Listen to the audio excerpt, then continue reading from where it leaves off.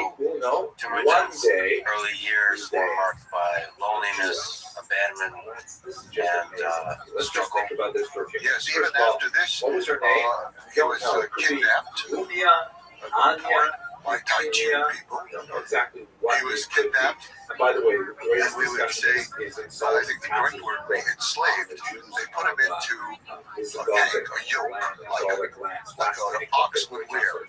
And so his two arms and it's are dated, by the way, to the his second head, century. The and early he's second trapped in century this thing. CE, that is the hundreds. Every night he would be taken to a different gear and be guarded by that family. So what's going on here? One night there was Know a that little someone celebration, so most of the people are drinking, lived and he's in left with a boy who's not and he had very a smart. daughter positively. And Temujin managed to take the kangaroo Solomon is, of course, yoke a that he's very trapped in Jewish and name. use it as a weapon, Notice that he turning it doesn't say around it's very not written quickly and in hitting the boy in the head, Latin, knocking him out. which indicates that Those were the first it was lessons for the Mongols normal that for Jews to anything put that something moves as is a weapon. significant as a gravestone. This is going to go on for generations. Very important for the Mongols. If it In other moves, it's places a like the weapon. catacombs He in did Rome, that. for example, He where we raised have them off in Jewish the night inscriptions as well, and and they tend to he alternate jumped to into the Greek, river Latin, to hide. Hebrew, He still got Aramaic, a those kangaroo. different languages.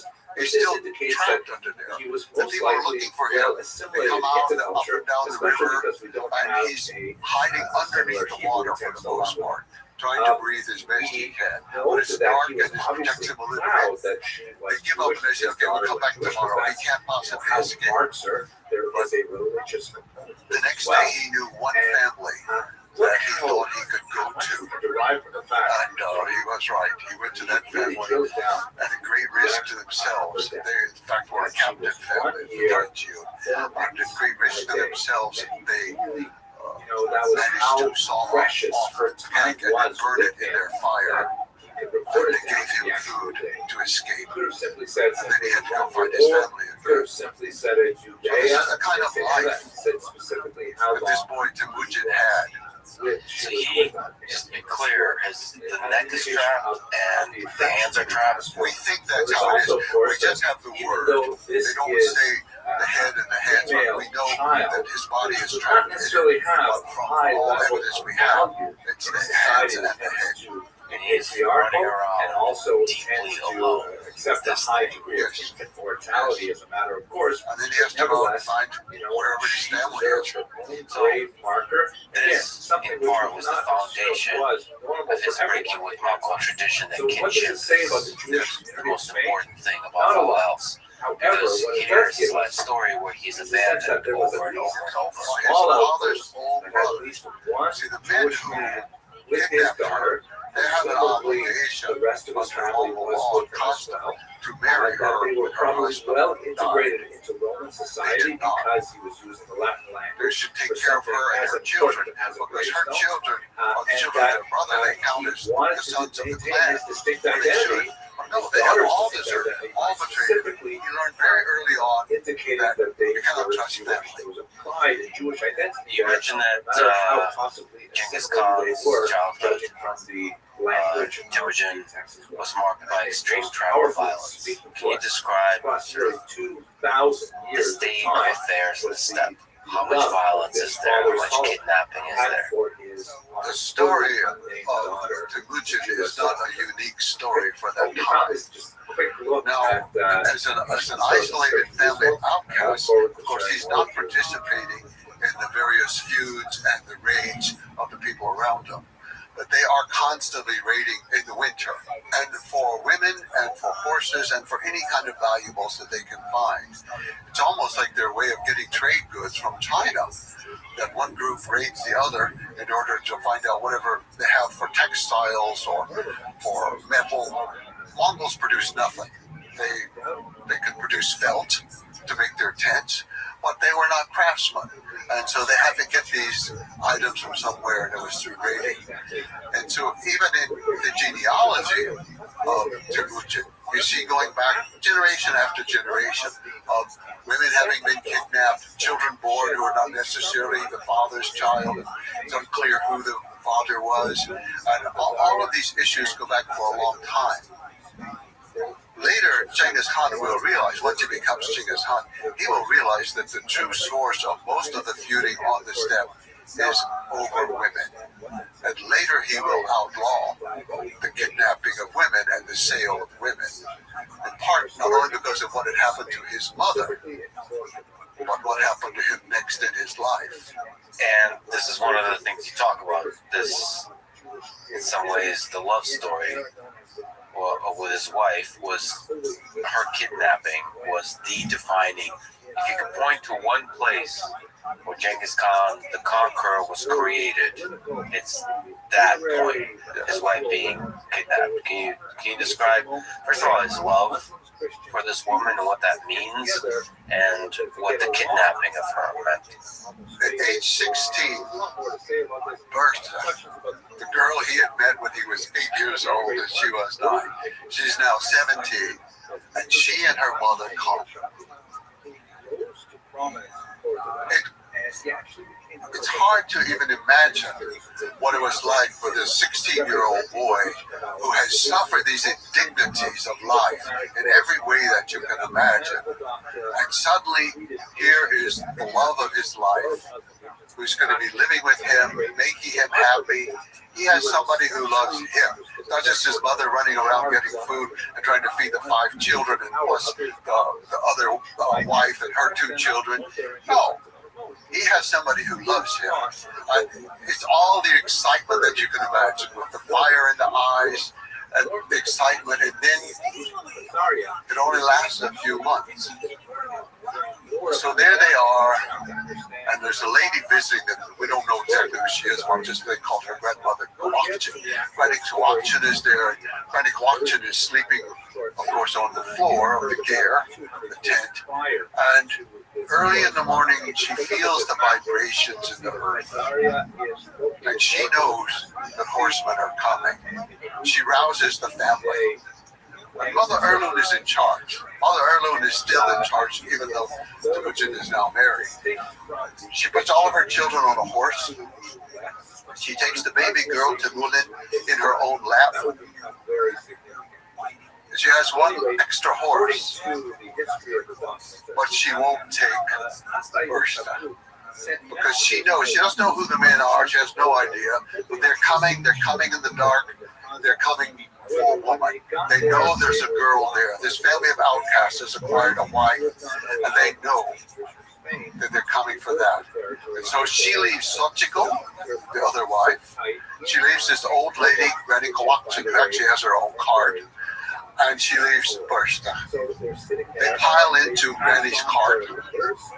It's only an ox to pull it, so they don't get too far before the attackers get there. But Mother Erlund is right. She's able to get her children off to the mountain, to the mountainside, away from them, because the men are so focused on this cart and finding out how many women are in there and who they are. And all. So Mother Erlund saved her family. But at a cost, suddenly Temujin realizes he's obeyed his mother, but he's lost the most important thing in his life. And I do think this is the defining moment of his life. The story began back when his mother was kidnapped. But now the kidnapping of his wife, and he gets to define, what will he do? What should he do? What can he do? Is he going to just resign himself to it? And is he going to go out and look for another wife? And he decides that life is not worth living without Bertha. He has found something good in this life. And if he has to die trying to get her back, he will die trying to get her back. And this is the early steps of the military genius born, because in order to get her back requires an actual organization of troops. He needs allies. He goes to a man who ruled the Karyat people in central Mongolia, at a toll river about where the capital of Ulaanbaatar is today. He goes there because that Wang Han is his name, or Torgal Han.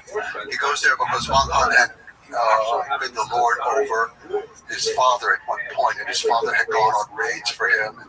So he went there. And actually he took a gift. That's because Bertha's mother had brought a sable coat as a gift for Mother Erlund at that time of the marriage. So he took the coat, and he took it, and he gave it as a gift to Wang Han and asked for his help. And Wang Han said yes. And he said, I will send some troops, but we need more. And you need to ask Jamaka. You need to ask him to come also. He said, I will send a message to him to get troops. You have to tell the story of Jamaka. The story of Genghis Khan is one of people abandoning him being disloyal.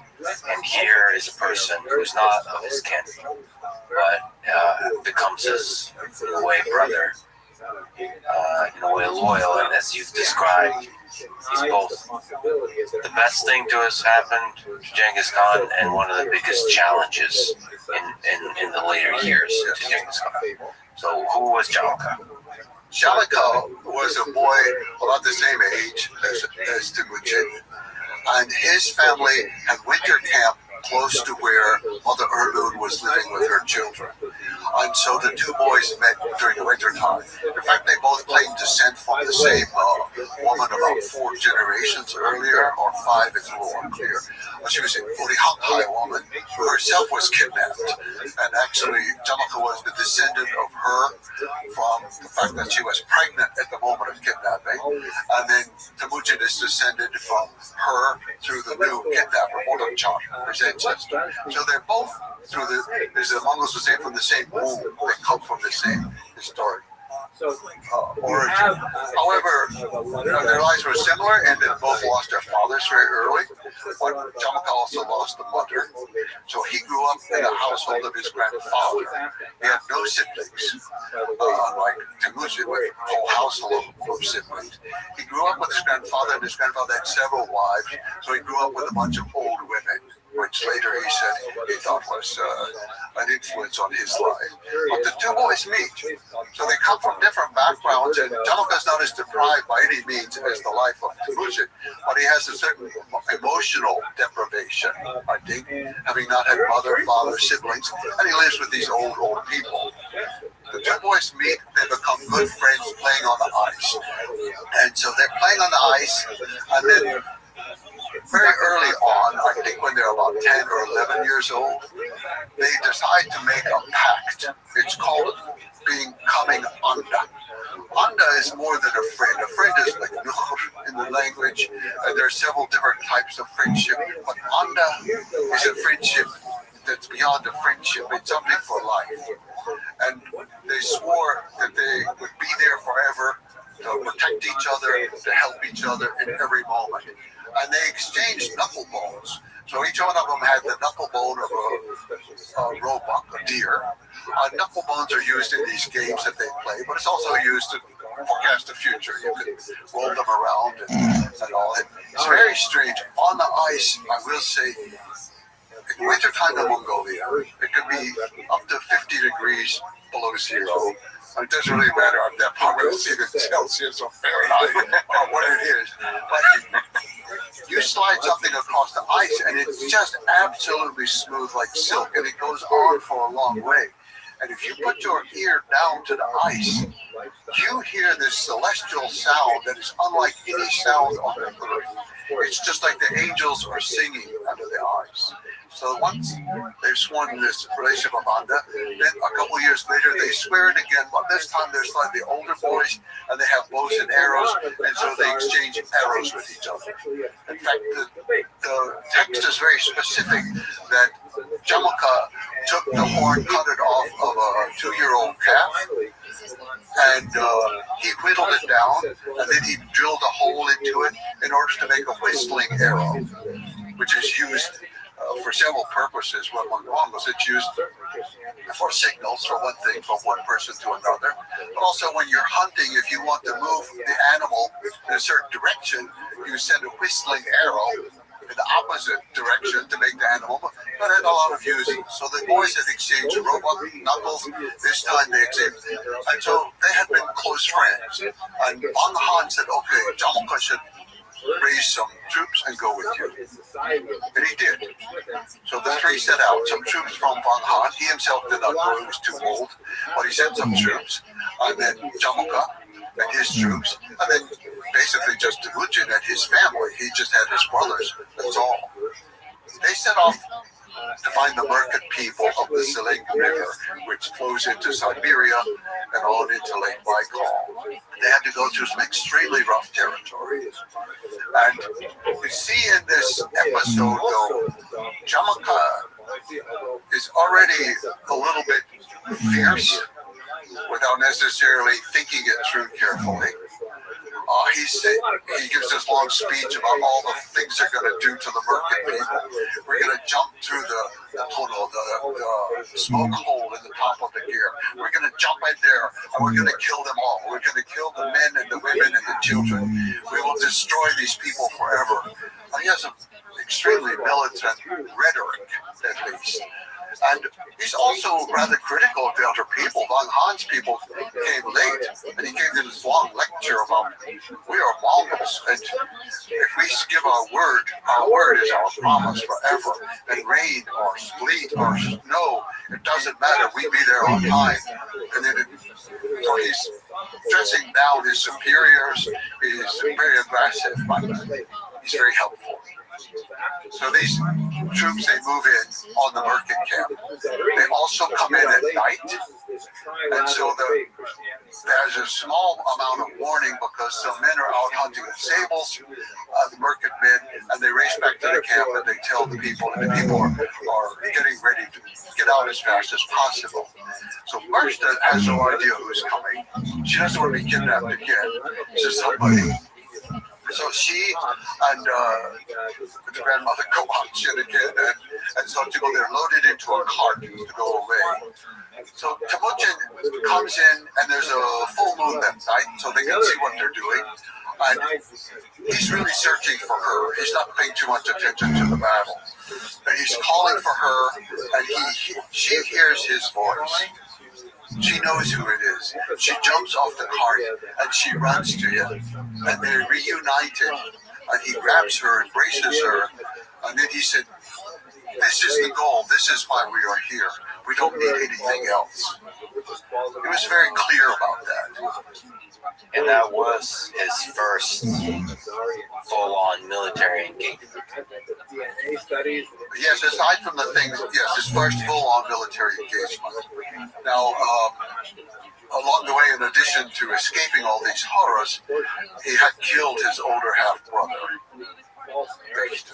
And that, too, was a deeply formative experience. So what was that about? Can you explain in Mongol society the role of the older brother and the power struggle there? And, you know, not to moralize, but there's also, you know, the ethical foundation behind the murder. The killing of Victor, that's one of the things that's totally unknown outside of the secret history of the Mongols. None of the Persian chronicles, none of the Chinese chronicles, none of them knew about this until the secret history was deciphered and translated. But Victor was the older child of Sochiko, and his son, the older brother, has complete authority over the younger siblings in Mongolian society. They have to refer to him with a special pronoun all the time, Ta, and he refers to them as Chi. It's like a formality. And his word goes, he is the father in the absence of the father. But also it's quite common that if a man dies and his brothers, he has no brothers or his brothers do not marry his widow, and if he has a son by another wife, she will become his wife. So it would have been common that Dexter eventually, when he passed through puberty, perhaps the most salient characteristic of the Jewish people is that, you know, to use the Yiddish phrase, mir seinen da, we're still here, right? 2,000 years of exile, you know, millennia before that, of tremendous challenges from the peoples around us, and nevertheless we are here celebrating our culture, exploring our relationship with each other, with the divine. That's really what being Jewish, in my humble opinion, is all about. So that's the theme that we're going to explore, is how is it that the Jews managed to survive such existential crises, such challenges to their very being, and not only get through them, but even thrive. It's a fascinating conundrum, and I don't find many other parallels like it with many other populations of this planet. So that's really the theme that we're going to be exploring over the course of the next 12 weeks. So just a quick word, because, you know, we are sharing this with the internet. There's about 5,000 or 6,000 people who watch these lectures every single day. So if you don't want to be in the frame, make sure you sit towards the outside of the video there. So there is some information that may be a little bit redundant for this particular audience, because most of us here, we actually know each other, we are in the same community, and so many of our values are shared, and so on, our experiences are shared. But let me just back up a little bit. Who exactly are the Jewish people? So as we shall see, it's about 15 million Jewish people in the world today. Depending on how you want to count them, I'll give you some demographics a little later.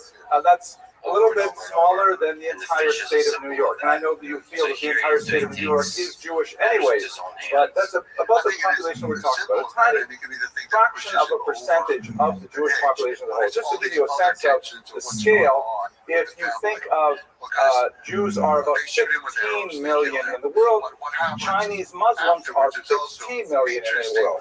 And I've never met a Chinese Muslim, but there are many more Chinese Muslims in the world than there are Jews in the world. We're a tiny little fraction of the population.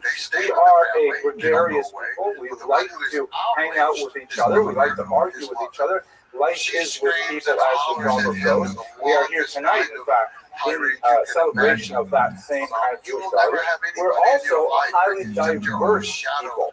One of the things that people on my internet audience seem to be confused with is that, Jews are not all Caucasians. We have a wide variety of racial characteristics.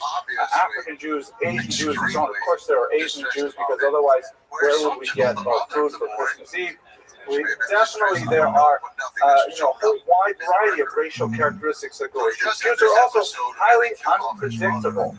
Just once you try to cast them in some kind of character, try to say something general about the Jews as a whole, and they go and surprise you. It's not always a pleasant surprise, but in the 20th century, we had some very strong, powerful surprises as Jews, with the emergence of the State of Israel, really reshaped a lot of hundreds of years of character that had adapted to a ghetto environment and were able to heroically create their own state, really out of nothing at the time.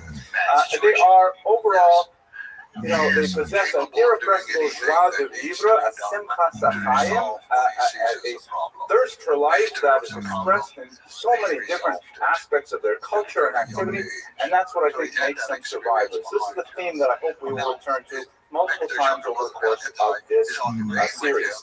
At the same time, we lack a common definition of who is a Jew.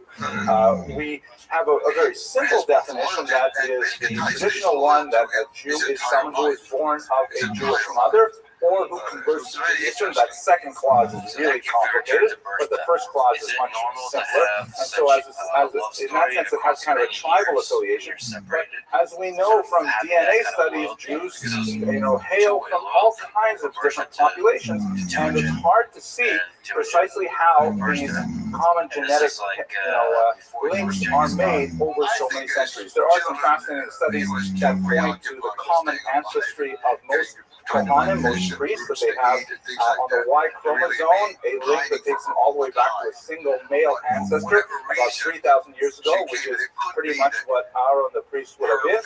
There's also some fascinating studies that talk about Ashkenazim all being descended from a handful of women in northern Germany about 700 years ago. Fascinating studies, but that will take us a little further afield. I would like to tender for our suggestion, however, much more traditional definition of who is a Jew, and this is what God offers in the book of Genesis when Jacob has his famous scene wrestling with the angel or struggling with the angel, and he receives the new name Yisrael, and it says right there in Genesis 32:28, Israel is someone who struggles with God.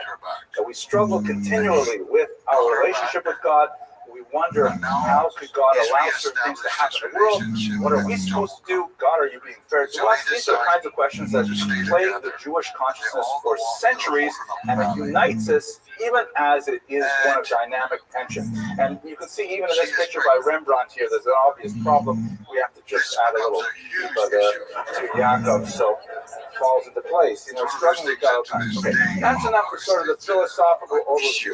I want to take a few minutes now just to speak about historiography, which is essentially the inevitable part of historical theory that must precede the actual discussion of history itself. I'll try not to take too much time with this, but this is actually a very important element to understanding the foundations of the historical research that I hope to be speaking about in a moment. So, even though I've given you kind of this glowing model of Jews surviving despite adversity and so on, the traditional short version of this lecture is, they tried to kill us, we survived, let's eat, everybody knows, but there's a lot of periods in Jewish history which are not so sanguine, which are not so hopeful and not so really cheerful, enthusiastic, things that we're not necessarily so proud of. This picture here, for example, which dates from the 8th century before the Common Era, shows King Yehu. You can see him here prone, a supplicant, and he is showing obeisance to an Assyrian conqueror. So we definitely have moments in our history which we're not necessarily so proud of, but they nevertheless are part of the fabric of Jewish identity as a whole. Let us begin our discussion of biblical history, because we're starting with the most difficult part of Jewish history as a whole, theoretically the most difficult part to study, and I'd like to introduce you to the thought of Jacques Derrida. Those of you who have studied the humanities are no doubt familiar with his work. Derrida is one of the early postmodern thinkers. He's Jewish, of course, because anyone who's going to disrupt the natural order is definitely going to be Jewish.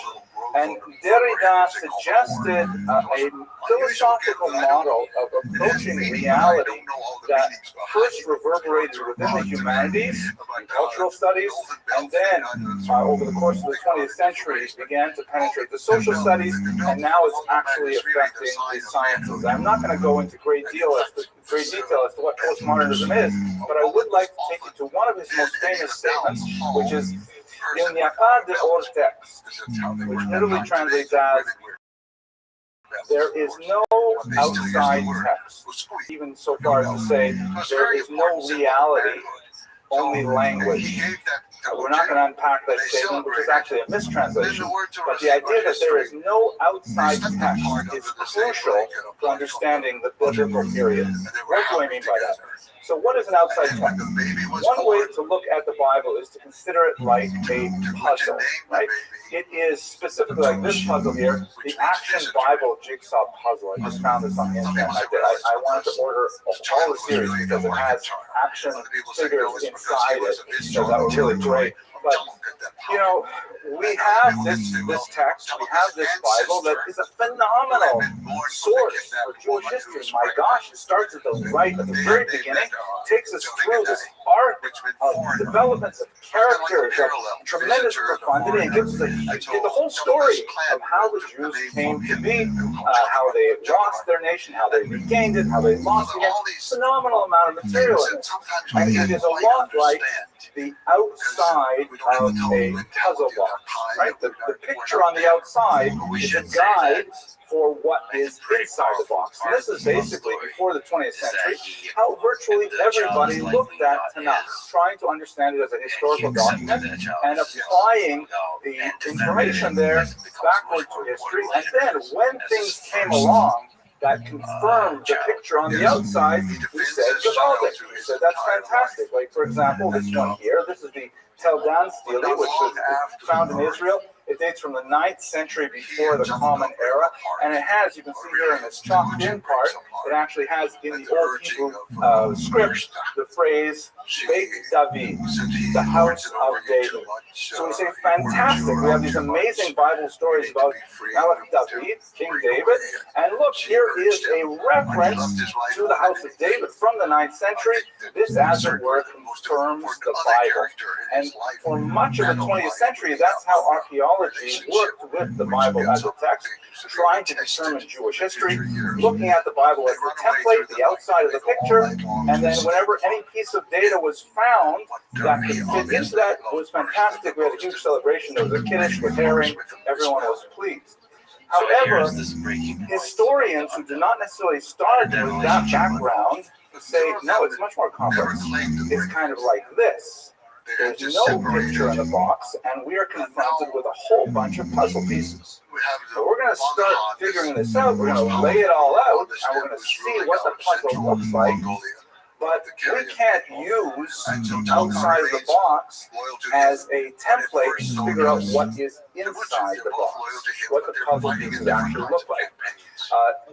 Archaeology is still a very young discipline. It's very inexact. It's much more art than science in many ways, and it is very easy to distort the historical record through archaeological finds to either support or deny the veracity of the Bible. So archaeologists and historians in particular have therefore found themselves somewhere on a spectrum between two poles. On the one hand, you have the so-called maximalists. These are people, probably like myself and yourself, who believe in the validity of the Torah as a God-given document and look at it and say, this is my history. And then when we find archaeological evidence, we fit it into that picture, just like we use the outside text. We use the puzzle box cover as our guide for exploring Jewish history. That is, a time-honored way to study history is the Word of God, whatever exactly that means. The Bible begins in medias res. It was only given to Moses at Sinai hundreds of years after the events that it describes, the wandering of Abraham, the creation, and so on. So minimalists say you have to forget about the Bible, just look at the puzzle pieces and fit them together as best you can, and that's going to be your history. Naturally, minimalist historians come up with radically different versions of ancient Jewish history that we would find shocking and very contrary to our accepted notions of where we come from and who we are as a people. We're not going to go too far down that road because we are, after all, in a shul, and we are going to celebrate our common history, but I'm pointing out to you that the state of the field right now is very much in flux. The tension between the so-called maximalists and so-called minimalists, and I will state, by the way, most archaeologists and historians find themselves somewhere between those two poles. It's very hard to find a complete maximalist who's actually got a job or tenure in a university, and it's also very hard to find a minimalist who is so blind as to say, I'm not going to use the Bible for any information regarding history, but that's essentially what is the crisis in determining the actual history of the Jews based on this rare text. These thoughts, which I introduced you through the words of Derrida, il n'y a pas de hors text, there is no outside text, there's no guide like the Tanakh to give us direction as to how to understand the ancient period. This has phenomenal implications for lots more than Jewish history. It has phenomenal, existential challenges to Yiddishkeit in general, and very few people have actually engaged with these things. One exception is Rav Shagar, shown here, who is known as the postmodern thinker of Judaism and has tried to deal with Derrida's implications for a believing Jew. Okay, that's it for the theory. Thank God. Now we can go straight to the history. I'm sorry for the detour here. So let's look at Jewish theology. Where do the Jews come from? Again, the first couple of elements in this lecture are going to be based primarily on the biblical record because we simply do not have an archaeological record that will give us comparable data. The biblical record is really clear, and of course we read it every year. We go through the entire cycle, the first 5 books of Moses, and we explore the origin of Jewish people year after year. We know from the Bible that the origins of Jewish people are in an individual named Abraham and his wife Sarah, and their children and grandchildren, and he hails originally from Mesopotamia, this region here, so-called between the rivers. The southern river is the river Prat, which is the Euphrates in English, and the northern river is the Tigris, known as the Hidekel in Hebrew. And these two rivers are an extremely old source of human civilization. There's a snow melt that comes down from Turkey every year, and it's actually quite predictable, like the Nile. Is also very predictable flooding, and with a series of dams and irrigation, the people of Mesopotamia were able to develop a very early civilization, the Sumerians and so on. So Abraham comes from this very early part of the world here, This is his hometown, Ur Kasdim. You can see it has a reconstructed ziggurat there. And he wandered from there on the command of God. We read it. It's the second section of the book of Genesis. And he made his way to the only country in the Middle East without any natural deposits of oil. So just looking at where Israel is located here, and don't get too upset, please, about the ways the lines on the map are drawn. This is taken straight from Wikipedia, and there's a lot of political sensitivities about such things. But note that Israel is at a strategically important location. It is at the crossroads between three continents, Africa, Asia, and Europe. Any trade, especially overland trade from Africa through Asia, has to go through Israel. Major ports are established in Israel for the maritime trade. It's a connection as well to the Mesopotamia region here and into the Persian Gulf. So it is really a crossroads of history. And you see this even more importantly when you look at this map here, which is a satellite map, which shows you a little bit more about how important it is. You can see that you've got all this brown over here, which is essentially desert, and this tiny little strip of green here, a tiny little strip where you can actually farm and produce goods for living, for life. So there were two roads that would cut through Israel, the so-called Via Maris, or Derech Hayam, that would go along the coast. This was kind of like the A1A of Israel. And the other was called the Derech HaMelech, or the King's Highway, which has been transplanted, of course, into Brooklyn. And the Derech HaMelech went just inland a bit. But these two routes were extremely important for all overland trade and connecting to the maritime trade as well. So Israel was at a strategically important location, and as a result, of course, it was the victim of the depredations of many surrounding cultures for much of its history. You can also get a better sense for the geography, and geography is very important for what historians call la longue durée, the long duration, the long arc of history, which involves many other factors beyond the narrow human activity. You can see here from this map, which does not show vegetation, it shows elevation, that there is a flat land that extends along the coast, and then it's bisected by these mountains here that tend to be very arid, the desert in the south and so on. And then there is a tiny amount of water here, the River Jordan, the Kineret, and so on. So Israel is really just a tiny strip of land which has a little bit of arable area, and is the crossroads of so many places. Here's another way to look at it. The 3D view, you can see how tiny it is. It's only a fraction, for example, of the state of Florida. In fact, I didn't think of lining it up with Long Island, but I think it's probably about the same size as Long Island, except it's facing straight up instead of Long Island, which is sort of tilted like most of the people who live here. So you can see that the distance from the Jordan River over the mountain range into the lowlands is 55 kilometers, that's about 30 miles, and then to the ocean is another 15 kilometers. So you could almost walk in a day from Jordan to the Mediterranean. It's a tiny little waste, a tiny little strip of land, and yet it has such outsized impact, even to this day, on world history.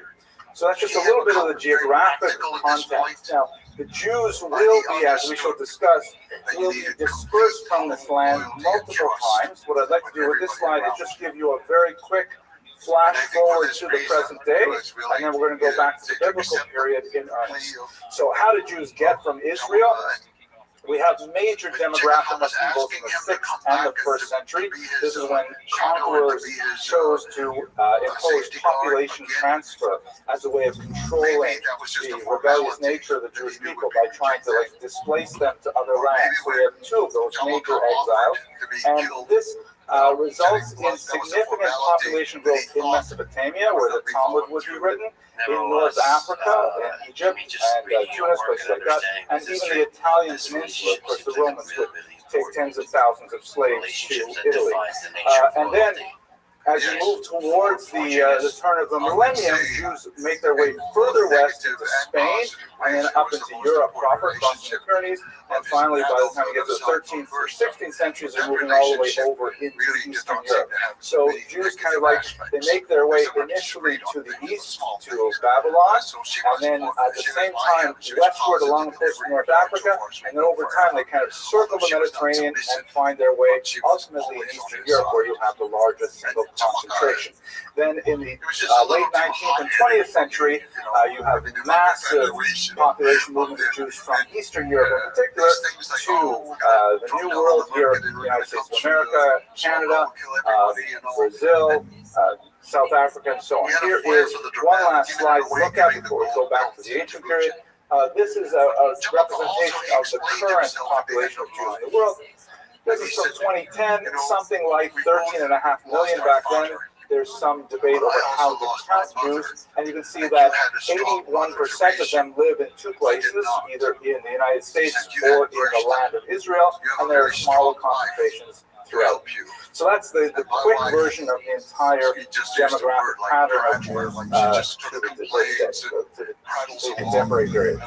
Okay, we're actually right on time. So let me go to the first temple period then, heading back to our biblical period. So as I mentioned, in the context of postmodernism, we have two very different sets of information to work with. We have the literary evidence, which is primarily in the Tanakh, the Torah, which is hugely valuable, but not always corroborated by external evidence such as archaeological evidence. What we find from digs, statues and documents and so on, whatever we get from other cultures. I'll show you exactly where those tend to overlap, but the very earliest period is well documented in the Bible and pretty much nowhere else. If we look at the Bible itself, by the way, this is a beautiful Bible. This is the so-called Ferrara Bible that was published by Gracia Mendez and Benita Abravanel, who were refugees from Spain at during the expulsion of the 15th century. And they published this Bible essentially for Jews who were unable to read Hebrew because they had been under Spanish persecution. And it's got this amazing image on the front cover of a ship that's clearly distressed. The mast is broken. There are these monsters waiting for them in the ocean. And by choosing an image like this on the cover of a Bible of all texts, he really said something about what was so important to them, about how they wanted to express what it was like to be in diaspora and be in danger, but the Bible itself wouldn't protect them. I know you're all familiar with the Pentateuch, which essentially means the 5 volumes. Those are the first 5 books of Moses, Genesis, Exodus, Leviticus, Numbers, and Deuteronomy, which have special religious significance within Judaism. From a historical perspective, you have to add one more, continuing through Joshua. And these give us the outlines of a history of the Jews as they emerged from Mesopotamia, settled the land of Israel, endured Egyptian servitude, and then returned to the land of Israel. That's the big arc of Jewish history in the ancient period. And again, unfortunately, looking at it would be so fantastic if we could find lots of archaeological evidence that can support this story, but all we're left with is the puzzle box, the cover itself that tells us about this. There are many questions that are added to this by historians and archaeologists who say, should we really be using a conquest model for Joshua coming into the land? Perhaps it's more of an indigenous, transformation of a local population, perhaps with slaves who are leaving Egypt. But all these models are based on supposition, and they all contradict the biblical model that we have. When we move on from the Pentateuch, we still have a much more detailed history in the so-called early prophets, the Nevi'im and Rishonim, the books of Judges, Samuel, and Kings give us the heroic story of the golden age of the Jewish monarchy, in particular the reigns of 3 glorious kings, King Saul, King David, his son-in-law, and King Solomon, his grandson. These 3 kings really shaped the Jewish monarchy and represented a high point in Jewish civilization in the period. The most concrete demonstration of which was the construction of the first temple by Solomon. All of these events are broadly known to all of us in this room, of course, and And if you're unfamiliar with them, I strongly recommend you just pull out a Bible and read them. They're fascinating, well-developed characters, lots of plot twists, and it's just absolutely fascinating. But we do not, once again, have a lot of historical data to support the story other than the text itself.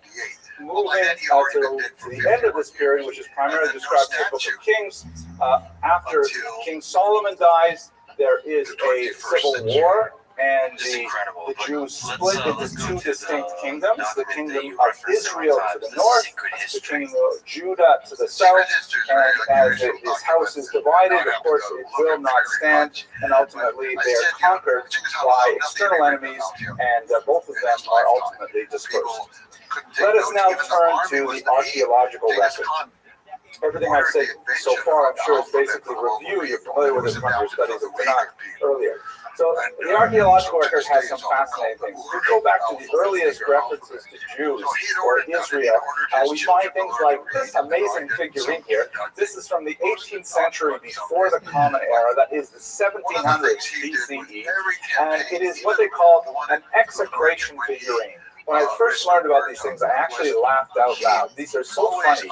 What are they? So, execration figurines, sometimes they're called execration texts, comes from the word excrement, and they're basically like when you don't like someone, what you do is you write their name down on something like this doll, and then you break it. And that's how you like express your disgust with this person. And the fact that we call it execration text, like they're like emails that you never send, or for these you kind of do something, you break them and so on.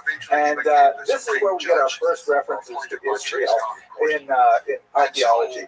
This is a text written on this figurine that mentions possibly the city of Jerusalem, but the problem with these execration figures, besides the fact that they're fascinating for themselves, they're primarily useful for topographic information.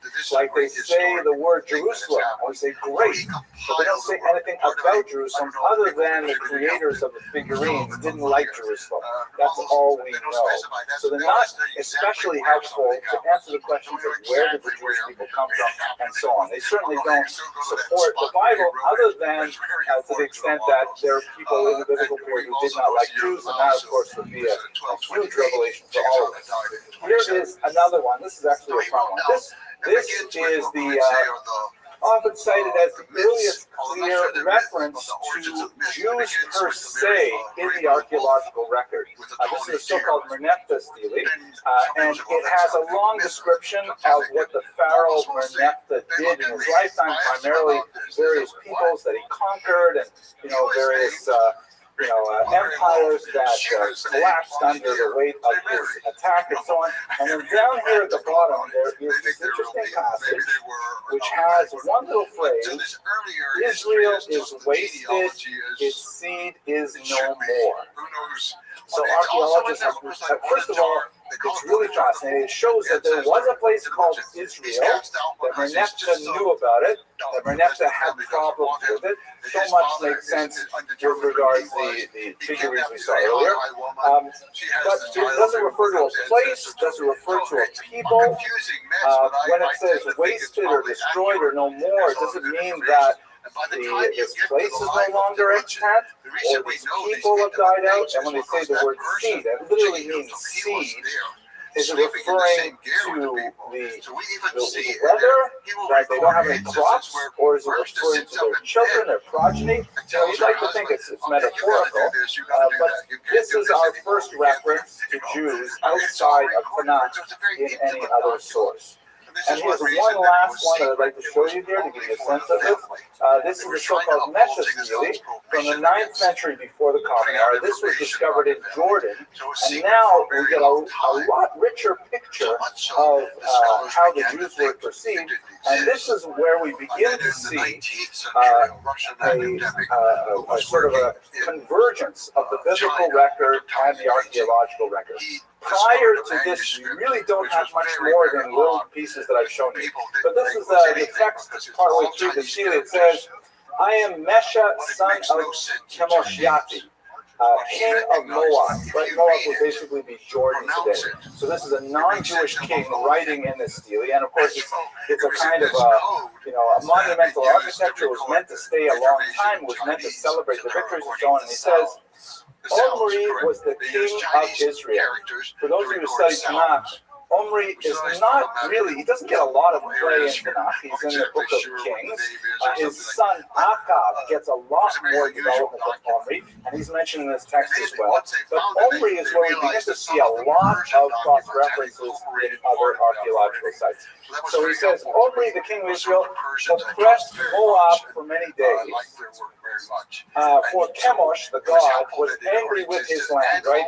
Chemosh, the god of the Moabites, was using Omri, the Jewish king, to punish the Moabites. And his son Achab succeeded him. He was even worse. This is Ahab and Jezebel, right? And he also said, I will oppress Moab. In my days did he say so. But I looked down on him. This is the king of Moab speaking. I looked down on him and his house, and Israel has gone to ruin. Yes, it has gone to ruin forever. I'd just like you to observe for a moment here. Is there a pattern developing? You see, from the 18th century to the 13th to the 9th century, it seems that a lot of the neighbors of the Jews don't like the Jews, and they keep on predicting that it's over now. We've finally taken care of the Jews. This is essentially the story of Jewish history. Unfortunately, right up until our own times, where people are constantly claiming that they have finally wiped out the Jews. But that is essentially the kind of information we get from much of the archaeological record. So at this point, just to recap for a second, the very earliest parts of the Bible, we have to rely on the Bible for reconstruction at this point because we don't have a lot of archaeological details. With the reign of King Omri in particular, in the book of Kings, that's where we begin to see a lot of corresponding information developing from surrounding cultures, which are also becoming much more sophisticated this time. By the time we get to the 6th century, the 8th century before the Common Era, that's when Assyrians attacked the northern kingdom and speared away much of its population. Now, contrary to popular belief, the 10 lost tribes were not removed surgically from the land of Israel. Only a certain portion of those Jews living there were actually removed to Syria. We definitely have interesting correspondences of things like Abrahamic names among Assyrians in various inscriptions, indicating that there were Jews who were taken, like the biblical account says, to Assyria. But we have lots of Jews who are still living in the land of Israel. It's not a complete and utter exile. Most of the 10 lost tribes were never lost. They lost their tribal affiliations, perhaps, and over the vicissitudes of time, we no longer have a clear sense of who belongs to the tribe of God, who belongs to the tribe of Asher, but most of them still live in the land. Similarly, with the depredations in the south, in Judah, under the Romans, under the Babylonians, there's also not a total emptying out of the Jews. Jews continue to maintain a presence in the land right up until the present day, although very tenuous at certain points, particularly in the medieval period. So we have two major exiles, the one in the north that took away much of the leadership of the population of Israel to Assyria, and then in the south, in Judah, taking them down to Babylon, a little further south, to where you would eventually have the Talmud. And then in the middle of the 6th century, you have the King Cyrus of Persia, who dramatically proclaims, also well described in archaeological record, as well as the biblical text, Cyrus proclaims that Jews may have their liberty, they may return under Persian supervision to rebuild their temple in Israel. This is the so-called Cyrus cylinder, which records some of the text of those decrees, indicating that Jews and others may, follow their own religious proclivities. This institutes the Second Temple period. Now we're talking about the late 6th century, roughly the year 539 and onward, before the Common Era, and they reconstruct the temple that was destroyed under the Babylonians. They basically lived under Persian influence for a couple hundred years without too much incident. And then in the towards the end of the 4th century before the Common Era, Alexander enters the region. Now, I know I spoke here in this room about 4 or 5 weeks ago, and I think I recognize almost all of you from that talk, so I'm not going to go into great detail as to what this meant and what the Hanukkah Rebellion was all about, but I do have to hit some of the highlights so that we understand the impact on Jewish history as a whole. Alexander emerges from Macedon, northern region of Greece, and in an incredible military onslaught, he actually manages to unite these very disparate kingdoms. He conquers the entire eastern Mediterranean. He pushes all the way through the Mesopotamian region and even into Central Asia as far east as Afghanistan. And he unites for the first time all of these cultures under a single cultural rubric, which we'll call for our purposes Hellenism.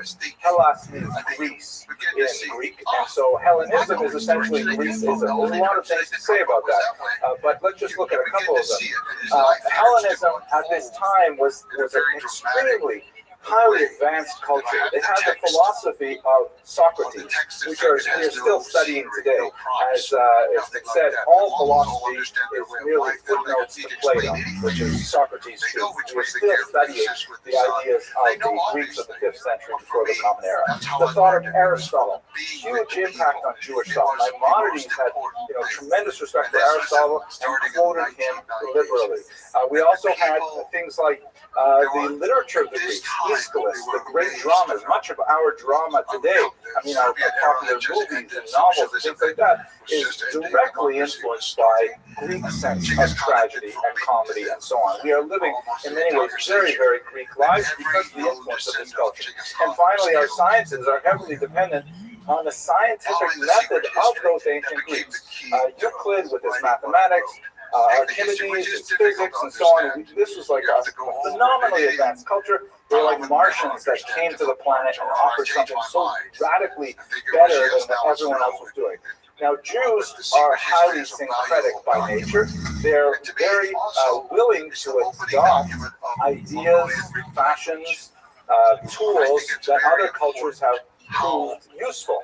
And so the Jews just completely absorbed Hellenistic values. And they, especially in the cities, places like Jerusalem, there was just tremendous enthusiasm for Hellenism to such a degree that after some years of experience of the Greeks, they began to lose a sense of how much was too much. When was Judaism going to be submerged, assimilated within Greek culture, such that Judaism would never survive?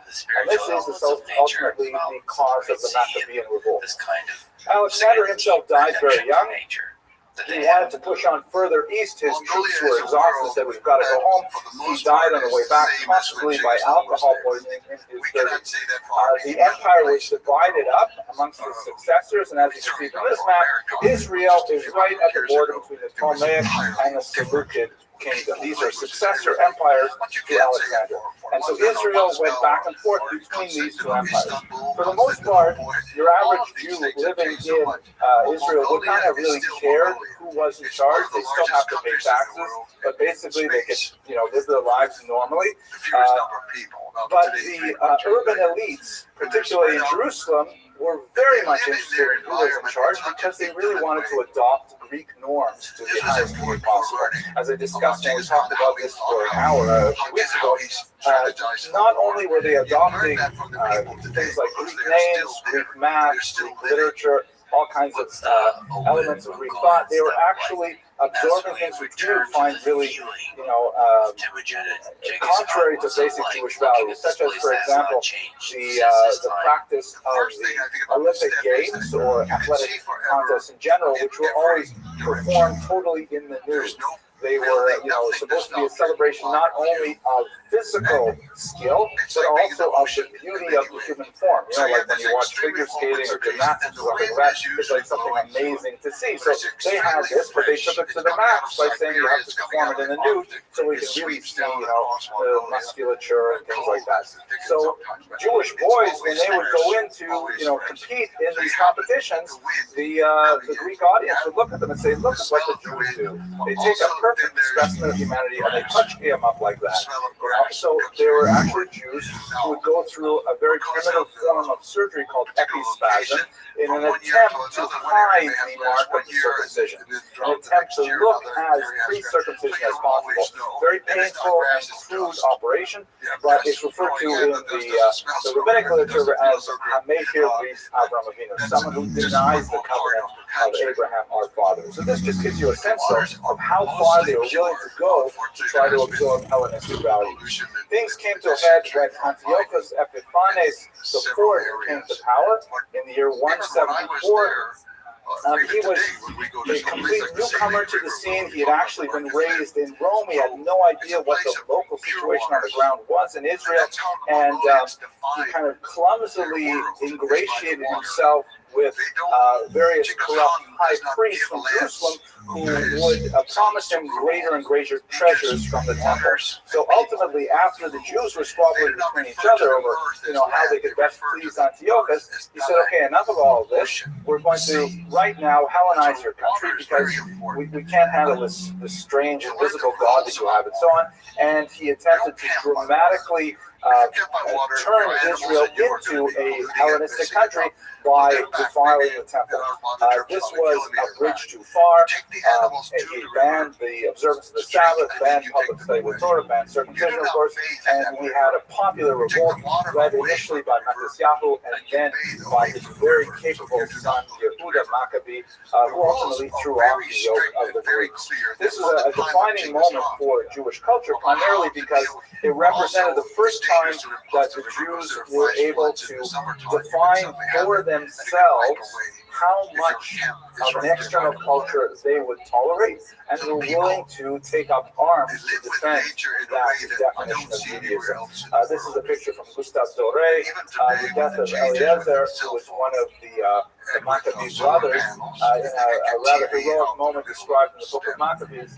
Eliezer thinks that Antiochus himself is on one of the war elephants that the Syrians had brought into Israel, and he dives under it to try and kill it. He is successful in killing the elephant, but then it collapses on top of him and he dies a death on the battlefield. So this is a really defining moment for for Jewish self-identification, and that is ultimately the message of Hanukkah. It is highly ironic, of course, that it always falls out in December. So that's one of the times of year when Jews have the most pressure to try to conform to secular values and Christian culture. And I myself, I grew up, just as an aside, I was the only Jewish kid in a very, very small town, and I used to feel terrible every Christmas because I never had a Christmas tree, and all my friends had Christmas trees. And they were also taught to shoot arrows and to somehow I survived. But at any rate, so that's now let us take this time to just reflect a little bit as we come to the end of this period. We have covered quite a bit of history. We've gone back from the very earliest period of Jewish history, and we've looked at the sources. Once we emerge through the kind of heroic period of the great kings, Saul, David, and Solomon, then we begin to actually see a lot of the biblical record really being reinforced by the archaeological record, especially with King Omri and his son Ahab, where there are multiple points of contact between other records and our biblical texts. The story continues for hundreds of years with the conflict between the Jews and their neighbors, usually not ending well for the Jews, but ultimately in a glorious act of rebellion. The Maccabees managed to define for themselves and really for posterity what it means to be a Jew. And this is perhaps the lesson we should take away from our understanding of this first period of Jewish survival. The existential threat of absorption within a very powerful culture is something that Jews continue to strive with, especially when they're living as a minority within very powerful host cultures. Jews must learn to find a way to identify themselves without ending in conflict with our neighbors, but at the same time staking out the boundaries of what it means to be a Jew in a contemporary period. So next week, God willing, we will continue the story, and we're going to go to the period of Roman domination, which begins in the year 66 before the Common Era, and through the very complex era of early Christianity. Christianity, of course, is a daughter religion to Judaism. The early Christians were all Jewish and represented a breaking away, let's say a breakaway million of global proportions. We'll understand exactly what was going on, I hope, within that very complex time. This, by the way, is from Notre Dame. It is an image of the synagogue as represented in the form of a woman, and the serpent wrapped around her head is indicative of alleged Jewish blindness to the truth of Christianity. This is the kind of material that we'll, God willing, discuss next week. I want to thank you very much for your attention, and I look forward to seeing you next week. And the dust itself is important. The Mongolians, they will wipe the sweat and the dust off the horse and wipe it onto their own forehead, which is the most sacred part of the body where the soul resides. This is how intimate the relationship is with the horses. And they're hard on them in some ways. They train them very well. They ride them very hard. But the horses are also trained for that. Last week was very difficult. Actually, we looked at some of the most difficult, most poorly documented periods of Jewish history. We had to get into deep historiographic theory. Today we're going to do a little bit of theory, but nothing like what we did last week. We're going to look at the period of the Hashmonaim, the Maccabean kings, all the way through the Roman occupation of Israel. So we're talking about basically about the year 165 before the Common Era through 63 before the Common Era, where the Romans came in, and then we'll begin to enter the first century of the Common Era. We will conclude with a longer discussion of the emergence of Christianity, which is, of course, a part of Jewish history in a very important way. Both in terms of its origins and much more so in terms of the reverberations that we'll have throughout the centuries. And next week, God willing, we'll continue with that period, and we'll look at the unfortunate first Roman Jewish war, destruction of the temple, the exile, whatever exactly that meant, the Bar Kokhba revolt, and so on. The Hellenism posed a phenomenal challenge to the Jews of ancient Israel. We should recall that the challenge of Hellenism is ongoing. We are still very much engaged in trying to find the right balance between what is appropriate secular influences, the outside world, on our Jewish identity, and how much is really too much. When is it that we cross the line and we end up assimilating and being self-defeating in our attempts to identify ourselves as Jews? So that was an incredibly difficult challenge, and the response to it was the Maccabean revolt, which for a brief period of time kind of set a line in the sand. Until this point, this is the boundary. We're not going to allow more than this Greek influence into our lives. Now, the reality is, it was a very, very short-lived victory. And in fact, Yehuda HaMaccabee, as we discussed last week, and even more so in a longer lecture a while ago, Yehuda Maccabee wanted to fight much harder and longer than his colleagues. He was faced with a lot of war fatigue on the larger population. And many Jews, at one point, they decided to make a deal with the Syrian Greeks and say, listen, if you let us go back to the status quo ante, if you let us go back to observing Shabbos the way we used to, learning Torah the way we used to, practicing our own decisions with child rearing and education, things like that, then it'll be fine. We'll continue to recognize you as the overlord. We'll continue to give you tribute and so on. Yehuda Maccabee wanted to fight to the bitter end, but he was, unfortunately, for his position, blindsided by the Jews who were more moderate and wanted to come to some kind of modus vivendi with the Syrian Greeks.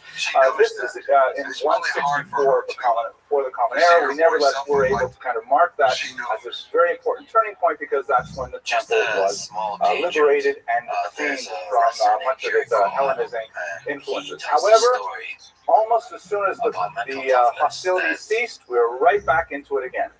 Even the Maccabees themselves, not so much the immediate family, but certainly the wider society, and especially the urban center in Jerusalem, went straight back to their Hellenizing ways. And there's just so much powerful material in the Greek culture, and so the Jews went right back.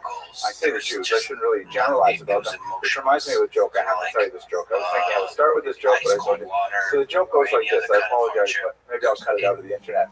The hardness. two Jews are walking down the street. I suppose that. And they see a sign in front of the church. We're talking about Christianity today, so I figure it's all right. Yeah, thank you. So they're walking in front of a church, and we are talking about Christianity this week, so it's okay to say this joke, I guess. And there's a big sign that says "Convert to Christianity, $500." So Shlomi says to Moshe, "You know what? I really can use $500. I'm going to do it." And Moshe says, "Are you kidding? Are you serious? Give up your ancestral heritage? Give up your patrimony? For what?" He says, "No, I need $500. I got to do it." So he goes into the church. And Moshe waits outside. He's waiting. He's looking at his watch, half an hour, an hour. Finally, 2 hours later, he comes back out. And Moshe says to Shlomi, so did you do it? Did you convert to Christianity? Did you get $500? And Moshe looks at him and says, "What is it with you people?"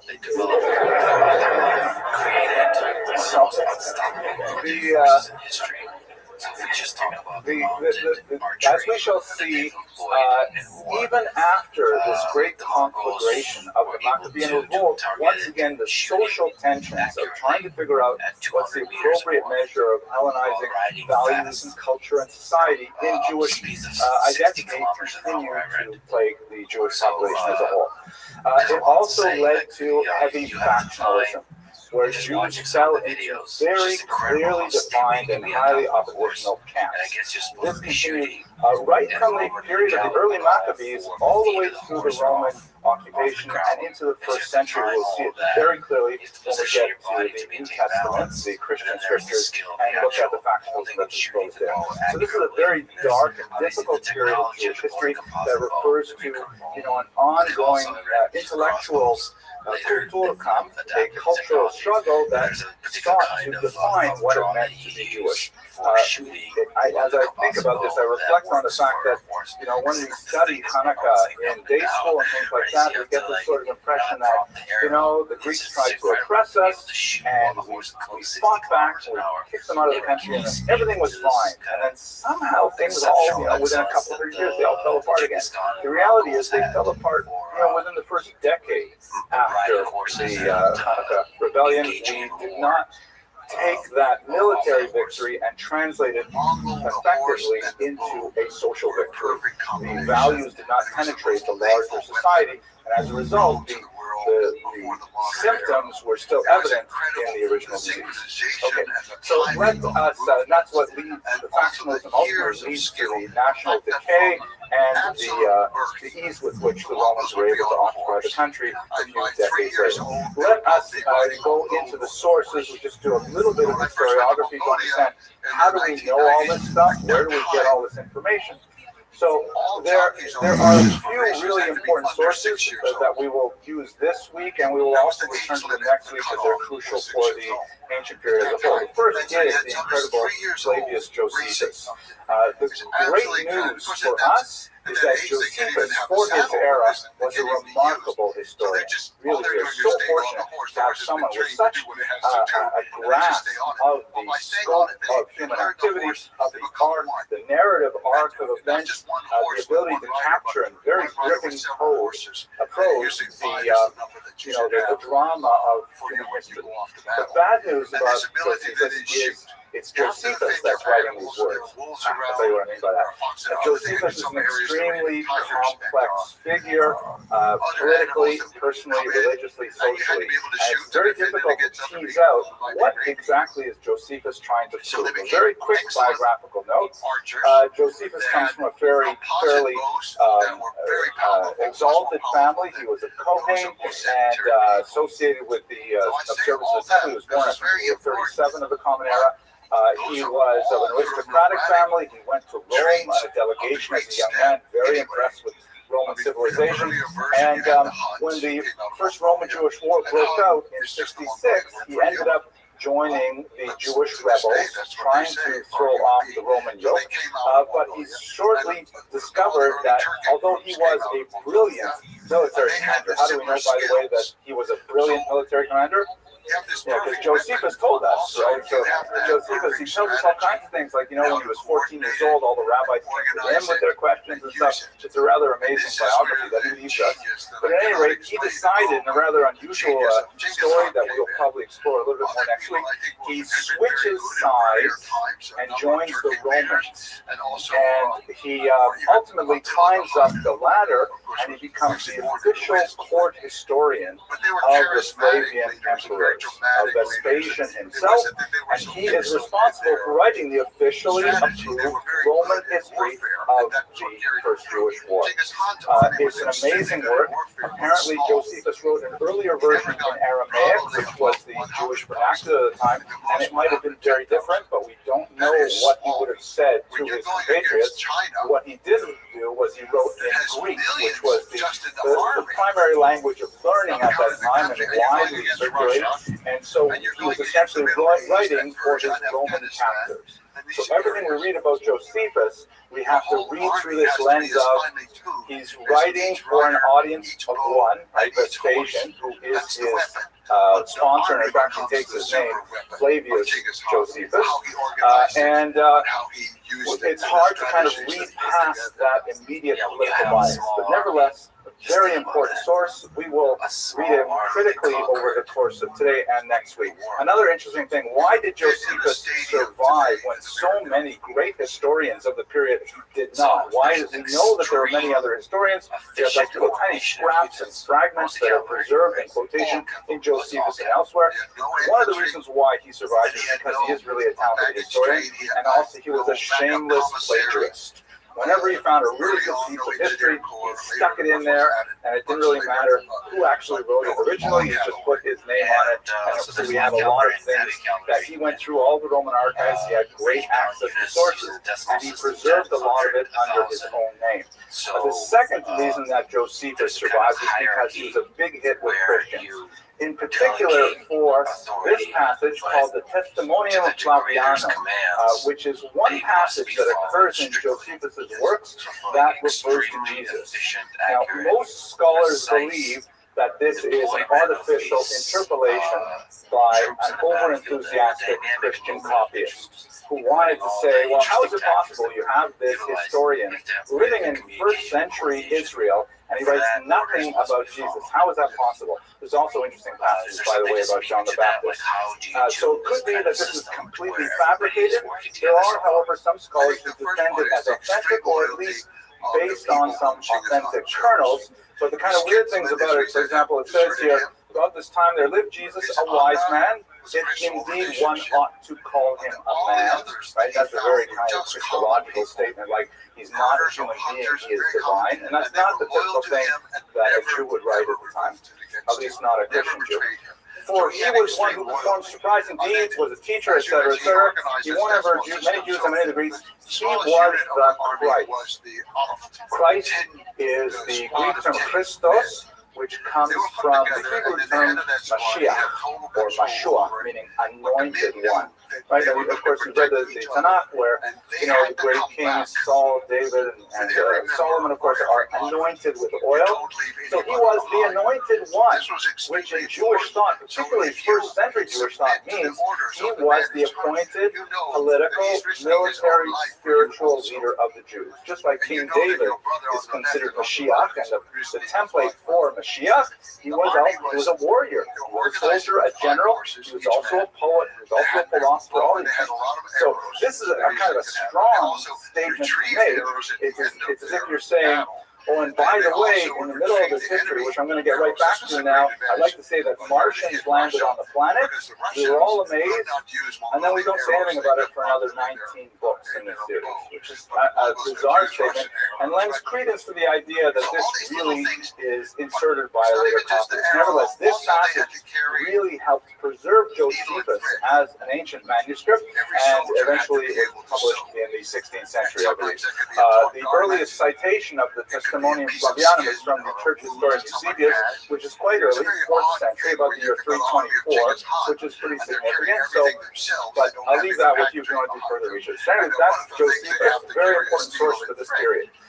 We also have some interesting apocryphal books that survived. We looked at a little bit of this last week. The book of the Maccabees, which is not included in the Jewish Tanakh, but it was written around the same time as many of the later books of Tanakh were composed.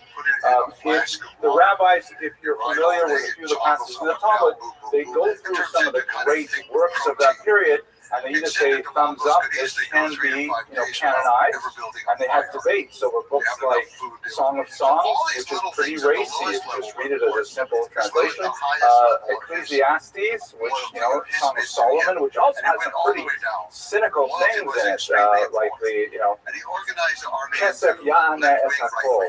Money answers everything, right? So that is a statement of fact, but it is one of these cynical things that you wonder should it really be included in the Tanakh. So the rabbis said yes to many books, many others they simply said no.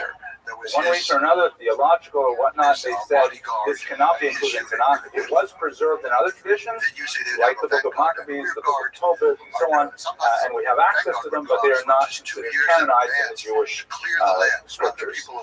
That has a lot of tremendous value for our period. We also have, of course, the Talmud, which is a difficult source to work with because it's not typically trying to deliver historical information. It's trying to deliver ethical, philosophical, halakhic information, legal information, and it might be that historical elements are relevant to that discussion, but it's not ultimately the main task of it. We'll see, especially when we look at early Christianity, the Talmud does have some really important individual passages here and there about the birth of the church, and they have strong opinions about what that meant, but by and large, it doesn't give us a lot of historical information like Josephus does.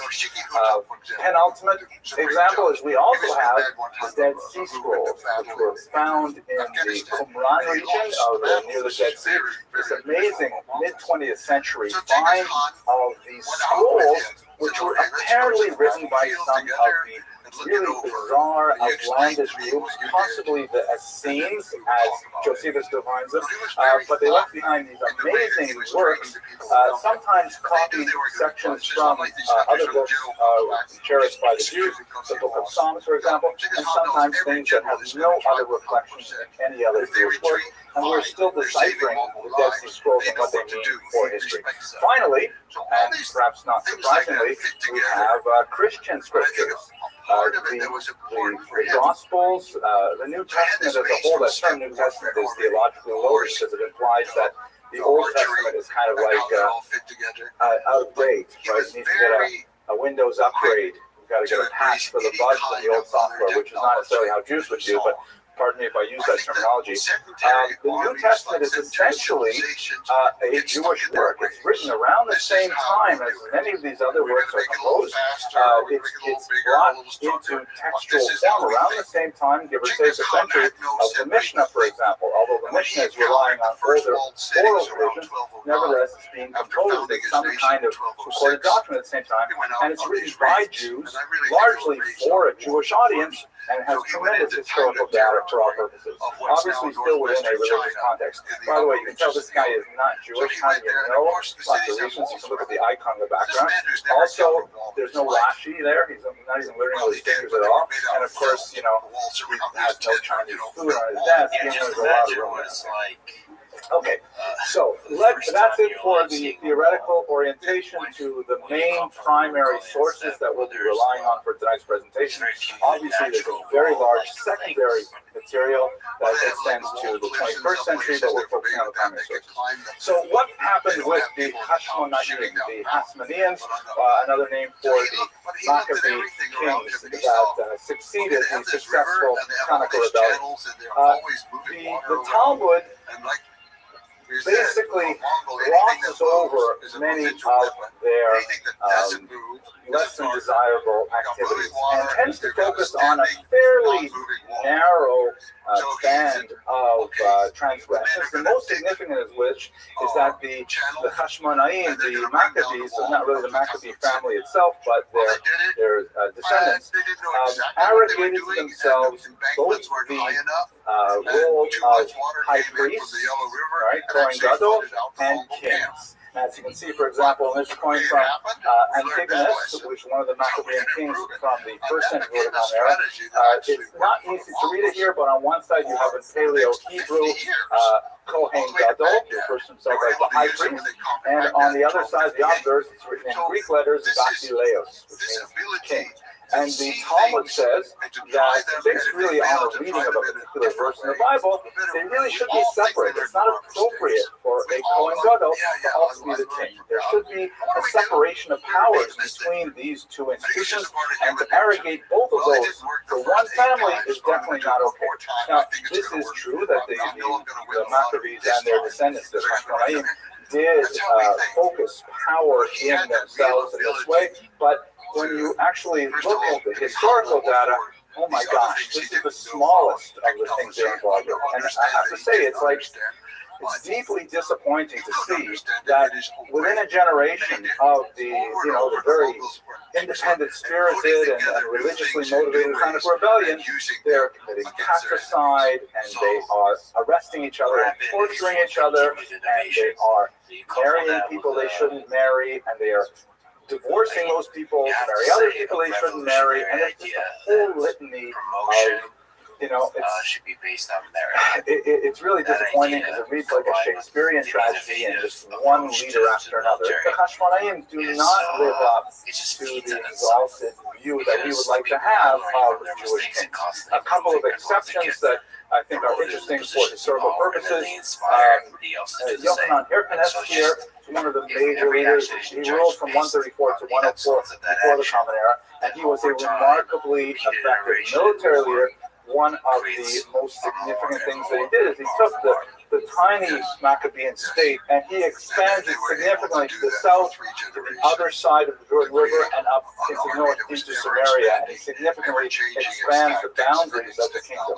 What's especially important for us in our period is that he takes his forces to the south, to Idumea, and he conquers the non-Jewish tribes living there, the Idumeans, and in what appears to be a one-off in Jewish history, he forcibly converts the Idumeans to Judaism.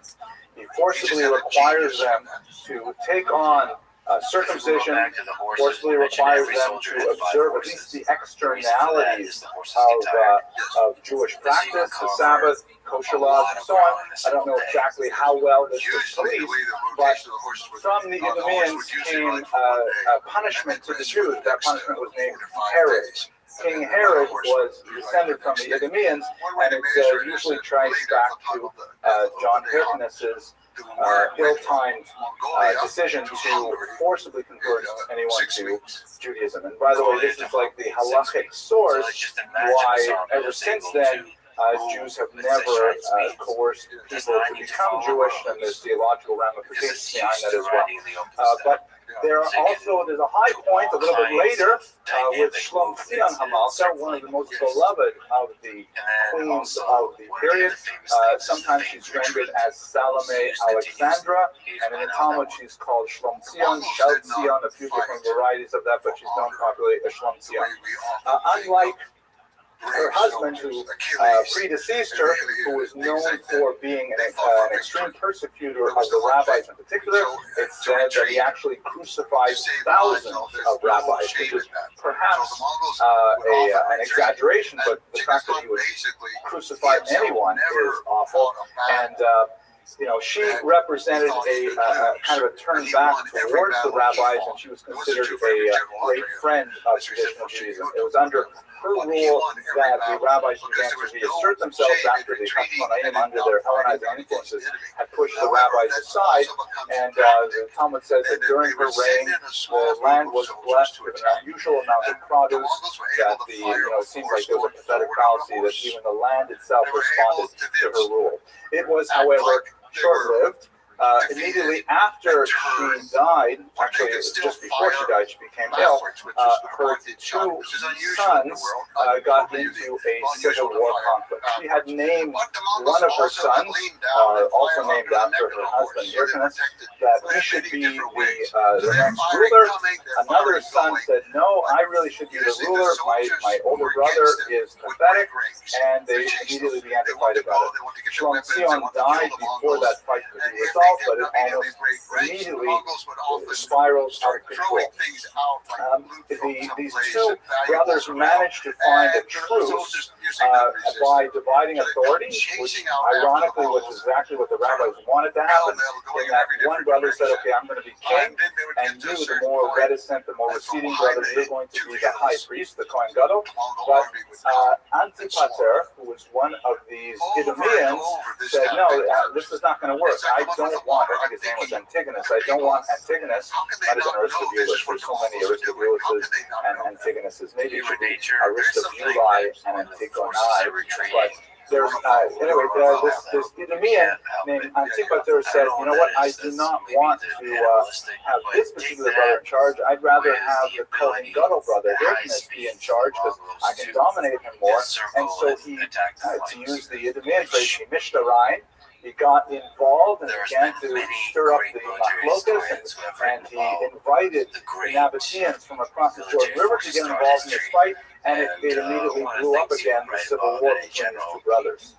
General Pompey, who's shown here on the left, a Roman general. Rome is always kind of like floating around the outside here. Rome is not directly involved in any of these conflicts, but they are becoming a very important player on the geopolitical scene of the Eastern Mediterranean, very active up in Syria, very active in Egypt. And General Pompey, who happens to be in Syria at the time, he hears that there is this,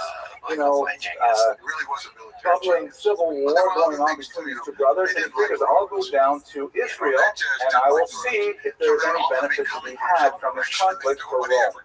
Both of the brothers, warring with each other, vie for Rome's attention, and they both try to outdo each other by giving bribes to Pompey, hugely expensive gifts. And Pompey essentially realizes, Rome doesn't have to choose a side here. We can just simply take it over ourselves. So in fact, in the year 63 before the Common Era, he simply does away with these weak, ineffective, and bellicose brothers, and takes direct control. He sacks the temple, and amazingly, he decides to broach the confines of the Kodesh Kedoshim itself. He's always heard about the Jewish religion, and he wants to know, what do people do in the Jewish religion? And he wants to go into the Holy of Holies, which of course would only be entered by the high priest, and only on Yom Kippur, the holiest day of the year. He goes in himself, and he comes out disgusted. He says, there's nothing in there. There's no statue. It's ridiculous. He also decides to really make his mark by defiling the temple by bringing a prostitute in with him to the holiest temple grounds, and there performing an act that has gone down in Jewish history as part of the cycle of fast days that happened. That marks the end of the experiment of the Maccabees. This is a hugely degrading moment. Roughly 100 years after the Hanukkah Rebellion, Jerusalem is no longer independent in any way, shape, or form, and the temple is completely under the control of the Roman authorities. However, we should understand how the Romans intended to rule. So there is something called the Pax Romana, the Roman peace, and this was always said by the inhabitants of the Roman Empire with tongue-in-cheek. The Romans, their method of governance was really something novel in the historical annals of time, in that they were not specifically interested in dominating the population and eradicating their individuality. Really what they wanted was simply exploit the population in the most effective manner possible, to increasingly take tribute from those lands, to expand their boundaries, and they had no real special interest in destroying any civilization that they conquered. There were some, especially the German tribes, that began to pester them, and they had a different attitude towards them. But the Jews, especially in the first century before the Common Era, they were content to simply say, okay, look, fine, we are going to take over now, and you can go back to running things the way you do, as long as you continue to give us tribute, as long as you follow our basic, civil religion that doesn't really put too many demands on you. We will even give you lots of privileges. Your nobility gets to be Roman citizens. You have all kinds of, they would co-opt the highest members of society, and it was a very, very effective method of governance. And by and large, unless you were a slave, and there were a tremendous number of slaves in Roman society, but if you were a free person, it was actually not so much different from life under the Maccabees or life under the Syrians before them. We should understand that what we call anti-Semitism today was born around this time. Now, there are some, I'm not going to get into the hashkafic elements of the philosophical elements, the famous statement of Rabbi Shimon Bar Yochai, Esau, son of Yaakov, that Esau hates Jacob. That's something really for the rabbi to talk about.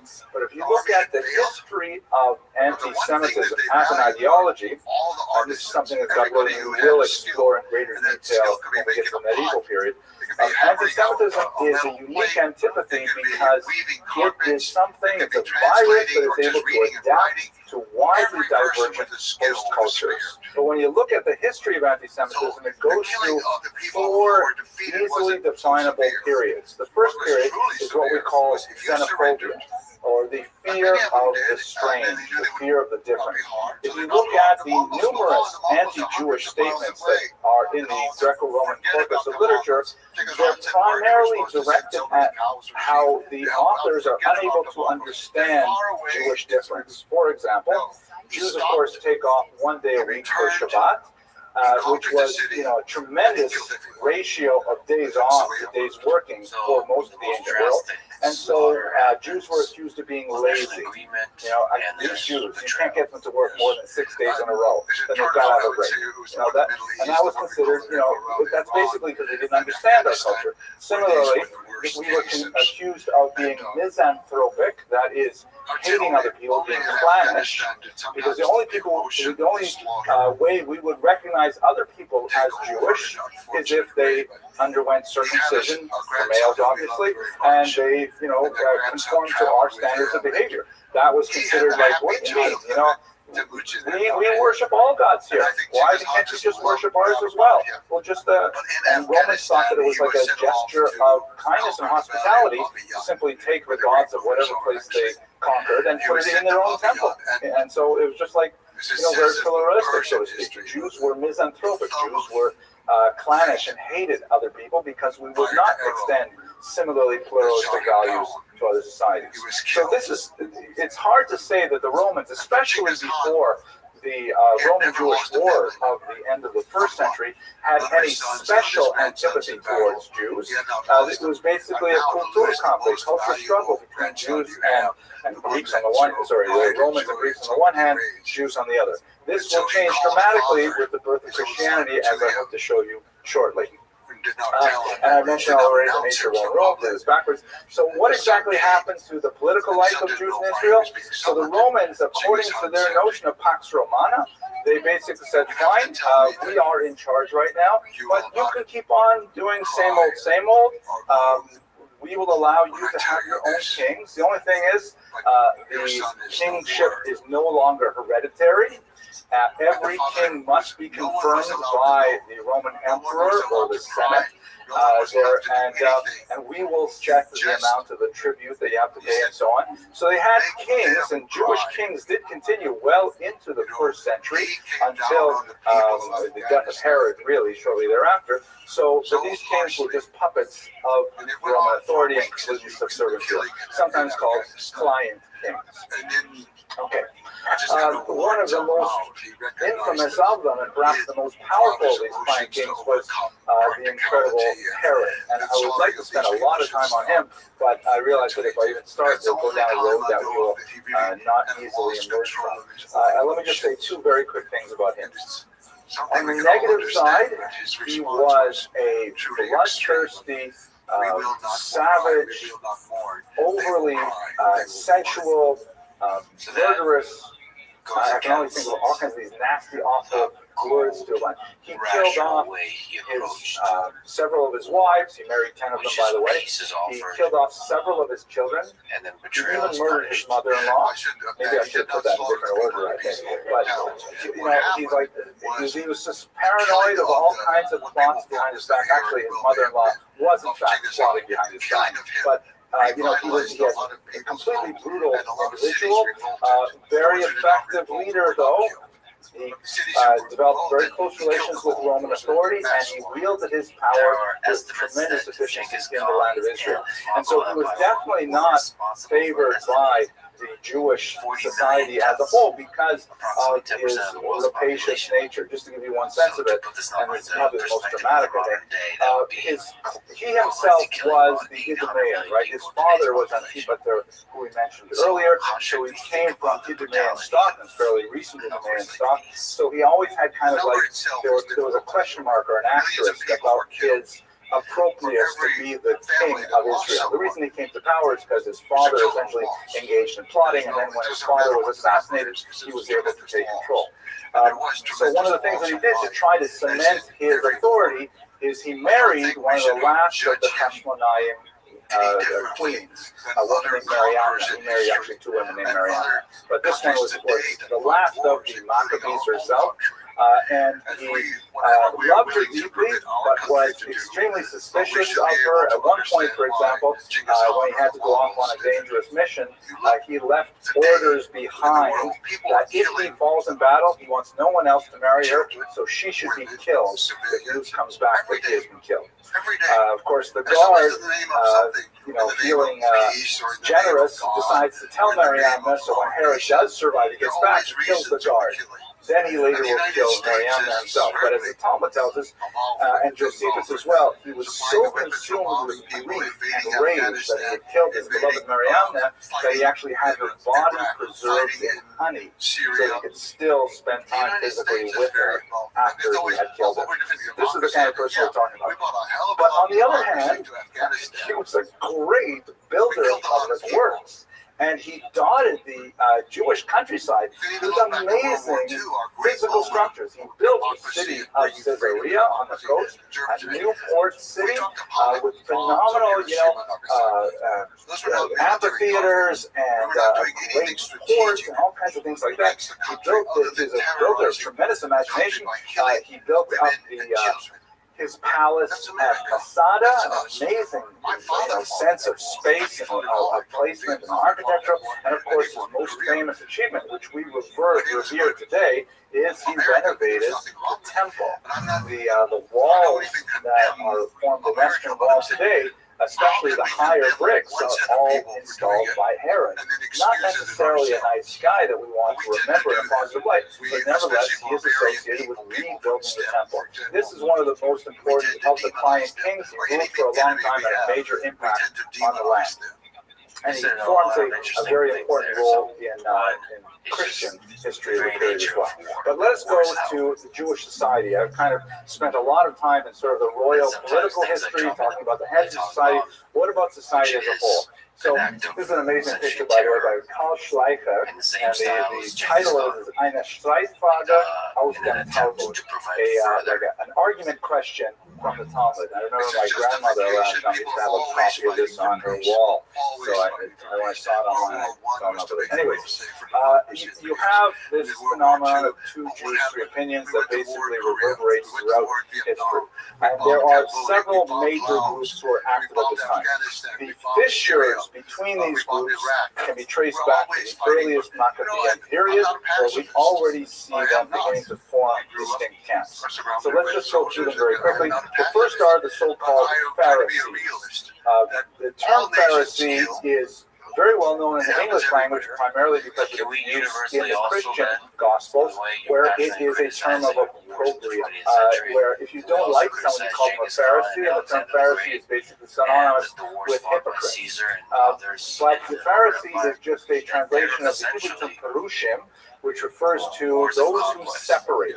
And these were the rabbis, essentially. They are the intellectual inheritors of the oral tradition that have become enshrined as our intellectual heroes in the Mishnah, the Talmud, Shammai, Avtalyon, Hillel, Shammai, Rabbi Yehuda Nasi, Rabbi Akiva, Rabbi, all of these people throughout the centuries are members of this particular group.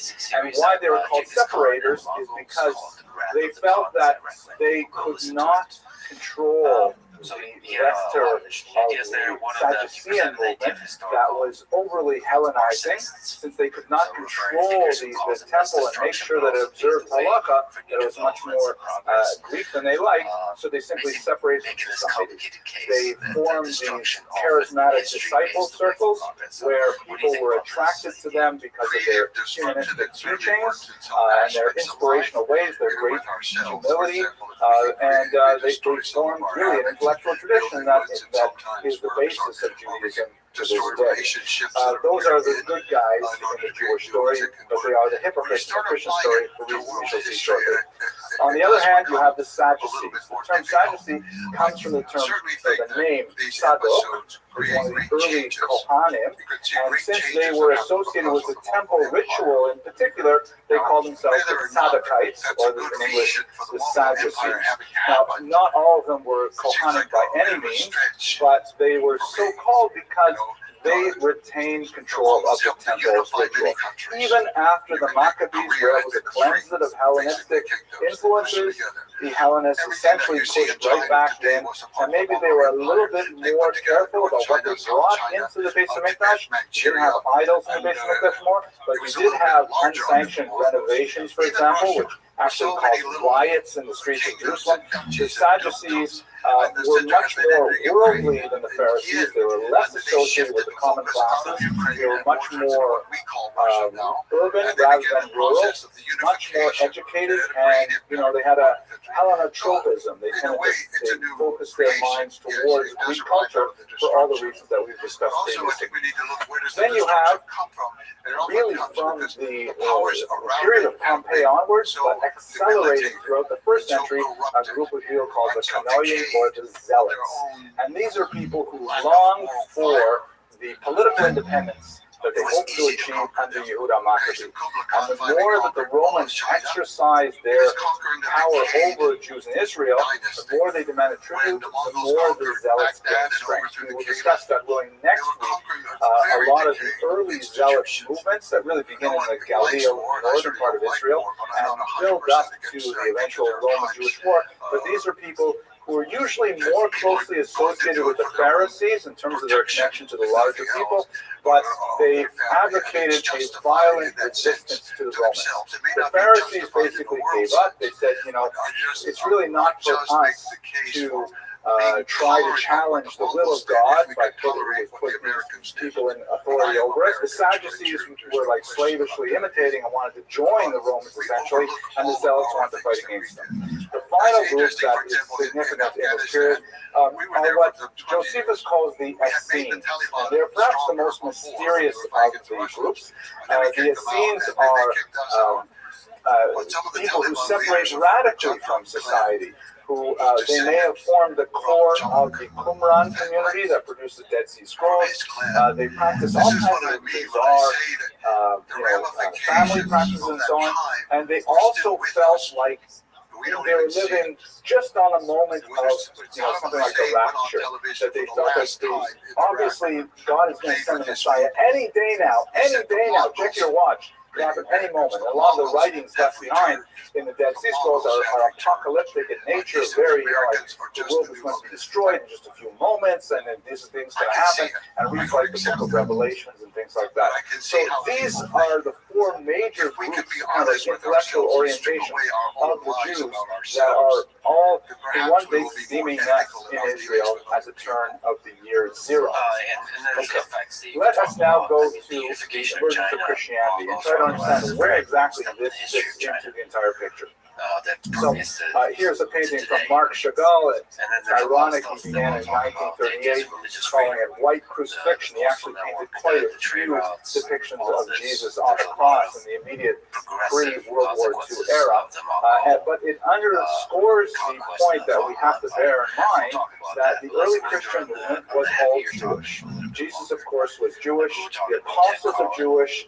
Everyone they're speaking to is Jewish. Some of the major debates they're having are intensely Jewish. Like one of the very important questions is, should Christianity be for Jews, emphasizing or and is it focusing for the world as a whole? a And lot if of you want to say positive it's for the events world as a correctly and whole, accurately, so does that mean that if you want to be a giving good them their Christian, you time also have to keep kosher and observe Shabbat? the brutality, And if you want to say no, you don't have to the observe hell that is war. kashrut and Shabbat, So things like that, can you understand then this criticism? why did God command them in the first place? How do we understand the very role of the Jewish people? Is Christianity a Judaism plus, or is it some radical new departure? These are all really important questions that the early Christian movement were debating at the time. Let us question first, though, who exactly was Jesus? What can we figure out about this person that the Romans called the King of the Jews? So, based on the sources that we have, and here we got to look deeply, of course, at the Christian sources themselves, which are highly problematic. They are not written by direct observers of the life of Jesus. They're written decades, sometimes even centuries after the life of Jesus, perhaps based on the kernel of representation from actual witnesses, however, and we try to glean some kind of content about what's the historical reality of this individual, what did he stand for, how they relate to his peers, and so on. And what we see, for example, when you look at the Gospels, the four Gospels at the beginning of the Christian Scriptures, the first three are called the so-called Synoptic Gospels because they basically are a synopsis of each other. Meaning if you lay out the events described in the books of Matthew, Mark, and Luke, you can basically make three running columns. There are some difficult contradictions between them occasionally. That's the stuff of lots of Christian theology. But in other words, the first three more or less hang together. The fourth one, the Gospel according to John, is radically different. It's believed to be written quite a bit later, and it has a much more strident anti-Jewish tone. In fact, one of the things you can see in the Christian scriptures is that Jews progressively come across worse and worse as we move towards the later books of the Christian scriptures, and that's possibly a reflection of the growing gentilization of the Christian movement. In the beginning, everybody's Jewish, we're having a Jewish discussion, we're having an argument within the family, but as you move on a few generations, more and more non-Jews join this new Christian movement, and then it becomes more of like an us versus them. And that us versus them, the Jews are somewhat else. They're not us Christians. That leads to much more hostility. But when you look at the Synoptic Gospels, for example, you see that Jesus often has fairly intense, difficult discussions with the Pharisees in particular. And they argue about things like, when I first read it, I was thinking to myself, how can Christians probably read this and understand it properly? One of the things the Pharisees approach Jesus with, and they ask him like a really pointed question, they say, is it true what we're hearing, that you and your followers do not wash your hands before eating? So if you are familiar with Orthodox Jewish practice, obviously what are they talking about? Right? Ritual washing of the hands, that you've got to wash your hands with a particular kind of vessel, and it's got to be so much water, and it's before certain kinds of foods, and it is a rabbinic enactment, which means you're obeying the authority of the rabbis. Rabbi Akiva, for example, famous story in the Talmud, when he was once in prison and he only had a small amount of water, he had to decide, should I drink it or should I wash until Sudan? He chose to wash his hands rather than transgress the rabbinic decree, to give you a sense of how attached you were to the rabbis. And so what they were asking him is really, do you recognize the authority of the rabbis? And they give the example of washing hands. But if you're not familiar with that, you're thinking to yourself, what is this? Were the early Christians like unsanitary or something? They didn't wash their hands before eating? Well, let's wash your hands before eating. Everybody does that. But that's the kind of intense debate that would go on that gives you a sense of how they would disagree with Jesus. Another debate that's really prominent in the Gospels is Jesus' miraculous healing on Shabbat. Right? Like, why is it that the rabbis are so upset that he's healing people of various demons and leprosy and blindness and things like that on Shabbat? So the way to understand that is you really have to penetrate the laws of healing on Shabbat. And there's much more to say here, but we are running out of time. The nature, the intensity of the debates of the Pharisees indicates that Jesus himself is closest to the Pharisees of all the other groups. Heavily influenced by, for example, Hillel. Many of his most important quotations are really quotations of Hillel or Hillel's quotation use of scripture and so on, he's really within that camp in many, many different ways.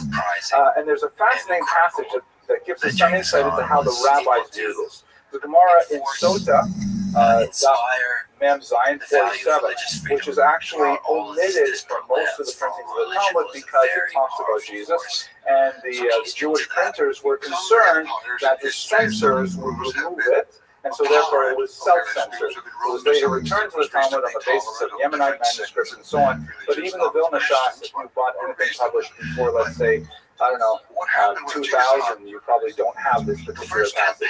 It's a fascinating passage in which the rabbis are discussing how not to be a teacher. And one of the things they say is the right quality of a teacher is a teacher must draw the pupil close with the right hand, right? The closer hand, the stronger hand, but at the same time, push away with the left hand. In other words, a teacher has to maintain a professional distance. There is a power difference between student and teacher, but you want to make your students feel like you care about them, you draw them in, at the same time you have to push them out. Not, says the Talmud, like Rabbi Yeshua ben Karakia, who was Jesus' teacher. And it's an amazing passage. Essentially, that passage in the Talmud is saying, we're not going to go into the problem of Jesus, of his teacher. Rabbi Yeshua ben Karakia did not treat his students properly. He pushed them away with both hands. It's a remarkable passage in the Talmud. We're running a little short on time, so I'm not going to go through it, but basically that is kind of like an indication of how the rabbis felt, perhaps at least in the reading of this passage, that Christianity was kind of like a missed opportunity. That here were all these Jews who were observing a different kind of path, and had they not been alienated by being pushed away with two hands, perhaps we would not have had the breakaway minions that became the global movement of Christianity. Much more to say about this, but this is time. On the other hand, I mentioned earlier the book of John. The book of John has some of the nastiest passages regarding Jews. Jews are referred to as the children of the devil, just like the devil is the father of lies, so too are you liars, for example. Refers to the synagogue of Satan. Really nasty stuff. And it's like out of characters on the synoptic gospels, it's on the other side. It's really quite a bit sharper. Many scholars believe that the author of the book of John, or the primary inspiration for it, was someone who was affected by the so-called blessing of the heretics. What is the blessing of the heretics? It's really a curse of the heretics. It's a passage inserted in liturgy. It's the 19th bracha in the Shemona Esrei, which essentially says for the slanderers, and we don't have time to go into why this term Malshanim was used, but it was written primarily because the rabbis at the time, around the turn of the 2nd century, felt, this Christian movement is beginning to get out of hand, and you have people coming into the synagogue who are espousing beliefs that we feel is antithetical to Judaism, and so therefore it was kind of like a litmus test for Christian thought. If an individual was suspected of harboring Christian beliefs, they were invited to lead the prayers for the congregation, and then everyone would wait and see, would they read this 19th mandatory blessing? If they in fact read it, no problem, because it would invoke a curse upon themselves if they were secretly Christian. But if they failed to read it, then they would be literally ejected from the synagogue. And some scholars believe that the Gospel according to John was written by some Jew who was forcibly ejected from the synagogue. Obviously, one of the most significant charges of the period is the charge of deicide. The argument that the Jews killed Jesus, right? Deicide, Deos meaning God, and Fide meaning to kill, like homicide, patricide, and so on. Even a cursory reading of the Gospels indicates that this is not what happened. And I'm not talking about a deep historical dive into this. And a little bit deeper reading of Christian theology says, Jesus died for all our sins, for the world's sins. So to blame one group when he's supposed to be dead for our sins is a complete inversion of Christian theology. But the story, as I'm sure you're familiar, is Jesus is arrested. He is a rabble rouser. He disrupts the services in the temple. He denounces key figures. He is ultimately betrayed by one of his own to the Romans, where he is interviewed by Pontius Pilate, who was a local Roman official. Pontius Pilate is impressed with him. And he says, and this is complete fabrication, we don't have anything like this in Jewish tradition, but on the eve of the Passover, he says to the crowds in Jerusalem, listen, I'm going to, as is our custom, of course there is no such custom, but nevertheless it's in the Gospels, I'm going to release one prisoner who would be otherwise killed. I have two. You can choose whichever one you want. You may choose for me to release Jesus, the one they call the King of the Jews, or I will release Barabbas, this common thief. The assembled Jewish multitude in Jerusalem, as the book of Matthew says, is release Barabbas. And Pontius Pilate essentially says, are you sure Jesus is a pretty cool, interesting individual? And they say, no, release Barabbas. So Pontius Pilate famously washes his hands of the affair, meaning to say, I want nothing more to do with it. That's how we get the expression in English. And Jesus is crucified.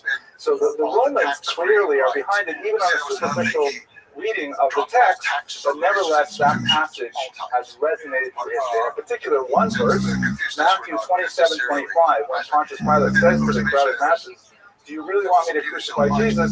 They say, his blood be on us and upon our children, which have been used for centuries later as a justification for violence against Jews. Because upon our children means all descendants of Jews. Other readers of Matthew, however, say, no, this is referring to the Roman Jewish War, which the Jews suffered from directly. It refers to that very next generation of Jews. That's the children it refers to. But be that as it may, that charge has dogged us for a long time.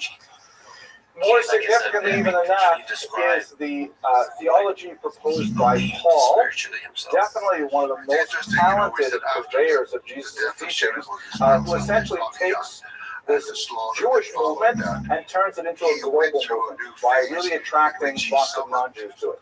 And he essentially proposes answers to many of the questions I mentioned earlier, that the Jews once had God's favor, but because they were not faithful to him, God has now abandoned the Jews and a new people has replaced them. The metaphor is like the oak tree is dead, or the olive tree is dead, it's no longer producing fruit, and you just have a stump left. But if you graft on a new branch, that new branch will grow. Unfortunately, the Jews are the old trunk.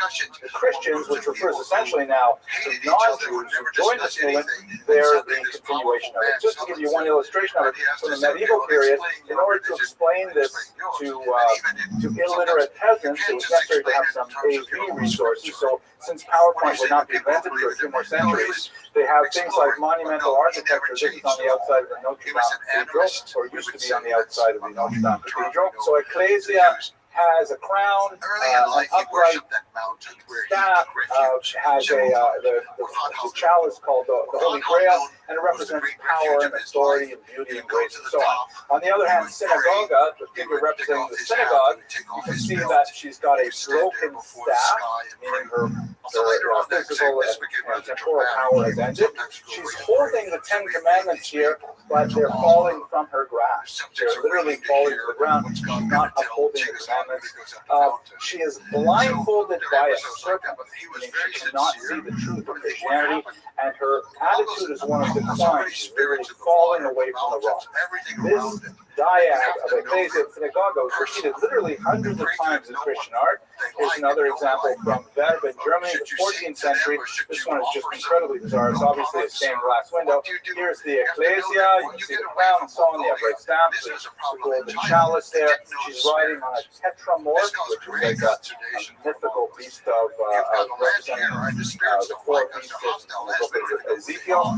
And she has a hand descending from heaven, fixing the crown on her head, indicating very clearly divine approval. On the other hand, Synagoga is riding on a mule, a sterile animal, she is holding well, there's so many details here, but you see the broken staff, you see the crown falling from her head, you see the blindfold. Here's my favorite detail, and there's a sword descending from heaven, entering the top of her skull, which pretty much says the message that, God no longer favors the Jews, God has now replaced them with the Christian people. And this is essentially Paul's message that is incredibly powerful and has very negative impact on Jewish history right up until the 20th century in particular. Many of these things were not really reevaluated until the 1960s with Vatican II. At least in the Catholic movement. Now, that does take us to the end. I'm sorry for keeping you a little bit long. Reflecting on the survival skills of the Jews during this period, we didn't do so well. We had temporal power, and we pretty much wasted it. The only movement that was ultimately successful was the movement that drew away from temporal power, the movement of the Pharisees, and we're all sitting in this room here today because we recognize the eternal values of the Torah itself are really what preserve the Jewish people and propel them into the future centuries. I look forward to speaking with you next week when we'll look at the tumultuous first century through the Bar Kokhba rebellion. Thank you for your attention. You have your scriptures, and you don't live by them. We have our spirits and our shamans and our drums, and we live by them. And I think it's true. It's just throughout this conversation. Tonight, we're going to be talking about the Talmud, the origin of the Talmud. They lost everything, right? Just had the hardest of lives. Is now. Talmud, social, political, and of course literary origins. And this is one of those topics that brings out all the crazy people. I'm looking around the room now. I see there are no crazy people who are actually present. That's why we have security, so I'll have to give them a thank you. On the internet, I know I'm going to have a lot of crazy people. So before we actually talk about the Talmud, and we're going to basically focus on the 3rd through the 5th centuries of the Common Era, I want to jump ahead a little bit to the 13th century to talk about why is it that the Talmud brings out all the crazy people. So it really goes to this man here, Pope Innocent III, kind of an ironic name because he was one of the harshest popes when it comes to promulgating anti-Jewish legislation.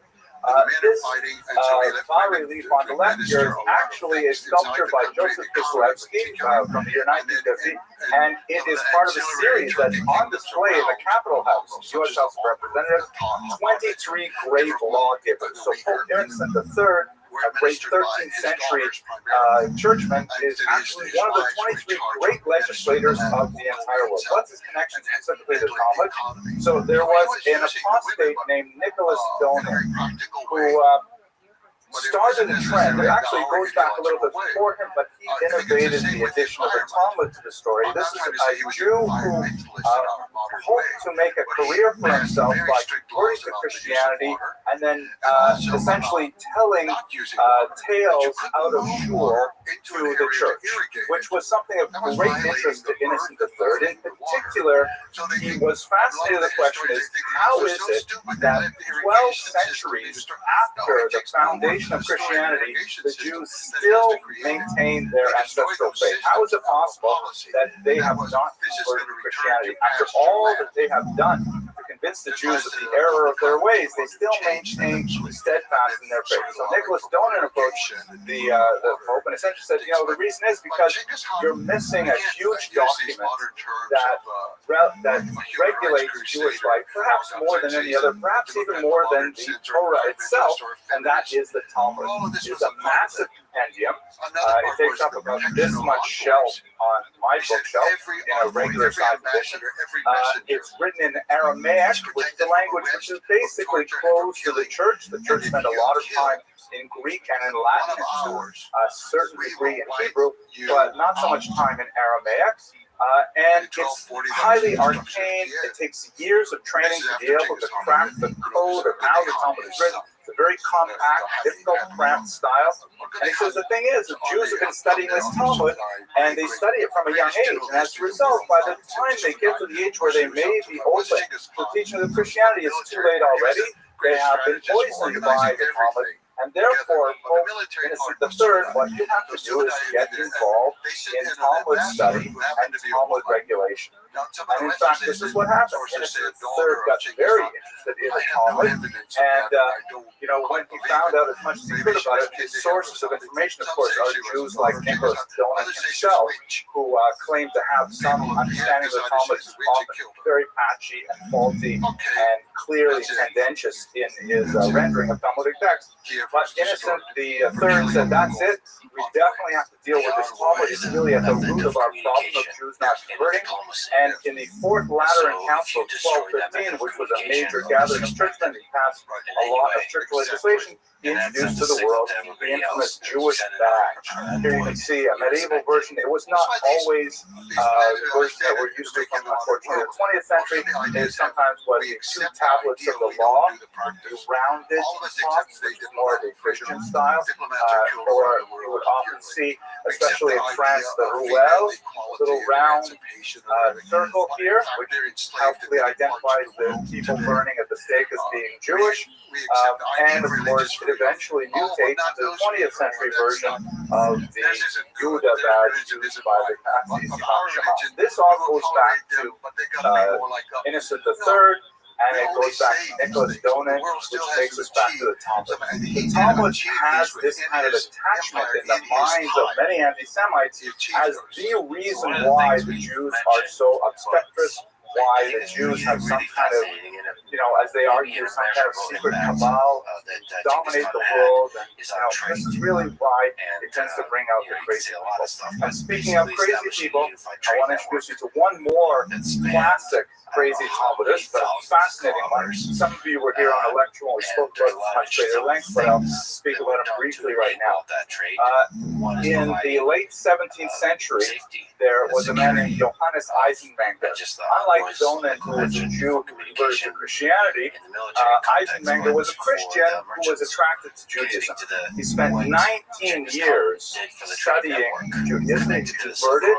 He went through all Shas, went through the entire Talmud, all Midrashim. He married, he had children. He was completely integrated into the Jewish life of Northern Europe. He actually studied with the chief rabbi of Amsterdam. And then, after 19 years of intense study, he came out with this massive, scurrilous volume, 2,000 pages long, called Judentum's Entdecktes, which means Judaism Unmasked. Here's what it looks like on one edition. It's a brick of a book, and it is a fairly scholarly tome in which he painstakingly goes through every single tiny passage anywhere in the Talmud, in rabbinic midrash, in any of the sectas, the varieties, every single document you can find. Anything you could possibly twist to make the Jews look bad, he included in here. Contrary to popular perception, he did not misquote, but he frequently mistranslated, always disputed in his commentary and so on. And essentially what he was trying to do is he spent 19 years as an undercover Jew, pretending to be a part of the Jewish community, only to come out with this massive expose. Now, we just meditate for a moment on the kind of twisted personality it would take to try to infiltrate a community and spend nearly 20 years of your life to expose them when they're not bothering you at all. These are the kind of crazy people that are attracted to lectures that say Talmud on YouTube. And of course, by the way, it was translated. It's available on Amazon.com even now under a slightly different title. But this is one of the most notorious anti-Semitic, anti-Talmudic tracts. And it is the root and basis of virtually every anti-Semitic slur that we have in modern anti-Semitism today. Eisenmenger really wrote the Bible, the Haggalos. He wrote the Bible on anti-Semitism, and he drew very heavily from the Talmud. So we have to, the Talmud is not an ordinary book by any means, and unfortunately one of the metrics by which we have to understand the Talmud is that it has an outsized view in the minds of anti-Semites as the reason why Jews are so different and, in their minds, so dangerous. Okay. Let me move on from this kind of preface and let's go back to our history. So the sources for tonight's talk, a little bit difficult. we will get much easier with sources as we move towards the medieval period. But basically, primary source in particular, we have the Talmud itself. As we've mentioned in previous lectures, the Talmud is not a history book, but it has a ton of history information in it, and you have to sort of read it sideways to penetrate what it is saying historically. But it happens to be pretty much our best source for how the Talmud came to be. Much like Josephus, we are held hostage to Josephus for the first century. We're held hostage to the Talmud for the history of the Talmud. And that's problematic from a historian's perspective because, we really like to have multiple perspectives on any given event to be able to try and determine if there's any bias in the source itself. But nevertheless, we will rely very heavily on the Talmud for our materials today. We also have some really good secondary analyses of Talmudic history that are quite old. Perhaps the most important of them is the so-called Geras Rabbeinu Shvira Gaon.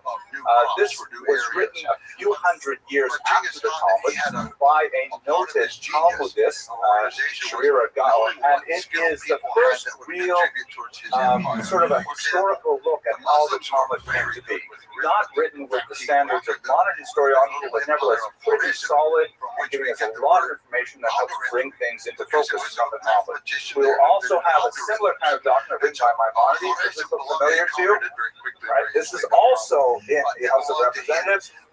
He is one of the 23 lawgivers of all time. You have to include the third. Maybe we should amend it to at least the 22 lawgivers of all time. But Maimonides wrote a great introduction to the Mishnah, which essentially gives us an overview of how the Talmud came to be. He relied on sources like Shvira Gaon, and it just essentially kind of like the theological understanding of how the Talmud came to be. In the 19th century in particular, there has been more of a push to understand the Talmud at its origins from an academic perspective, which has led to a bifurcation among students of the Talmud. There are those who are in the traditional yeshiva system who are more or less learning the Talmud and its history the same way that Jews have learned it for at least 300 years, and possibly much longer than that.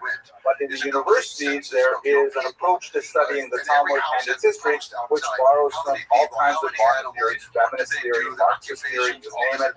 And sometimes there are some really fascinating kernels of information that can be gleaned from the academic study of the Talmud, but it is not studied at all with the same level of sanctity that you would have in a yeshiva. But those two kind of methods of study, the university academic study of the Talmud and the yeshiva study of the Talmud, really are, there's quite a big gap between them. And here's one thing that's happening in the academy, which is so amazing. I'm very excited about it. And it is slowly penetrating into the yeshiva world as well. And that is the study of the Talmud as a product of Persia. After all, it's not written in Israel. There are two Talmuds, as we shall see shortly, but it's mainly a Persian document written with an Iranian influence, and there are all these things in Middle Persian, in this script here, which Talmudists have never accessed. Tons of words. That's what we're coming up to Purim. So, this is the kind of, Purim occurred a lot earlier than the Talmudic period, but nevertheless, that kind of culture, that language, those weird words we have in Megillah Esther, they're related to the Talmud. So there's some really old scholars who are learning Middle Persian. The late Dr. Kalman is a classic example of a pioneer of the field. My colleague Shai Sakunda, who's written a fantastic book called the Iranian Talmud. Things like this are telling us so much about the Talmud by trying to understand the historical context of the period in which the rabbis were writing, and their culture is very fascinating. So I hope to inject a little bit of that into our discussion today. That's basically the sources that we will use for our discussion of the Talmud. Okay, so let us pick up our narrative from where we left off 2 weeks ago. We are in the post-Bar Kokhba period, which means somewhere in the late 130s.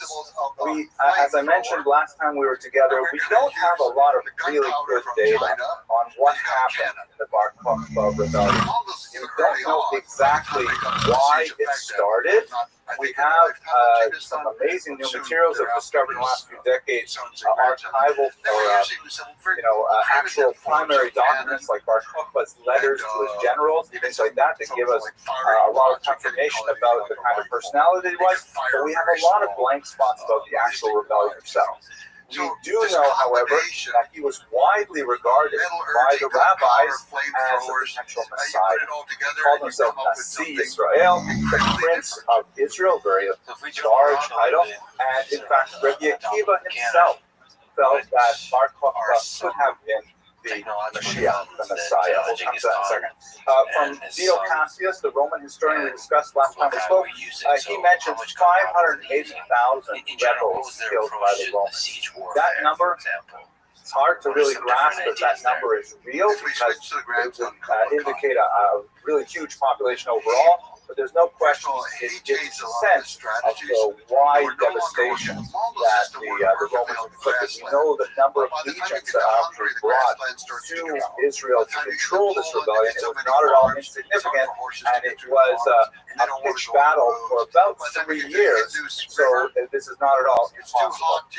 Hadrian, for example, the emperor at the time, famously in his address to the Senate, he omitted the traditional phrase which the emperor is supposed to use when he addresses the Senate, which is, "I and my army are well." But in the context of the Bar Kokhba rebellion, which was incredibly stubborn resistance for the Romans to extirpate, he omitted that, which Dio Cassius took as a very telling sign of the tenacity of Bar Kokhba's fighters. As I mentioned, Rabbi Akiva argued that he could have been Mashiach, but his colleague Jonathan Ben Torta said to him, "Akiva, grass will grow from your cheekbones before Bar Kokhba is the Mashiach." Which is a very first Talmudic type statement of, you will be underground for a long time before Bar Kokhba is Mashiach. It is most likely in the aftermath of Hadrian, that was in the aftermath of Bar Kokhba, that we have the 10 martyrs of the state. Now, what we refer to as the 10 martyrs, the Asara Ruhe Malchus, it's not technically historical. Many of those individuals described in the 10 martyrs died, a century earlier. But the main elements of the 10 martyrs are taken from the Hadrianic period. The horrible death of Rabbi Akiva himself, his flesh torn off from him with iron tongs, and Rabbi Hanania ben Shiradion having a Torah scroll wrapped around him and then set alight. Just horrific persecution of the Jews in the post-Bar Kokhba era. There is a tremendous exile, which has been confirmed by archaeological data, but it's not necessarily a complete exile from Israel itself. Most of the fighting was in Judea, that is, in Jerusalem and parts south. But the Jewish civilization, although it's basically wiped out in Judea at this time, it moves northward to the Galil. And so there's a lot of data of Jews living in the region of Tiberias, for example, on the sea, that region and so on. So we have a big population displacement in that context. This is a period when Rome was clearly in charge of Israel. They're looking no disagreement about how the country was to be ruled. Hadrian, of course, ruled with 9 fists, but we have some vagaries in the Roman approach to the Jews. For example, here's a coin. Sorry, it's going to cut off a little bit here, but it has on the right the text, Christi Judaike Calumnia Sublata. And it was issued by Nerva, who reigned between 96 and 98. What are we talking about here?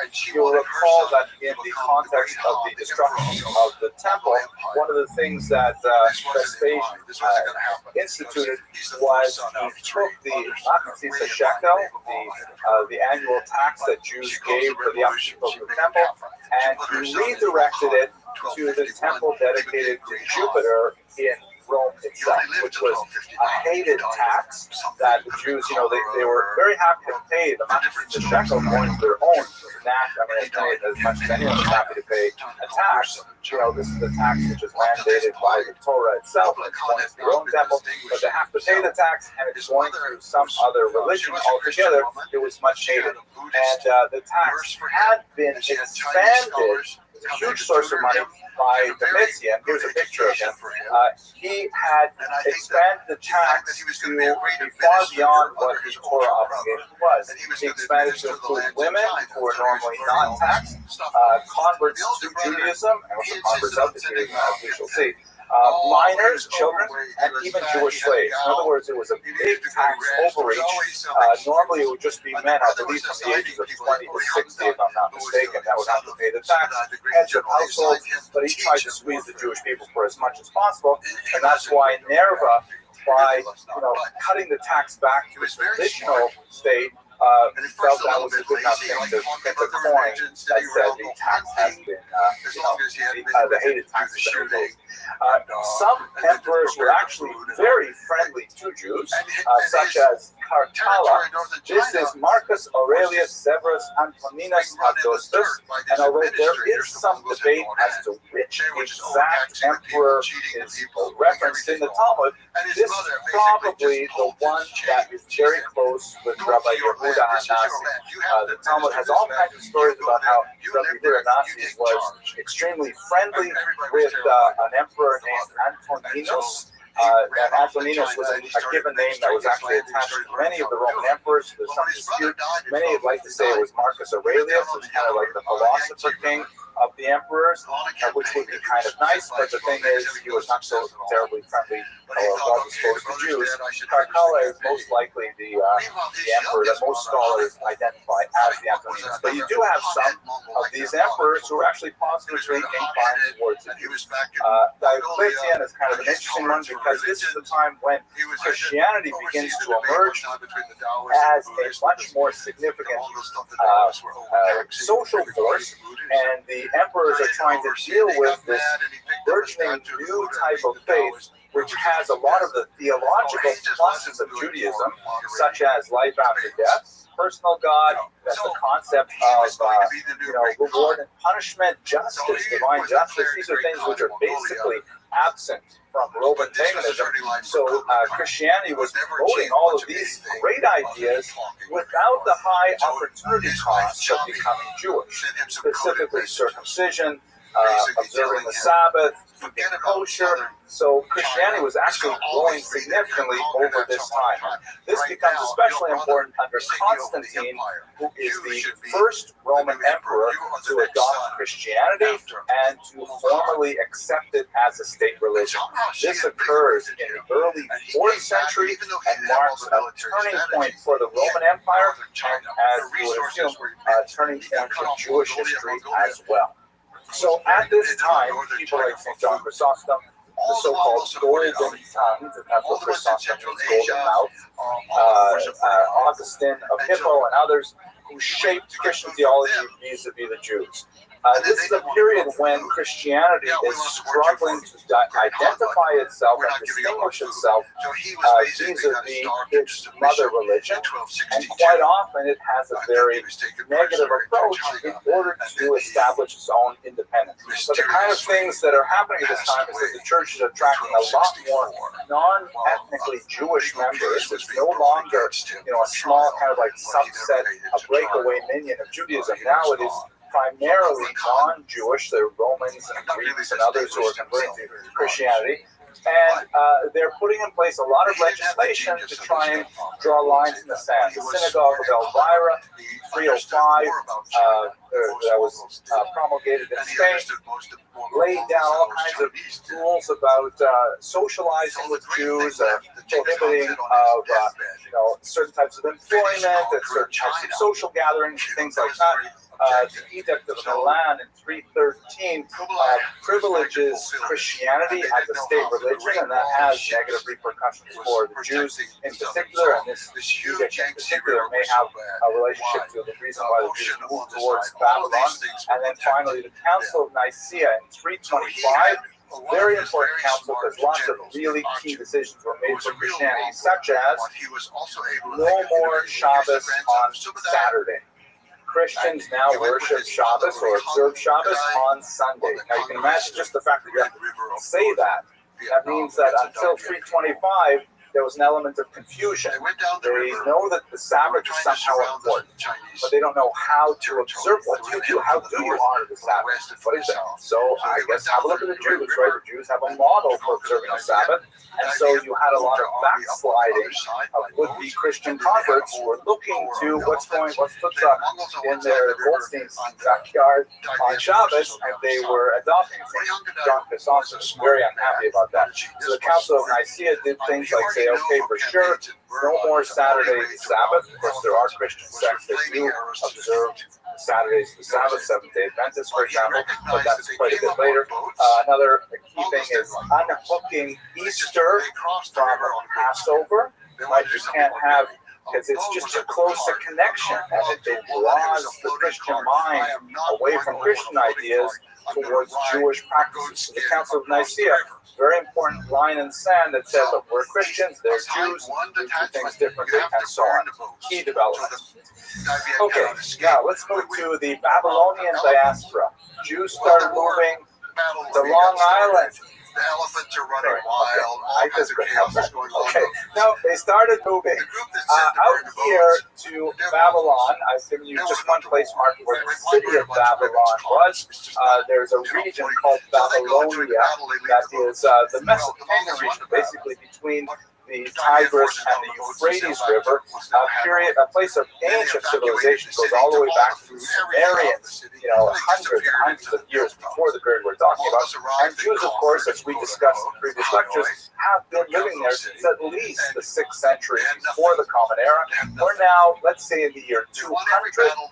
219 is a key date when Rav comes from Israel, a rabbi named Rav, and sets up shop in a place called Surah in 219. So we're really quite late. Jews have been living there for 800 years. Let us put this in context. Jews have been living in America at most for, 400 years? Not quite 400 years, right? 1654, I think, the first years here. So they were living in Babylon twice as long as Jews have been living in the United States. Can you imagine how many kosher Chinese restaurants were already there by the time the Jews traveled there? Let's sushi for sure. Let's have a good look. Sushi in Sushan, which is in that region. So let's have a look. You can see in this satellite map something distinctive. There's arid regions, particularly to the south and the west, and also to the northeast, where it begins to become a little more mountainous. That's because there are these two big rivers, the Tigris, the Euphrates, and the Tigris. In Hebrew, they see Dekel on the front. They flow from the mountains up in Turkey down to the Persian Gulf, and it's a heavily irrigated, regulated area, and with this constant flow of nitrogen-rich silt from the mountainous regions, it's always been a very fertile area, and that's why it is settled so long. Here is a map that gives you a better sense of what those rivers look like. Here's the Euphrates to the south, Tigris to the north, and this cluster of towns here is where the Jews primarily settle. Some of them are so famous in yeshivas, places like Surah, Haditha, Masim, Machasim, Machosa. These are like, they're huge in the Jewish mind, in Jewish geography, but in reality, they would be something like, Inwood and Cedarhurst, Woodville for sure.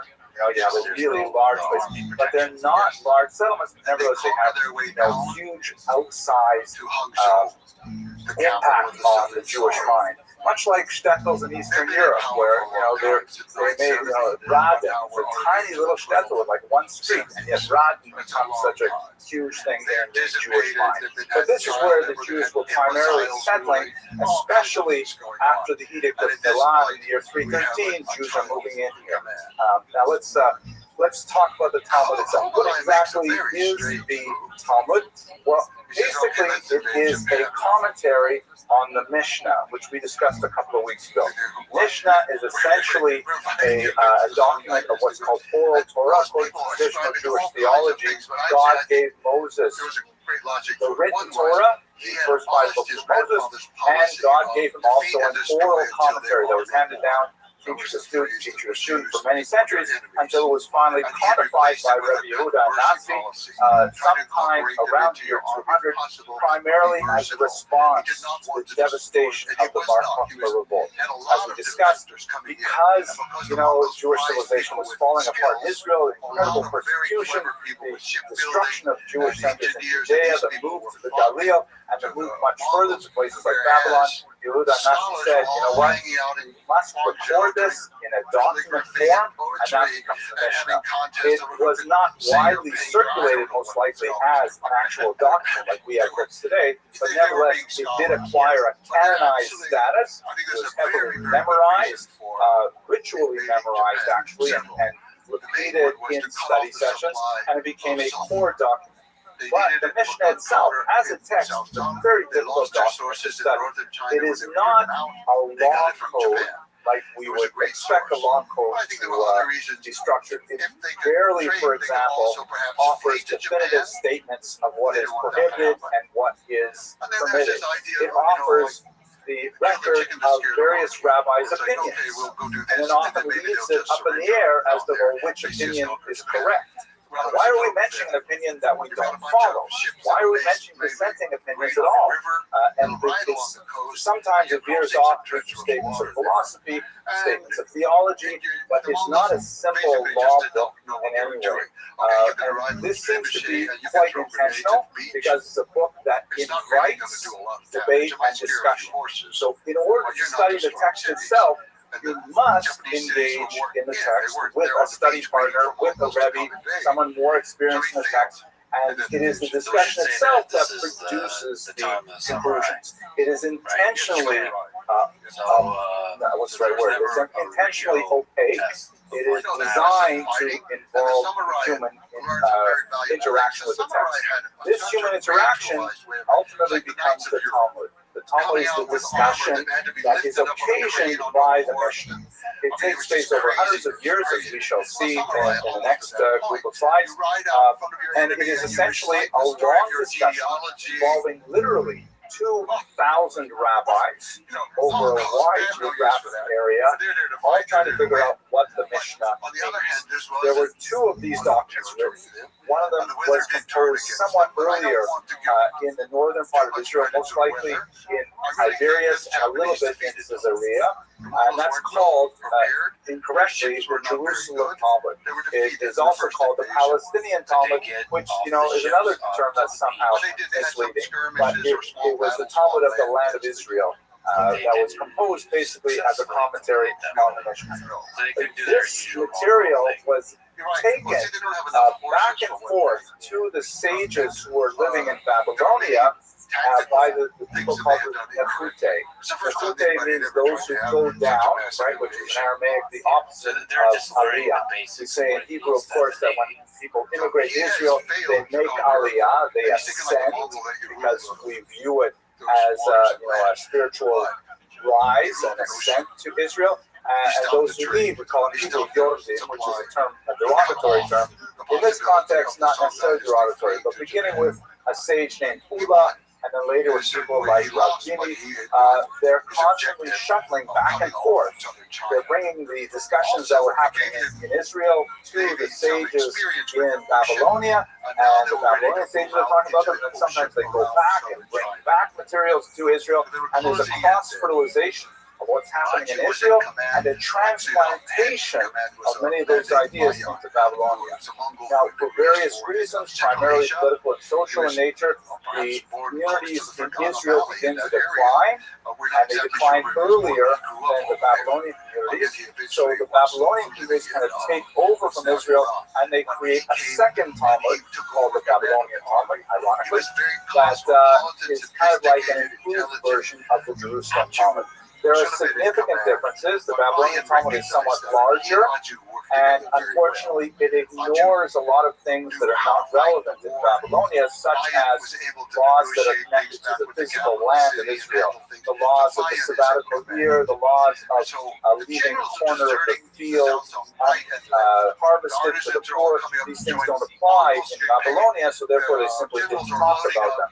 We have many of those texts in the Jerusalem Talmud, but they were ignored in the Babylonian. On the other hand, the Babylonian Talmuds are much larger in areas like civil damages and torts and things like that. The three tractates known as the Gates, Bava Kama, Bava Metzia, and Bava Basra, are huge in the Babylonian Talmud. And it is when people speak about studying the Talmud, almost always referring to the Babylonian Talmud. The Jerusalem Talmud was largely ignored for many centuries because the Babylonian was considered vastly superior. The main figures that are creating this Talmudic environment are Rav, who I mentioned, came from Israel in the year 219 and established himself in Surah, which is one of these towns in the rivers, and then another rabbi named Shmuel, his study partner, who moved not too far away to Naharda, and his student Yehuda, Rabbi Yehuda, who moved to Pumbedita. These are perhaps the three greatest centers of Talmudic study in Babylon. Later we'll have the great sages Abaye and Rava, who are their students.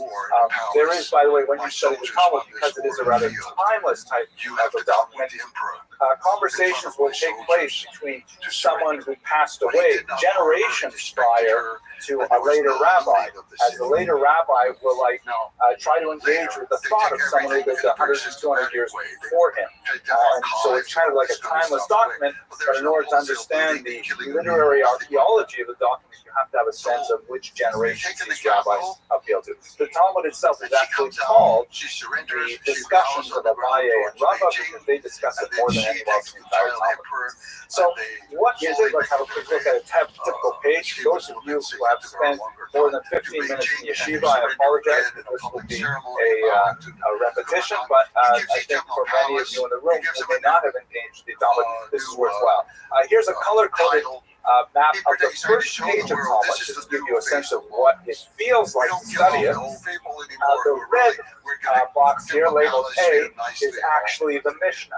Right, this is the first page of Talmud. That's the Mishnah itself, and as you can see, it's about 15 lines of text. It has to deal with the question of when does one recite the Shema prayer. Then this label B here, the sort of yellow color, that is the Talmud itself, also known as the Gemara. The rabbis actually tried to avoid using the term Talmud in the medieval age because it had been so excoriated by the church and Nicholas Doning that they thought by referring to it by its Aramaic term Gemara, they would hopefully avoid some of the repercussions. But those two terms are synonymous. Talmud and Gemara are the same. The Gemara, it starts out here and it discusses the Mishnah, but this section here can actually go on for 10, 15, 20 pages. It can be a tiny bit of Mishnah with a massive amount of Gemara discussing it. And it's like no other document you've ever read, because it's kind of like a stream of consciousness discussion, where they will be, and because much of it was memorized, there will be all kinds of tiny little connections to put together the flow of the argument. They may start by talking about the Mishnah, but if they're saying something like, I'm not quoting from this particular Talmud, but if they're, let's say they're talking about the time you say the Shema in the morning, and they say, yeah, most mornings when I get up, I have a cup of coffee, and then I say my Shema, and they say, oh, you have a cup of coffee before Shema. Are you allowed to have coffee or anything before you pray? Yes, you can, but you shouldn't add milk and don't add sugar, and then what's wrong with sugar anyways? Well, it's bad for cholesterol and things like that, and the conversation go off in 100 different directions and tangents until finally someone in the Talmud says, stop it already. Let's go back to the subject we started with, and they'll go back to the Mishnah. It's an amazing document that can flow through so many discussions of a wide variety of materials. It is absolutely fascinating. Now, just to give you a sense of how the Talmud has become such an important document in Jewish intellectual life, everything around the Talmud are commentaries that were written hundreds of years later. If the Talmud here was written, let's say, between the 3rd and the 6th century at the outside, so we have over here C is Rashi, who's written in the 11th century. We have Tosfos, written by a group of scholars till the 14th century. Rabbeinu Hananel, also from about the 10th century, if I'm not mistaken, North Africa.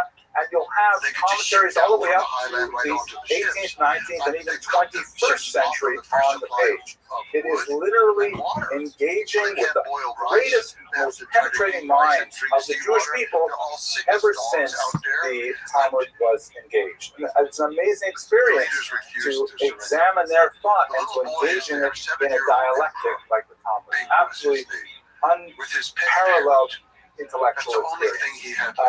Looking at a modern edition, I like to use this particular edition myself, the Koran Talmud, which this is the English translation. I use the Hebrew edition, which was originally authored by Rabbi Steinsaltz, has a modern commentary on it. So you can see in this particular edition, it's really cool because it has like pictures and maps and archaeological information, all that sort of stuff that I find really fascinating myself. And I'm going to put in a plug here for one of my own projects. I'm sure many of you maybe follow this, Jewish History and Daf Yomi. It's on this website, alldaf.org, where I essentially do that kind of thing, where I find something historical on every single page of Talmud. It's a 7-year project organized by the Orthodox Union.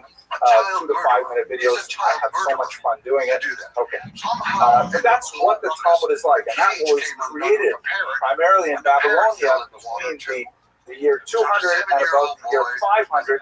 An absolutely phenomenal intellectual achievement that has in many ways charted the course of Jewish life ever since. Now, let's just think about what kind of stuff goes on there. We should remember, by the way, this is a beautiful mosaic from a synagogue, 5th century synagogue in Kukum, Israel. And it shows on this is probably the encounter of Shimon HaTzadik with Alexander the Great. Shimon HaTzadik here on the left, Alexander the Great on the right. Still this kind of Byzantine art, but it exemplifies well the encounter of Judaism and Hellenism in a word. Let us recall that the Talmud is a highly artificial document too. It is an organic document that includes all kinds of material from all walks of life, but the authors are almost all rabbis. So if you can imagine what it's like to have this massive document written entirely by rabbis, what interests rabbis? What do rabbis want to talk about? Well, they talk about women. The biggest chunk of the Talmud is about relations with women. Marriage, divorce, reverent marriage, multiple marriage. These things are significant, and the rabbis are constantly dealing with how to regulate marriage. They're really interested in how these things work out. They talk about their conflict with the exilarch, the Babylonian Jewish community, as best as we can tell, was organized with a head of the community that was recognized by the Persian government, by the Sasanian government, and he was known as the Reish Garusa, the head of the exile. In Latin, called the exilarch, the head of the exile. And this was someone who was descended from King David, and that lineage was respected by the Persian authorities, and he had some kind of authority over the Jewish community, the precise parameters of which are not clear yet, but the rabbis are frequently interacting with the exarch, sometimes in a very positive way, sometimes in a very negative way. So the rabbis are not exclusively in control of regulating Jewish life in the region. They refer to Arabs, the general population. They refer to Zoroastrians. That is, let us recall that the region of Sasanian Persian had many Christians living there. It had Zoroastrians who are they believe essentially in a dualist kind of theology where there's a good God and a bad God. Not a name for myself on Zoroastrianism, but it shows up in the Talmud. For example, every Friday night in an Ashkenazi school, we recite the passage from Mishnah on Mabbat Lincoln, which is all about how to light candles on the Sabbath. And one of the things that we say is, if you're worried about Zoroastrian priests coming and telling you that this is a day when you're not allowed to light candles, then there are certain protocols that you can follow. So this would be an example of the rabbis reacting to Zoroastrian reality. They also deal quite a bit with Jews who have gone off the derech. The OTD phenomenon was known in the Babylonian period as well. The Jews who become Christians or pagans, they're often called Abin, which means like a type. They have adopted some type of faith other than Judaism, and the rabbis are regularly discussing these things with them. Discussing it also with women, the so-called matrona or matronita. This is a woman of some stature who has also adopted another faith. Of course, it's mainly about Jewish law, but also about philosophy, ethics, metaphysics, whatever comes into the rabbis' heads as being relevant to the topic of discussion, no matter how tangential it was to the original discussion that's in there, including fascinating stuff on medicine. I just gave a little class on the topical use of honey, which apparently is medically indicated in many cases, and the rabbis actually have quite a bit to say about that. They have recipes in there, recipes for heartburn, recipes for maintaining regularity. There's discussions of, what kind of life lessons we can derive from the behavior of a cat. There's incredible amounts of bizarre, amazing information. Every single page of the Talmud that you turn can reveal tremendous nuggets of wisdom, sometimes humor. It's really, I can't express my enthusiasm for this document enough, but I will say it is an acquired taste. You really have to spend a lot of time studying it and getting comfortable with the coded nature of the text to be able to appreciate the depth and sophistication of this amazing document. It was so complex, however, that at one point in the medieval period, one particular rabbi, Rabbi Alphas, said, you know what, this is just too messed up. Can we just focus, you can say it like that, but either can we please focus on the relevant material for our daily life? I don't want to hear about all these other musings about, what happens in the other world, or, I don't want these bizarre biographical stories. I just want to know, how am I supposed to behave? How do I pay damages if I scratch my neighbor's car? And so he took out all of what I would call the fun stuff, and he only kept the halakha, the Jewish law. That's called the Rif, named after him, and that is a version of the Talmud, which is just the facts, just the halakha. It does have the give and take to arrive at the halakha, but it is a condensed version that removes all the fun stuff. Of course, you can probably imagine what's going to happen next. Rabbi Yaakov Ibn Khabib says, oh my gosh, you can't do that. I take all the stuff that you threw away and make my own Talmud, the Ein Yaakov, which is all the fun stuff. You're not going to talk about halakha. You're not going to discuss any of the Shema or tefillin or like that. We're just going to talk about the philosophy, the biographies, the stories. Give me those recipes. Give me those what I can learn from a cat. I love that stuff, and that's the Ein Yaakov. Ein Yaakov is a sadly ignored text. It used to be a very widely studied text, far more than Daf Yomi in Europe. And it would be nice to see a revival of studying Ein Yaakov, because it's just mind-blowing stuff in Ein Yaakov. But that's just to give you a sense of the way that the Talmud has evolved with Jewish thought. So by the time you get to the end of the 5th century, there is a lot of conflict with the Sasanian authorities, with the Persian government. There's actually a rebellion that is mounted by one of the exilarchs, and it does not go well. At this time, the Sasanian government has been engaged in a centuries-long struggle with the Roman Empire. This is a borderline territory where it is just next to the Roman Empire. The Roman Empire is jealous of this region and has unsuccessfully attacked it on a number of occasions, and the Jews are often questioned for their loyalty. Are they loyal to the Sasanian Persians? Are they loyal to the Romans? And as you can imagine, the specter of dual loyalty goes all the way back to this diaspora period.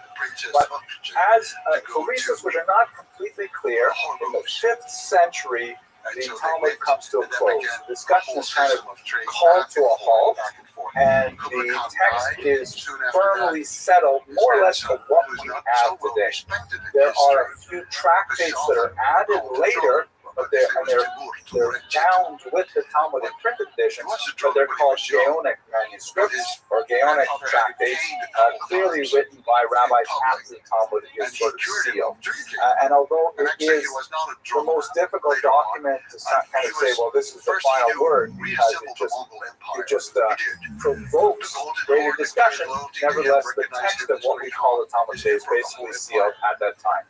There are a few more generations of scholars that continue to study the Talmud in Babylonia. There's some debate amongst historians as to actually who these people are and what their period refers to. But basically, up until the 10th century, we've got people studying the Talmud in Babylonia. But the big news for Jewish history is what happened in the 7th century, because you had this massive spread of Islam, this new religion that emerges with tremendous strength out of Arabia in the year 622, and with a remarkable ease and speed sweeps across the coast of North Africa, eventually crosses into Spain in the year 711, hence the popular chain of corner stores. And thank you for laughing. I know I tell that joke every time, but I did. And also all the way out, all of Alexander's empire comes under Islam as well. And our topic for next week is going to look at what it was like for Jews living under Islam as a religion, and contrasting that with their experience in Christian Europe. But I want to take just a moment now to reflect a little bit on Jewish survival, because we have, that's really the theme of this entire series is what exactly is it that contributed to Jewish survival. I was actually criticized by a viewer online. You can look at it up on YouTube. I might not believe it. He says, Jews, I'm watching you. And I saw that your lecturer had timestamp 0.35 or whatever. He wonders how the Jews survived. And he never says in the entire lecture that it was the Lord that helped them.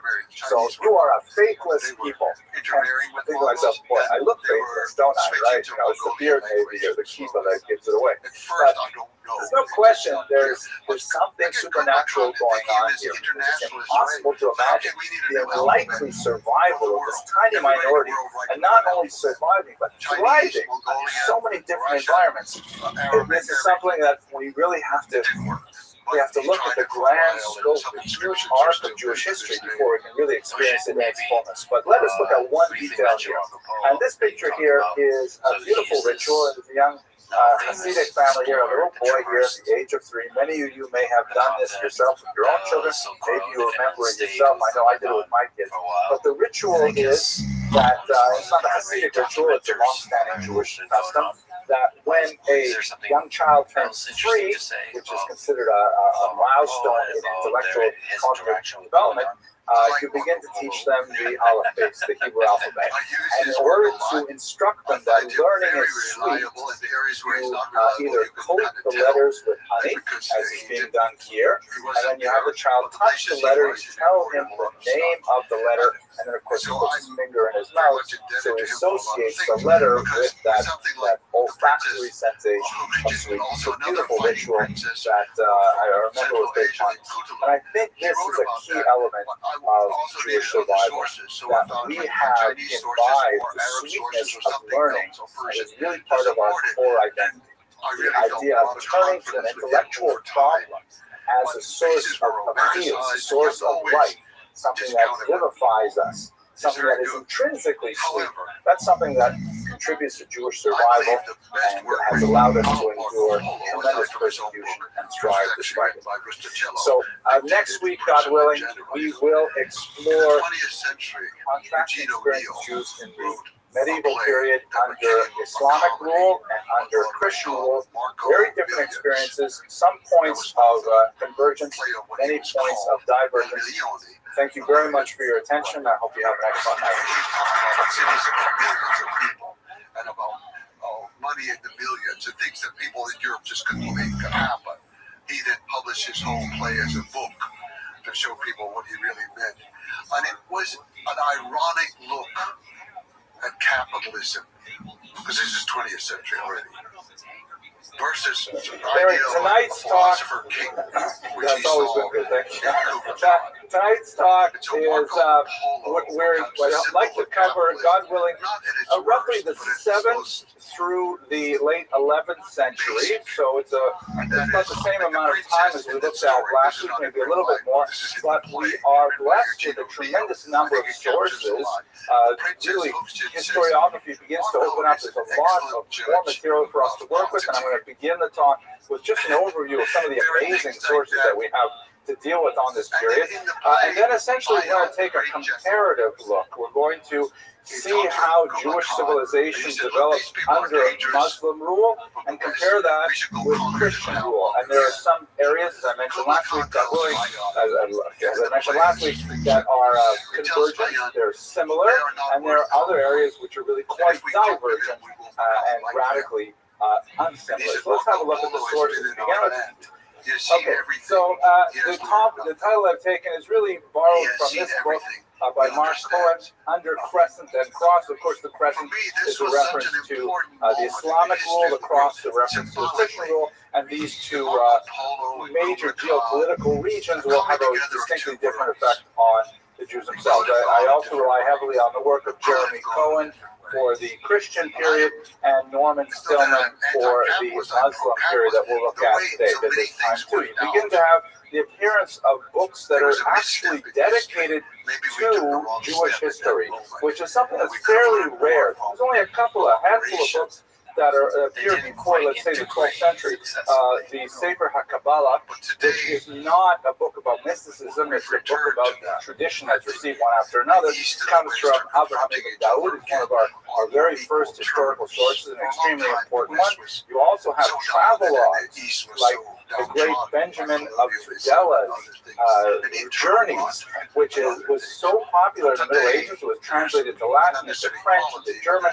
It was such an amazing work, and it is really a fantastic thing when you look at his journeys in the Middle Ages, and he describes many of the places that he'd been to, and in fact many of the places that he never went to, but he talked about them because he heard about them in his various destinations. So we have these kinds of sources popping up as materials that we can use to understand the experience of the Jews from the 7th to the 12th century, and they're absolutely fantastic. So many different things are available to us at this time. I will point out the one major source of material, which is the incredible Cairo Geniza, and this deserves just a little bit of our time. In the city of Fustat, which is sometimes called Old Cairo, it's actually where Cairo originally was, and the city was moved slightly north.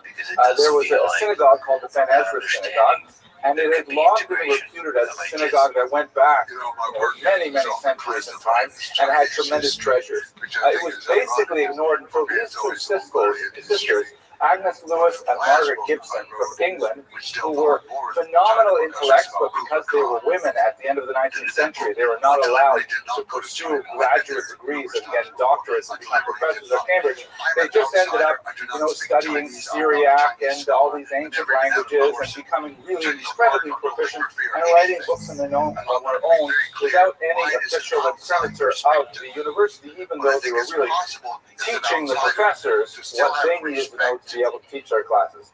They were visiting Old Cairo. They heard about this Ben Ezra synagogue, and they heard in particular that this synagogue had an attic that had been restricted for centuries. There was some kind of legend about a serpent up there that would bite anyone that went up and would, give them a venomous attack and they would die. But there were, phenomenal treasures in that attic. So they said, I can just imagine it with a Cambridge accent, pish tosh, and they insisted on seeing what's in the attic, and they discovered one of the most amazing treasure troves of documents in any culture, in any time, known as the Cairo Geniza. This is the ladder up into the attic.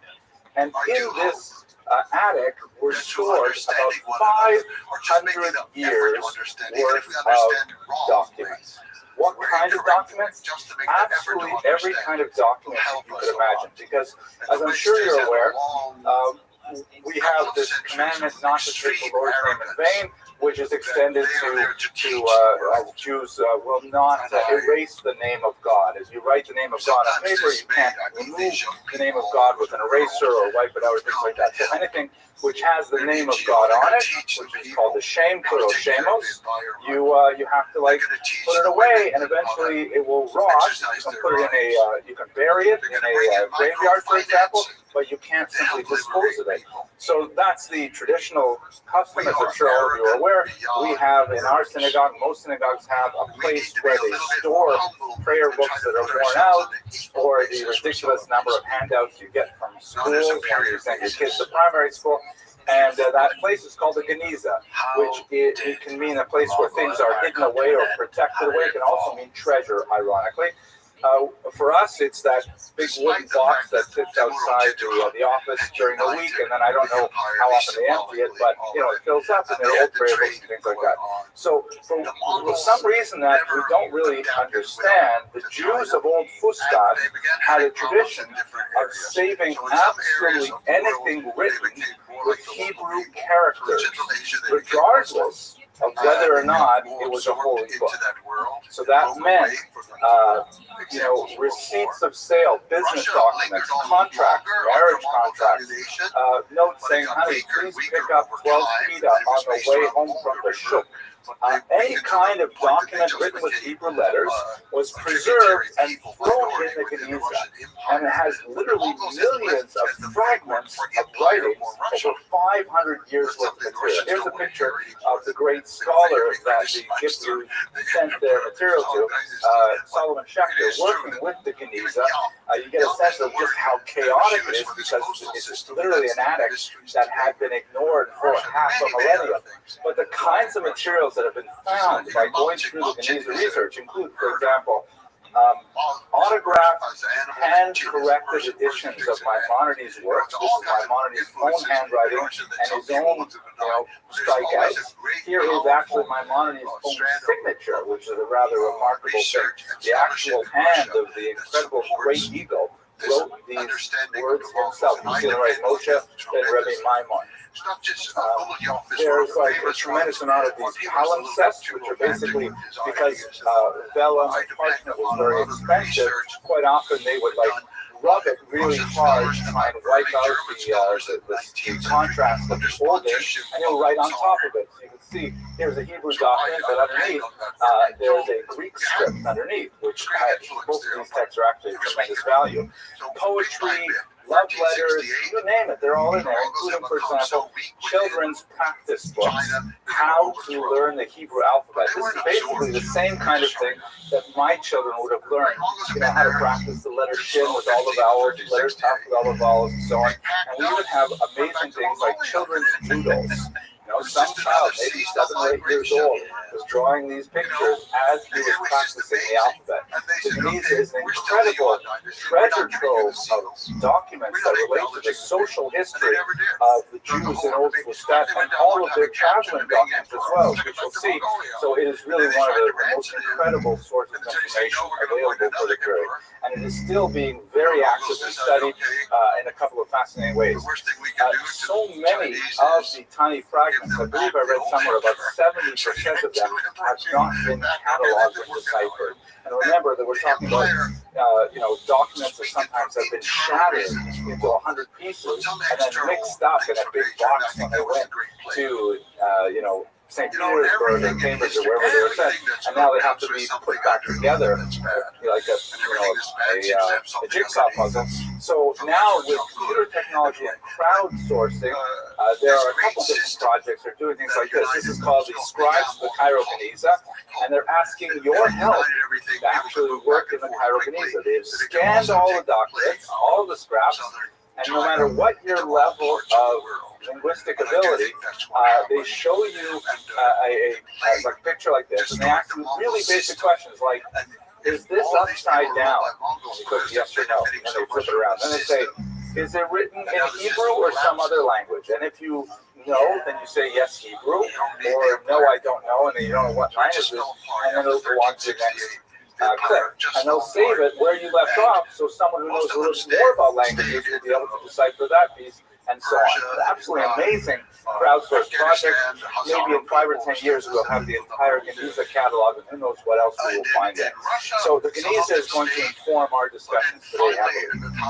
All right, so what I'd like to do first, now that we've had just a sense of the kind of sources that inform the work of historians in this period, let's look at the Muslim period first, and I want to take you to a discussion of the Pact of Umar in particular. So here's a map that shows the remarkable spread of Islam in the 7th century.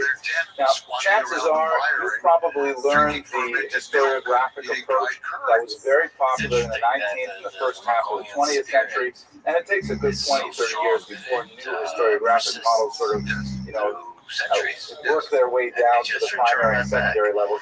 The sort of dominant 19th century Christian European approach to the spread of Islam was that, there were bloodthirsty villains who came out and they essentially said to villages and towns, convert or die, and people chose to convert, and that's how they spread so rapidly.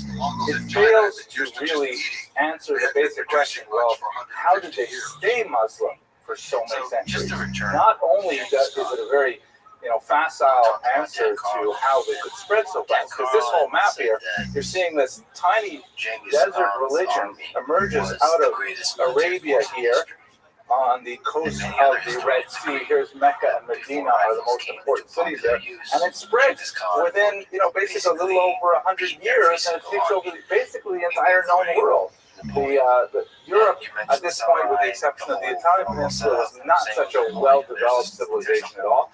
So all of North Africa, Egypt, into Spain, all the way up to Afghanistan becomes Islamicized so rapidly. How does that possibly happen? So most scholars are now working with a model that includes the violent aspect, as I mentioned earlier, but they also look to things like, for example, Islam was, especially in the 7th and 8th century, remarkably colorblind. That is, they did not accord status to conquered peoples based on their skin color. So especially when they penetrated to areas east, going to places like northern India, where you have a very rigid caste structure, and they go in there and they say, hey, we don't believe in caste structure, and all of a sudden, all of the darker-skinned peoples who are suffering from very terrible social disabilities could convert to Islam and literally climb right to the top of the socioeconomic ladder immediately. So there's a lot of elements of egalitarianism in Islam that was directly appealing. Also, there's a very strong message of Muhammad as the prophet of God.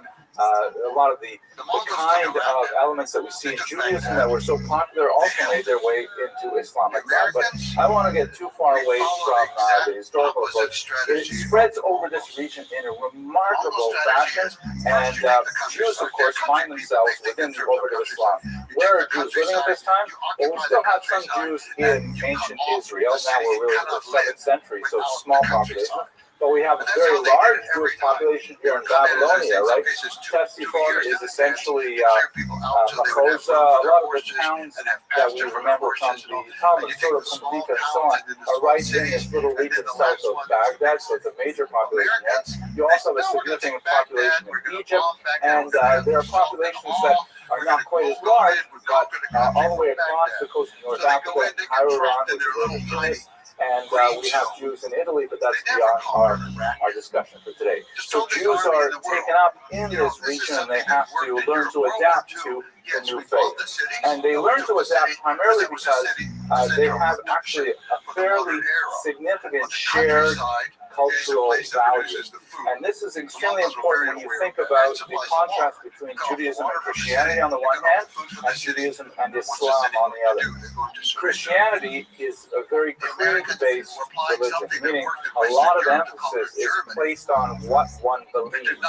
Does one recognize, for example, the founder of Christianity as one's personal savior or not? Does one make that statement of belief and affirm that statement of belief?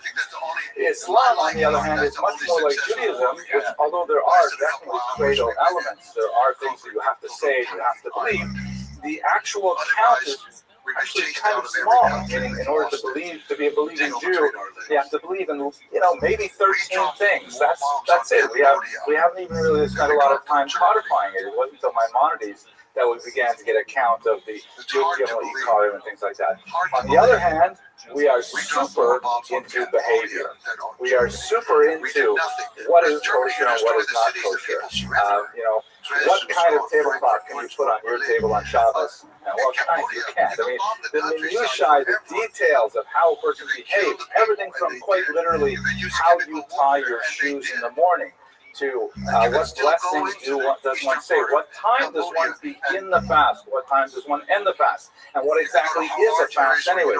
Does an intravenous count for a fast? All kinds of things like this.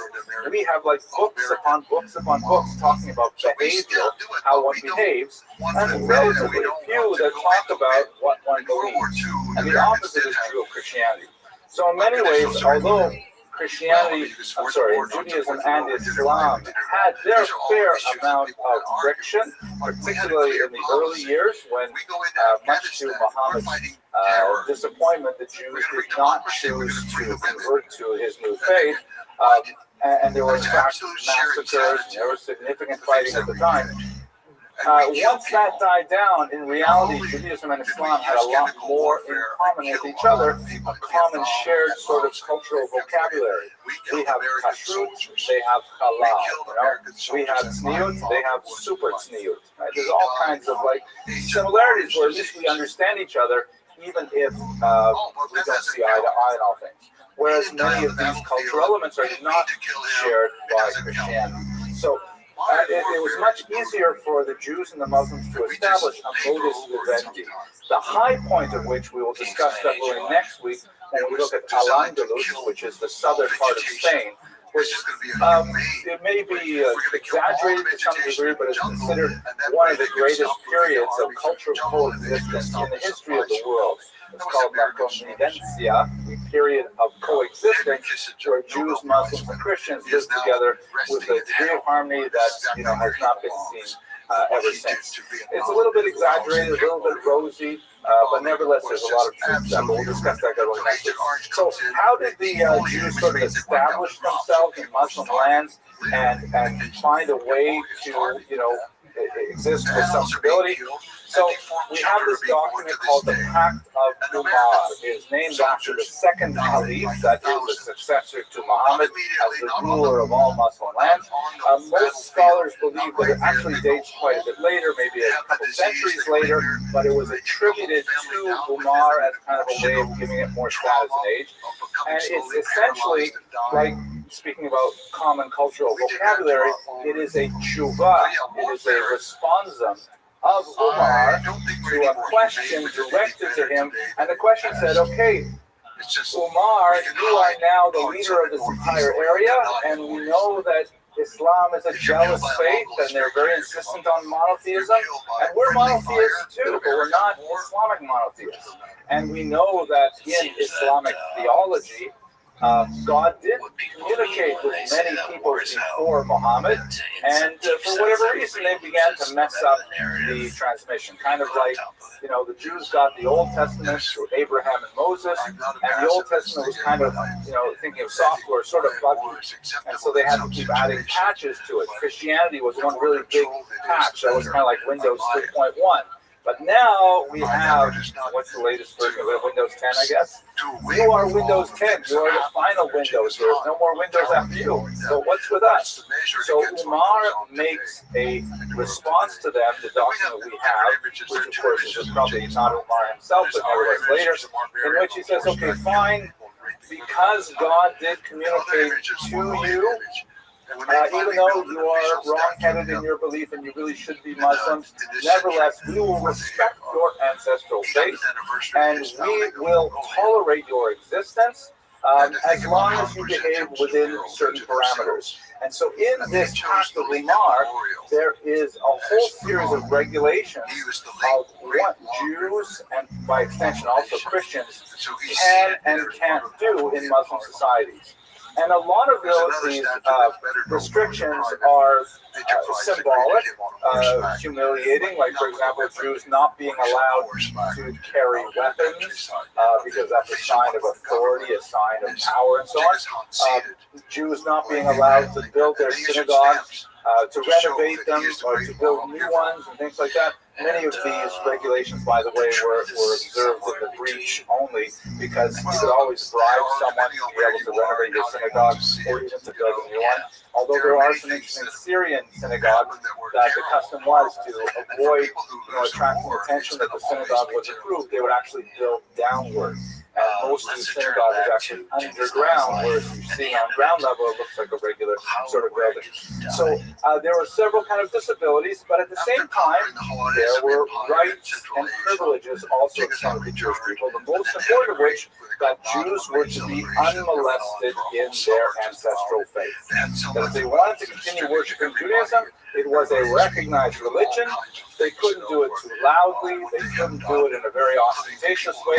Purim was always a difficult holiday, but otherwise they could be left alone. And this was actually a fantastic thing for Jews, because in terms of our diasporic history, we tend to do best when we live in moderately discriminatory societies. Not that I'm suggesting anyone in the internet audience to pick up on this statement, but when there is just a tiny bit of anti-Semitism here, God forbid, no violent anti-Semitism like that, but when there's a tiny bit of discrimination, that keeps the Jews sticking together, that keeps us integral within a community, and as long as we can rely on the basic existence of the state as a state defined by law, then we can flourish. We see this, for example, in South Africa, before apartheid fell apart.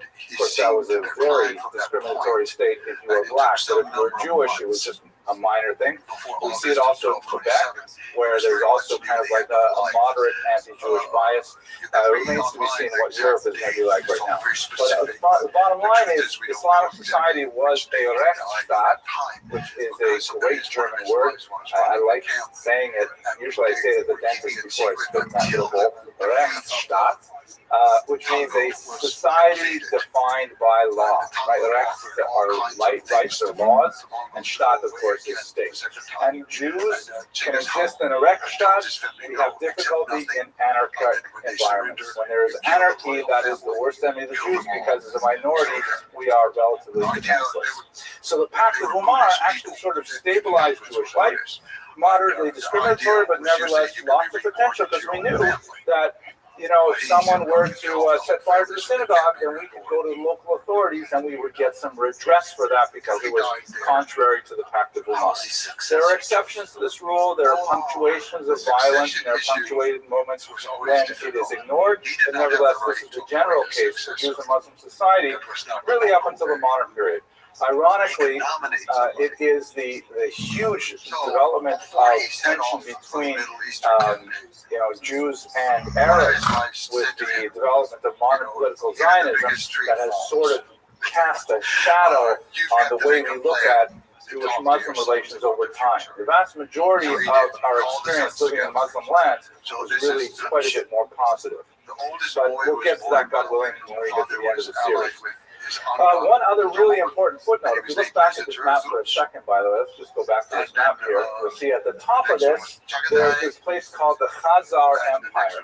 So I can't leave this century without taking us back to Khazaria for a second, because this is one of the most bizarre footnotes in Jewish history, and it is a footnote that is still quite active today, especially in the darker parts of the West. Khazaria is this region that is basically in the Caucasus region, just to the east of the Black Sea, north of Azerbaijan and Georgia, south of what would be today Russia.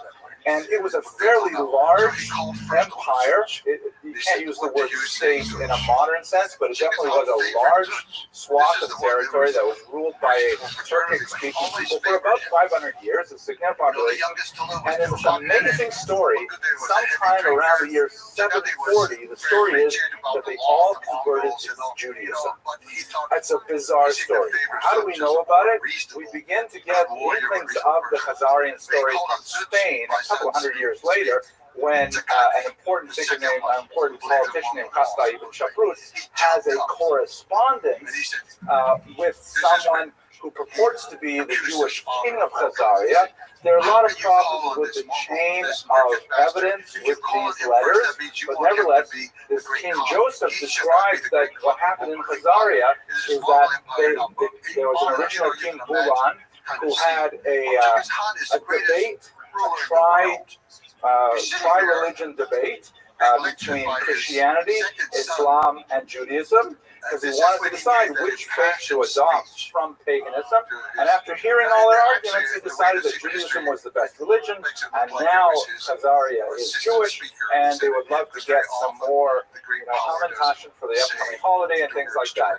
It's a kind of a bizarre story. We kind of lose the trail, but it becomes a really popular device in the hands of the great poet Yehuda Halevi, who a couple hundred years after the correspondence with Kasta ibn Shaprut writes a philosophical sort of novel called the Kuzari, which means the Khazarite, the person of Khazaria, in which he uses that foil, he uses the story as a foil to demonstrate how Judaism is better than Christianity and Islam. By taking the story of the debate and then patching it into his philosophical conceit, he is able to create this story, and it was a dramatic, very popular work that's still studied avidly today.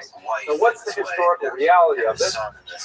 There are many scholars who argue Lo Hayu Hadvorim Ba'olam. These things never actually happened. My colleague Shaul Stamford at the Hebrew University of Jerusalem, every few months we have a debate online because someone brings up the Khazarian issue, and he is adamant that it never happened at all. It's essentially a fiction that was invented in Spain and so on. While at the same time, I respect Dr. Stamford, he's a senior scholar with tremendous achievements. There is some evidence that there was some Jewish things going on in Khazaria. We can point to a handful of travelers who were there who report that the Jews there were Jewish, but were kind of weird. Like, for example, they are not well educated.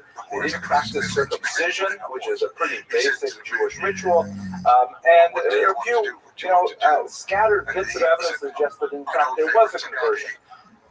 How deep that conversion was in society, probably not very deep. Probably just the ruling classes, and it probably had a lot more to do with the political realities conflicting with Christianity that was expanding in Europe and Islam that is expanding at the same time to the south, and they may have chosen Judaism as kind of like a halfway position, so they would not be absorbed politically into either state. And also there's some fascinating archaeological evidence, like these things which were discovered all over Khazaria, and people are wondering, should I use that one before? I really like that one. But there is, however, some really fascinating cool evidence from the Geniza, like this letter here, which is known as the Kievan letter. Basically, it's a document which we recognize even today. The document is a letter of introduction of a Jew from Kiev, who is a fine, upstanding member of the community. And Kiev, by the way, is in Khazarian territory. Kiev was a Khazarian outpost. The great Ukrainian Hermelian Fisak says it's so ironic that it could be that the capital of Ukraine was actually founded by Jews. That's an amazing thing to contemplate. But at any rate, this letter was brought to Cairo by a Jew from Khazaria, probably in the 11th century. And he said, the letter says that the bearer of this document is a fine, upstanding Jew. He has fallen on hard times. Would you please help him out with some donation to support his family back in Kiev? I mean, this is a document we see basically every single day when you go to shul, right? There's someone carrying around a Kievan letter today. So that's a really authentic kind of document. So not only does it specifically reference Kiev, but you can see that at the bottom of the document, it has, usually you have the signatures of important rabbis who will sign on to it, right? And say that, yes, I agree, this is what's happened to this guy, I endorse his request. And here we have someone signed in Turkic runes, not Hebrew script at all. Probably someone who has no idea how to write in Hebrew, and he is one of the leaders of the Jewish community, which indicates, according to Hermelian Fisak, and Norman Gold, who studied this letter, that this is indicative of what's going on in Khazaria in the 11th century. They do have a Jewish community there, which are descended from Khazars, and they are not a very educated community. They need professional scribes to put these things together, but the important people may still even not know how to write their names in Hebrew, indicative of their lack of education. Fascinating. One last thing, why is Khazaria so important today on the dark corners of the web? And this is something that Shaul Stanford has demonstrated in a devastatingly final conclusion. There are anti-Semites on the web who are very enamored of the so-called Khazarian hypothesis that the Ashkenazic Jews are actually descendants from this Turkic people in Khazaria. And they are really insistent on proving this kind of strange, what difference does it make? But the reason it makes a difference is because if today's Ashkenazic Jews are actually descended from these Turkish peoples and not from their ancestral origins in ancient Israel, with Abraham, Isaac, Jacob, Sarah, Rebecca, Rachel, and Leah, then they are truly not legitimate Jews. The real Jews, the Israelites, they were gone a long time ago. The people who are claiming to be Jews today are actually Khazarian. They're actually like mud people. They sometimes use really derogatory language for this. So, and they use this as a lever to try to delegitimize the Jewish identity of people who call themselves Jews. There's a lot of funny things going on here. Like, for example, the DNA testing has absolutely without a doubt proven that nobody pretty much has the Khazarian DNA. Maybe that's where the Khazars come from. If you call a guy a Khazar, maybe he has that. But there's no linguistic evidence of Khazarian behavior. There's no literature. There's really nothing to say that the Khazarians actually made much of a dent in the regular Ashkenazic population.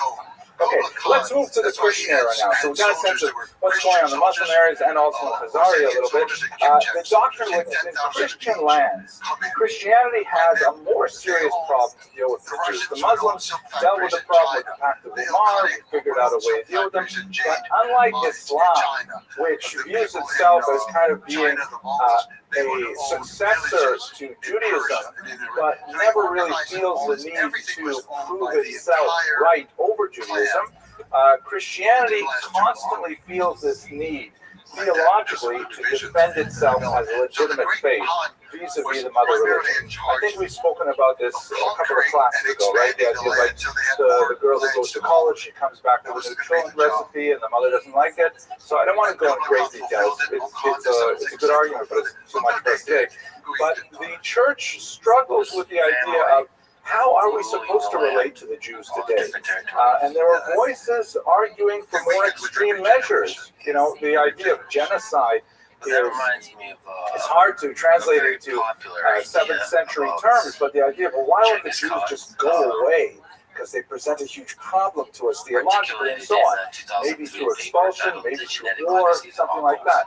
So some of the church fathers thought about this very heavily and came up with the doctrine of witness, which is really crucial for Jewish survival through the next 1,000 years. The most famous of them was St. Augustine of Hippo, shown here in effigy. He lived in the 4th and early 5th century in North Africa. And St. Augustine of Hippo, when thinking about the Jews, he coined this phrase, slay them not, which basically means don't kill the Jews, please.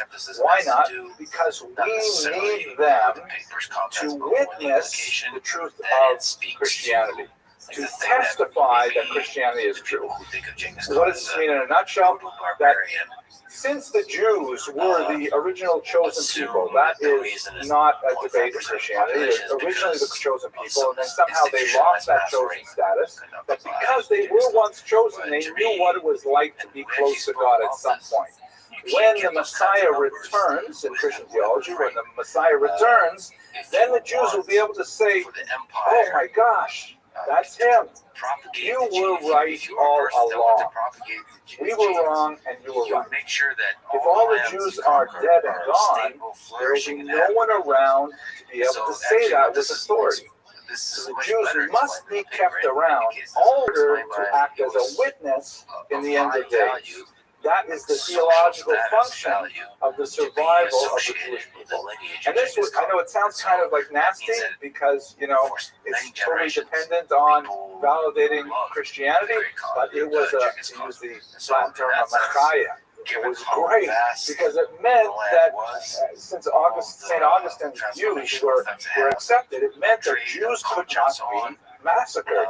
It's true, like we saw in Muslim lands, there were moments of punctuated of violence, and we have this, of course, in Christianity to a greater degree, but it was not a theological standpoint. The high church, the highest level of the church, never stepped over this line and said, yes, we have to massacre all the Jews. We have to try to control them, we have to expel them, we have to persecute them, but massacring them was not one of the options because St. Augustine had clearly set it down for Christian theology. And there are a few other major heroes in this era, like Pope Gregory the Great of the 7th century and onward. Now, there were ambiguities to this because the model only works as long as Jews are in a degraded state. So let's say the idea is that we have to keep the Jews around because we will need them later. But what if the Jews were to become extremely successful right now, let's say in the 11th century, and they're very wealthy and they are ostentatious and they're driving around in their 11th century Rolls Royces, and the Christians look at each other and say, wait a second, I thought they lost the favor of God. How is it possible that they're doing so well? Maybe there's something wrong with what their church is telling them. So the doctrine of witness had kind of a dark side in that it also went along with disabilities applied to the Jews. Humiliations like the Jewish badge, rituals like, for example, once a year, usually Easter time, the chief rabbi of a given town would have to endure a ritual slap in the face from the mayor of the town. That Jews' oaths are not believed unless they stand on a pigskin. Things like that. They're like ritual disabilities. And the idea is that we want the Jews to stay alive according to the doctrine of witness, but they have to always be in a degraded state or the model doesn't work. So that's basically the condition of the Jews up until the 17th and 18th century. They were in this kind of limbo theologically, where we were allowed to exist, we had a tolerated space, but we could not overstep those bounds. We had to always maintain kind of like, we were sad to be Jewish, and we regret our stubbornness. By the way, this is a really interesting grave. You can see it says in the French here, St. Augustine, please pray for us, and there's actually a relic, the forearm of St. Augustine himself is preserved here under glass. And that's not weird at all. So look at a couple of historical moments where there are exceptions, and they are extremely important. The first one that I'd like to look at in particular is the Crusades. So the Crusades is actually a defining moment, bringing together Christians in Europe like no time before. And it was occasioned in the late 11th century, 1095, when Catholic Pope Urban II was complaining that Christians were being denied access to the Holy Land and to pilgrimage sites in Jerusalem because it was controlled by the Muslims. And it's a field of our as far beyond the scope of our normal discussions, but the church had a major schism between what was the Catholic Church and what is the Orthodox Church. Orthodox Church being centered in places like Greece and Russia, Armenia, and the Catholic Church, of course, is Western Europe, from Italy and beyond. And they were not getting along very well with each other. And Pope Urban II, said essentially to the Orthodox Church and the Christians everywhere, we must go on a crusade, meaning follow the cross, and reclaim the Holy Land so that Christian pilgrims can get open access to their holy sites. And his call in 1095 electrified Christian Europe for a whole host of reasons that we'll explore in a minute, but they successfully mounted this years-long effort to march soldiers down to Jerusalem, to rape and pillage as they went, and when they finally got to Jerusalem, it was horrible massacres, but they at least temporarily freed up the sites for the Christian pilgrims. This idea of a crusade has entered the English language, of course. When you have something really important that you want to achieve, you say, let's go on a crusade to get rid of plastic bags in our society or something like that. But it really comes from this particular moment. And here's a map that shows you the multiple crusades, because they were not successful in retaining the Holy Land. The Muslims would constantly drive them out, and the massacres just got worse and worse, and so it led to huge enmity between Christians and Muslims. So there were several of these crusades that went by land or by sea. Now, the one that's especially important for us in Jewish history is the very first crusade, which began in the late 1095, and in 1096 there was a terrible occasion, right around this time of year, actually a little bit later, close to summertime, because there were a group of crusaders who said, wait a second, why should we schlep all the way from Germany, all the way out to Jerusalem to defeat the infidel, the non-faithful? We have infidels living right here in our backyard. In fact, there's 3 Jewish towns, Speyer, Worms, and Mainz, that are known by the acronym Shums. They're right here. There are several thousand Jews living here. Why don't we just attack the infidels here? And so you had a series of horrible massacres of Jews living in these towns that had phenomenal ramifications and reverberated throughout Jewish history. I'm going to look at those ramifications in a minute, but I want to point out that we actually remember these particular crusades every Saturday morning when we read the Tefillah of Harachamim, which is specifically in memory of the martyrs who died in these horrific crusades. We should understand that the crusades, we're not talking about professional armies for the most part. We're talking about a certain number of noblemen who had free time on their hands and could bring along pages and so on, and squires. But then there's a whole rabble of incredible, gullible people who would just get swept up in this frenzy and would, march off on this trek without any means of sustenance along the path. And so, in fact, you shall see that some of the crusades were actually turned back from Christian lands because they were like destroying Christian farms as they were making their way to Jerusalem. Quite a few of them were like really crazy, rabble-rousing individuals. When you read the accounts from the time, you see like people would be swept up with enthusiasm if they saw a goose walking towards Jerusalem. They would say it's a sign. Let us follow the goose to Jerusalem.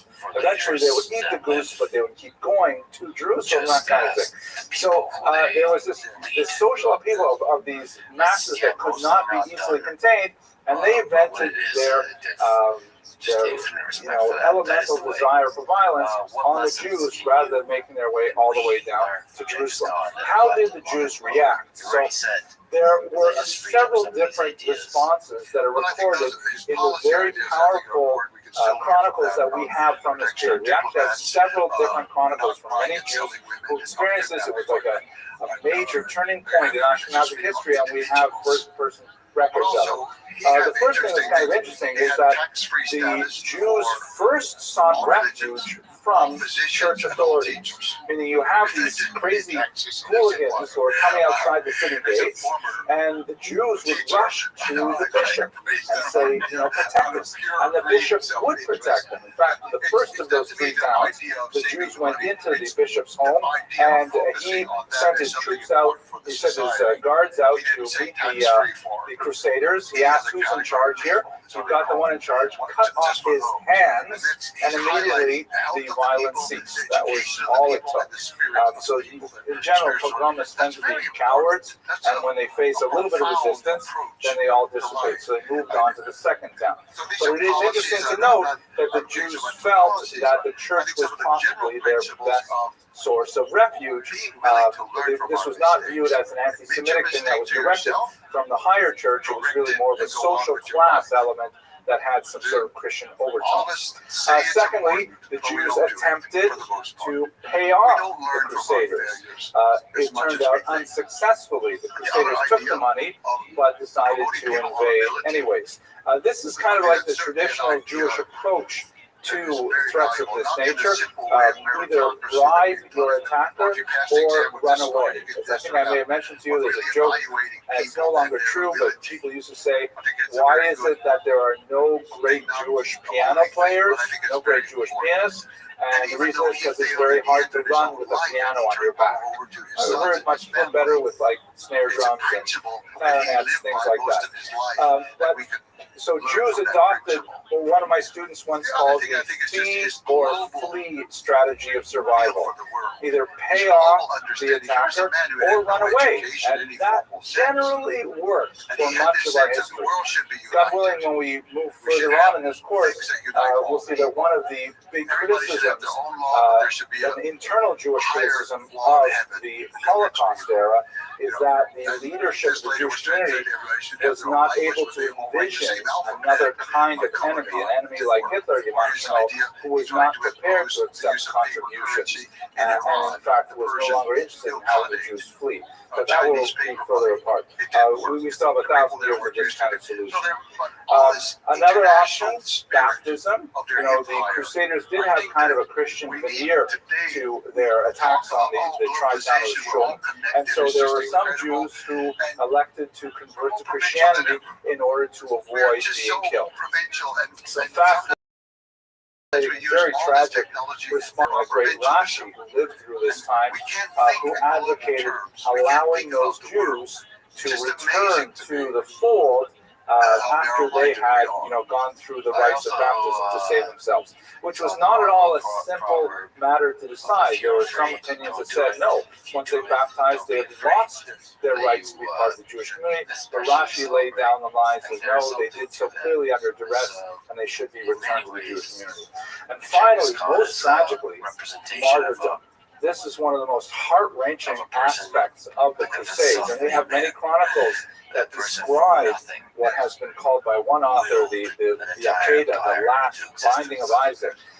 Many Jews, for example, finding themselves locked in the synagogue surrounded by Crusaders, elected to engage in suicide pacts, where they murdered their own children and their own spouses before they took their own lives. Just horrific. Rather than submit to baptism, they chose to commit suicide. And it's an absolutely horrific kind of a scenario that is described with very evocative language from the period. But in my humble opinion, I think there's tremendous ramifications for Ashkenazic history. Because even though we're talking about a relatively small group of people, the number of Jews living in the tri-town was probably not more than 10,000 people. And so the number of Jews who actually committed martyrdom, maybe we're talking about 500 people, 600 people at most. More likely, it might be something like 50 people. 50 people is still a lot of people, there's no question. But the reverberations of the horror of that act had a huge impact on the Ashkenazi self-image. As a result of the experience of the Crusades, Ashkenazi Jews, I will contend with the argument, began to view the outside world as very toxic, as very hostile. They began to turn inward and become much more insular as a result, viewing the outside world as being so threatening that the only solution for Jews was to circle the wagons and look into the community and seek refuge there. And this really had ramifications for how they studied the Torah, how they developed their business models, and so on, which is not necessarily the case, as we shall see God willing next week, when we look at Sephardic Jewry, which was not faced with the same kind of sharp, immediate test of martyrdom or conversion. Right now, it was much more of a lengthy, long trial, and they elected to try and adopt more of an accommodationist approach. This will blow over, let us just go along for the time being, and then we will be able to re-emerge in our full Jewish identity with a different approach that had different ramifications for Sephardic history. So gross generalizations, but I think there's something useful in thinking in these types for now. And he's holding the jar One in one hand. very He's pulling out last that important knife element of our period, of course, is the economy. One of the things that's prominent in European society, not in the Muslim society, is the Jewish involvement in money lending. And there's some really good reasons for this.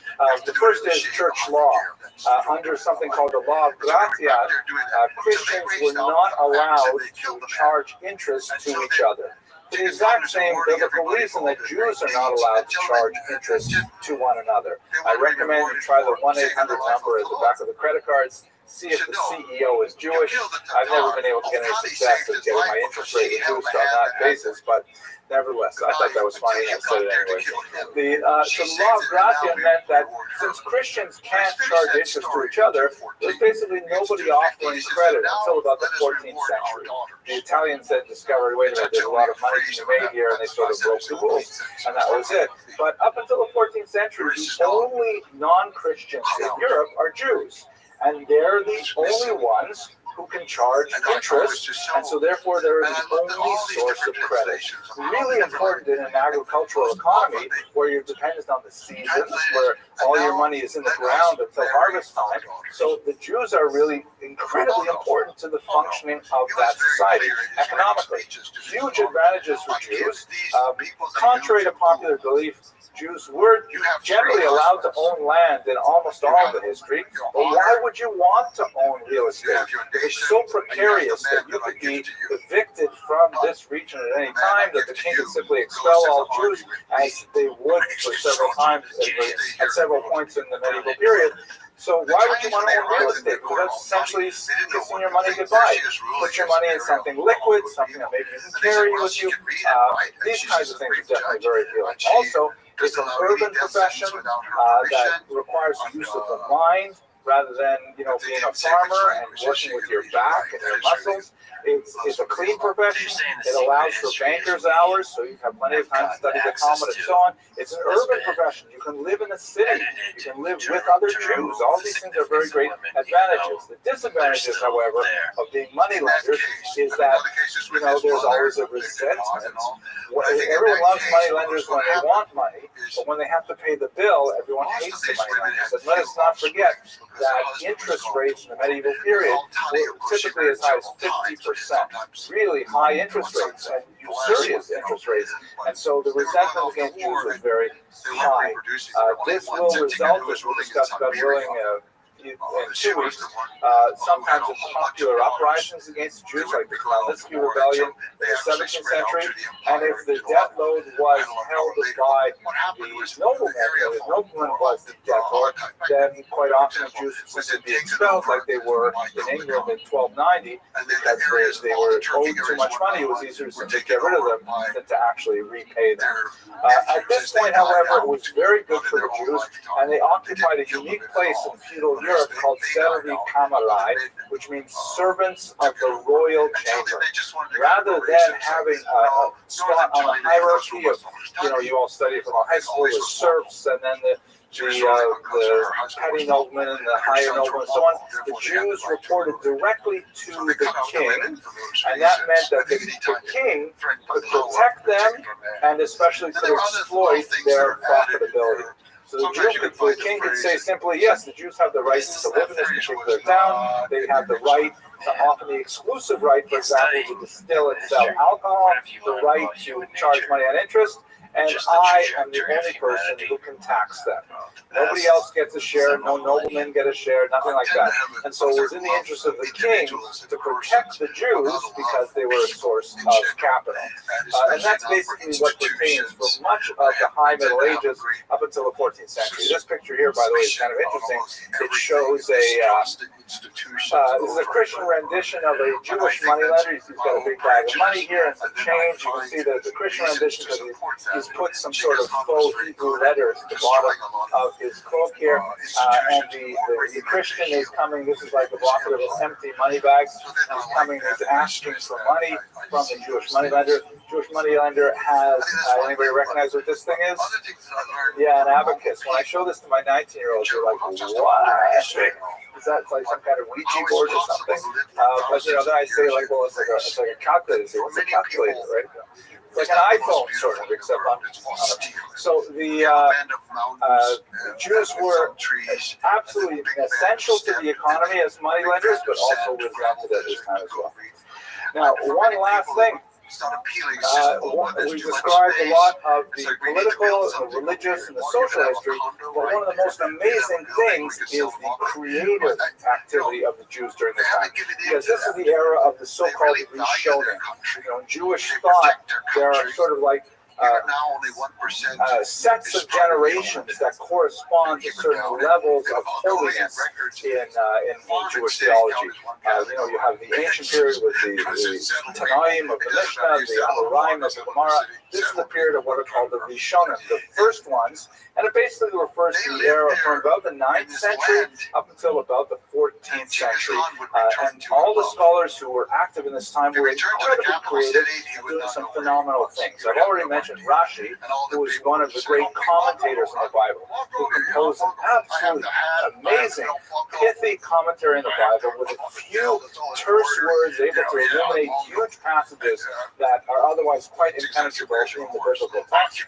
Also very important in the way he united texts taken from the oral Torah and infused his commentary with the aroma of those ideas along with the written text. Really a masterful commentary. He also wrote a commentary on the entire Talmud as well. You also have analyzers like his descendants, the Tosafot, and a whole school of thinkers who essentially said, they asked really hard penetrating questions like, how can it say this over here in the Talmud when we just read 2 weeks ago over here the opposite, also in the Talmud? And they really forced the text to address these basic questions in a very amazing dialectical fashion that makes the Talmud section an intellectually exciting book to read. Codifiers, especially important, like Maimonides, who is shown here in this illuminated manuscript. Maimonides wearing tefillin is instructing other people in how to use an astrolabe, which is like a device used for navigation by the stars. The codifiers essentially said, okay, wait a second. We've got this bizarre, rambling, amazing book called the Talmud, but it's so hard to figure out how you're supposed to behave. So let's start all over and let's reorganize it in a law code that you can actually look up the law you're looking for. Whereas I described, you'll recall last week, the Talmud is sort of like this long, chain of association. It's a long stream of consciousness kind of document, and you have no idea what's going to happen on the next page because it's like a long, rambling conversation. So Maimonides essentially said, okay, let's start from the beginning. Here's a law about keeping kosher. I'm going to put it over in this book about keeping kosher. Oh, here's a law about Shabbat. I'm going to put it in this book about Shabbat. And then he created what he called a Mishnah Torah, a repetition of the Torah, which is essentially the whole thing, but laid out in a kind of logical Greek fashion, and it suddenly made the entire Talmud so much more accessible, and it threatened to put the rabbis out of business because it was so easy to read. But rabbinical work managed to survive because then they started writing commentaries on it. You need rabbis to write commentaries and so on. And you have, of course, philosophers. During this time, you begin to have people sort of taking the text and distilling it for their key ideas. People like Maimonides, also people like Saadia Gaon, phenomenal thinkers at this time. I wish we had more space to really devote to them. But I see that I'm right at the end of my time, so let's go to some reflections on Jewish survival. And I think when we look at the Muslim and Christian period that we've encountered today, I think one of the most important elements of Jewish survival is the degree to which the Jews can be truly fanatical about something. It's true that martyrdom is one of the last things that Jews would ever want to have to encounter, but the pointed statement of Ashkenazi Jews during the Crusades in particular was kind of like a beacon, a signpost that laid down a chok lo yavor, a law that should not be countermanded, that infused the next millennium of Jews with inspiration. Jews can be, a stiff-necked people, and to an incredible degree. And I think this is one of the sources of Jewish survival strength. Next week, God willing, we will look at Spain in particular. We'll continue some of the things we discussed today, because of course Spain is unusual. It is a triangular culture where it's not the binary dyad of Jews and Muslims or Jews and Christians. It is Jews, Muslims, and Christians all trying to exist on the Iberian Peninsula with mixed results. I want to thank you very much for your attention. I'm surprised so many of you came out tonight. I thought that the coronavirus would scare so many of you away, but nobody sees. Thank God we should all be healthy. I hope you have a fantastic day. And so symbolically, he found a whip there. But I think it means that he found the way to control his destiny, his fate. It's very important, very important. And that he did. That was the beginning of everything. Yes.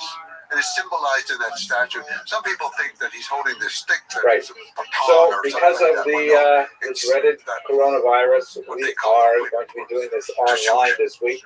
I want to tell you that I feel a little bit vindicated that much of my misspent youth actually has come in handy in this difficult time. Because I spent so much of my youth watching the zombie apocalypse movies. And, everyone thought, it's just a waste of time, zombie apocalypse. But now I see how useful it really is. In an administrative capacity, running a campus with, 1,000 students and a whole bunch of faculty, all those years watching zombie movies really paid off. But let's start by going into Spanish Jewish history. So, Spanish Jewish history is quite distinct from most medieval Jewish history, primarily because in Spain, the Jews lived in a triangular culture. In North Africa and in Europe at large, continental Europe, Jews lived usually in a binary relationship. They were Jews and they were Christians, or they were Jews and they were Muslims. And Jews were, for the most part, the only significant minority in either of those regions. However, in Spain, Jews occupied a triangular position relating to both Muslims and Christians. And this triangular situation created a kind of a different dynamic among the three major populations. And Jews were able to exist in Spain in an amazingly different way that was, in many ways, allowed for tremendous effervescence of Jewish creativity, as we shall explore shortly. So, during this time, you had, at least for a couple of hundred years, a brief period which is called by many historians la convivencia, which means the coexistence, or the living together.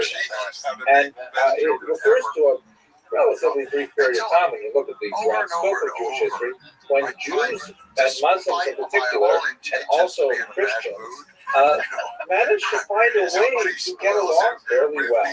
And many historians have said that, well, this is an overly rosy look at Jewish history, and that, in fact, the violence overshadowed by far this brief period of coexistence. But in reality, there's a lot of value to use this as a model. It's true, it's not without its flaws, but nevertheless, there are some really fascinating aspects of this period that we shall explore right now. So, let's just move forward in the present here. Okay, so moving back to the beginning of the establishment of the Jewish community in Spain.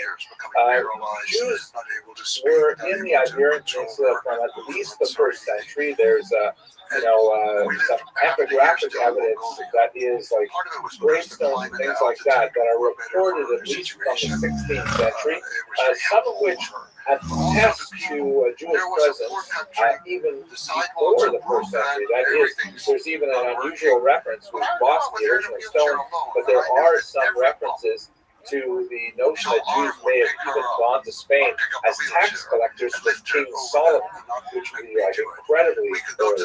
But for sure, we can rely on some testimonies that place Jews in the 1st century. There's rather dramatic brief reference to a young Jewish girl who died, and her gravestone is preserved for several hundred years. As I mentioned, it's lost now, but nevertheless, it's a fairly reasonable supposition. We also have references to Spain and Spanish Jewish communities in the Christian scriptures and also in the Talmud and places like that. So in the early medieval period, the ancient or the late ancient period, we do have Jews living in the region. it is unusual because it is a Christian land, but it is dominated by the so-called Visigoths, or the Western Goths. As you can see, they control most of the Iberian Peninsula and really much of what we call today France as well. And the Visigoths actually were quite tolerant of Jews for much of the time they lived there, partially because the Visigoths were not Catholic, they were Arians, that's Arian with an I.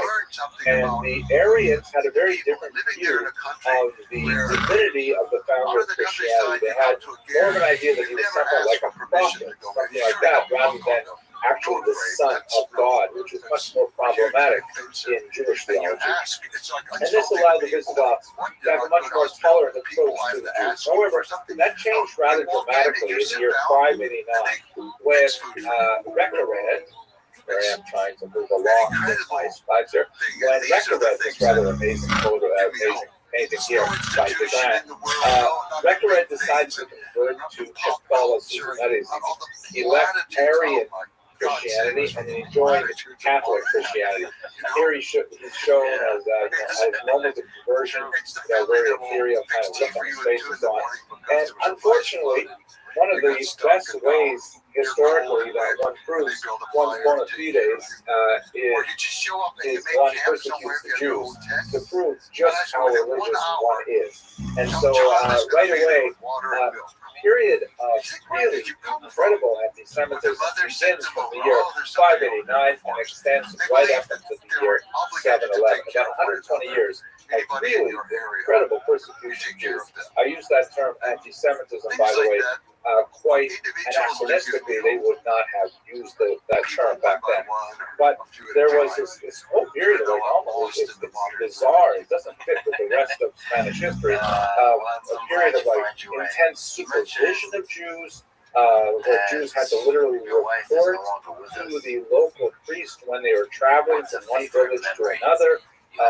Any kind of activity outside of their home had to be reported, and there was a ridiculous amount of punishments, really severe punishments, for a whole host of behaviors, specifically social transgressions where Jews were relating with non-Jews. Amputations were performed quite regularly.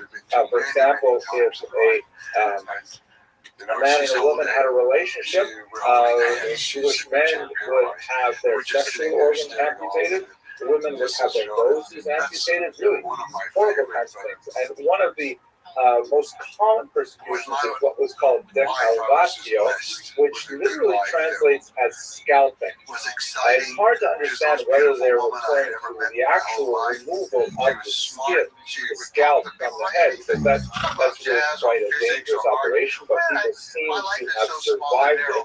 So it might have been like a rather humiliating kind of extreme haircut, but we're not really sure. But punishments were meted out left and right during this brief but intense period of persecution under the Visigoths from 589 to 711.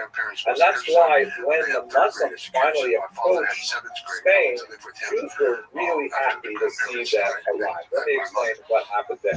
Let's jump ahead to the Spanish period, the Muslim period. Now you can see this map here. We looked at a very similar map the other day that shows the tremendously rapid expansion of Islam from the Mecca and Medina, right by the Red Sea there, just southeast of Israel, and throughout the entire southern Mediterranean basin, and all the way out east to Afghanistan and so on. And they crossed the Strait of Gibraltar and they moved into the Iberian Peninsula, naming it Andalus, Al-Andalus, that becomes the Muslim period. This happened in the year 711. Now, there's a lot of interesting historiography that's largely considered way out of date that argues that the Jews actively assisted the Muslims and betrayed the Christians to allow the Muslims to come in. Most of that has been debunked. The Jews did not seem to be involved with the actual invasion of the Muslims. However, once the Muslims were there and they removed this tremendous persecution from the Jews, it is known that the Jews were willing to help the Muslims, for example, hold on to their conquered territories in Spain and allow them to advance further while there were Jews who were involved in garrisoning the towns and things like that. There's no question that the experience of the Jews under the Muslims was vastly superior to their experience under the Visigoths. Here's a look at the Caliphate of Cordoba, which is the Muslim region of Spain. Is primarily in the central to the southern part of Spain. The northern part of Spain was almost always Christian, and eventually the Christians are going to push their way north. So much of what I'm saying now happened in the green part of Spain, as shown here. Just tell the story to me. Among the kind of things that happen is you have the development of the sort of, I don't know what the right word is, it's not really a legend because we have so many examples of concrete, real examples, but we have the pattern of the wise and loyal Jewish servant. Well, the Muslims are in charge, no question about that, but they encounter a wise and loyal Jewish person, typically a poet, because the Muslims really respected poetry, more on that later, maybe something of a scientist, and they recognize the value of this Jewish person. They raise them to a very high position in society. Perhaps the most important of them was early on a man named Hasdai ibn Shaprut, who was noted for his medical skills. This is also a very common thing. Jews were really excelling in the field of medicine. It's a very long-standing tradition of the Jewish doctor and the Jewish lawyer too, but the Jewish doctor goes back even further. And he invented, or he discovered the ingredients for this potion called teriyaki, which was something that the medievals believed was a panacea for every illness. And that they believed that there was this ancient potion called teriyaki that could cure every ill. The only problem is that no one knew exactly what was inside it. So Hasdai ibn Shaprut found a recipe for teriyaki, and he was able to identify its ingredients. And this, had apparently some efficacy in the period, so he was given tremendous honors as a result. Little did he know that it would inspire, of course, the modern dish. He was already teriyaki, right? Teriyaki and teriyaki chicken. So the Asian influences are clear, even here from Hasdai ibn Shaprut. I hope you realize I'm joking. I can't tell because I can't see any of you, but I hope you buy this at least a little bit more. But anyway, Hasdai ibn Shaprut was a fascinating individual. He rose to prominence, and he became essentially the foreign minister of the Caliphate, extending all kinds of diplomatic ventures all around. Another area where historically Jews have excelled, and he did as well, was in the field of languages. So his polyglottic ability, his ability to speak a lot of languages, really stood him in good stead, and he found that he went from being kind of like the chief physician to essentially the foreign minister, communicating with countries all around to bring them information about what was going on and to conduct treaties and so on. Perhaps the most fascinating treaty was conducted with the northern Christian region when there was an overweight young man whose name was, I believe, Pedro, and he had successfully put him on a diet. And his mother, the queen, I think it was of Toledo, was so grateful that she conducted a very positive trade arrangement with the Muslims, and this is the kind of thing that Hasdai ibn Shaprut did. Now, fascinatingly, for the purpose of Jewish history, other than his brilliance as a leader, he also was a great sponsor of Jewish culture and scholarship. In particular, he identified a young man who was enslaved. His name was Moshe ben Chano, and his story was that he was on a ship with several other scholars that was shipwrecked, and he was taken as a slave, and Hasdai ibn Shaprut ransomed him from slavery. A very common thing, by the way, in medieval period. And it turned out that Moshe ben Chano was actually a brilliant scholar, and he ended up establishing this yeshiva with the sponsorship of Moshe ben Chano, and this created the beginning of a trend of scholarship that Spain became eventually very, very famous for. And one of the things that was going on was the Spaniards were especially concerned because, if you look at the map, the center of Jewish activity is where we left Jews last week. and the week before, especially there in Mesopotamia, in the Babylonian region, where the Talmud has been written. Spain is the periphery, way on the outside of the Mediterranean, far, far away.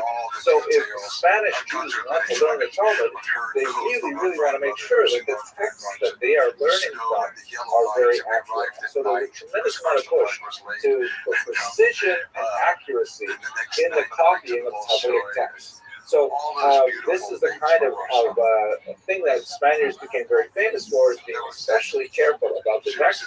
And it turned out that as Spanish Jewry began to grow in influence and in wealth, a lot of the relationships between the center and periphery shifted, because Spain started sending a lot of money back to the big yeshivas of Sura and Qutbita in the Mesopotamian region. And these regions that owed their gratitude to Sura to Spain, and they had a new dynamic developing of center-periphery relationship with Talmud and so on.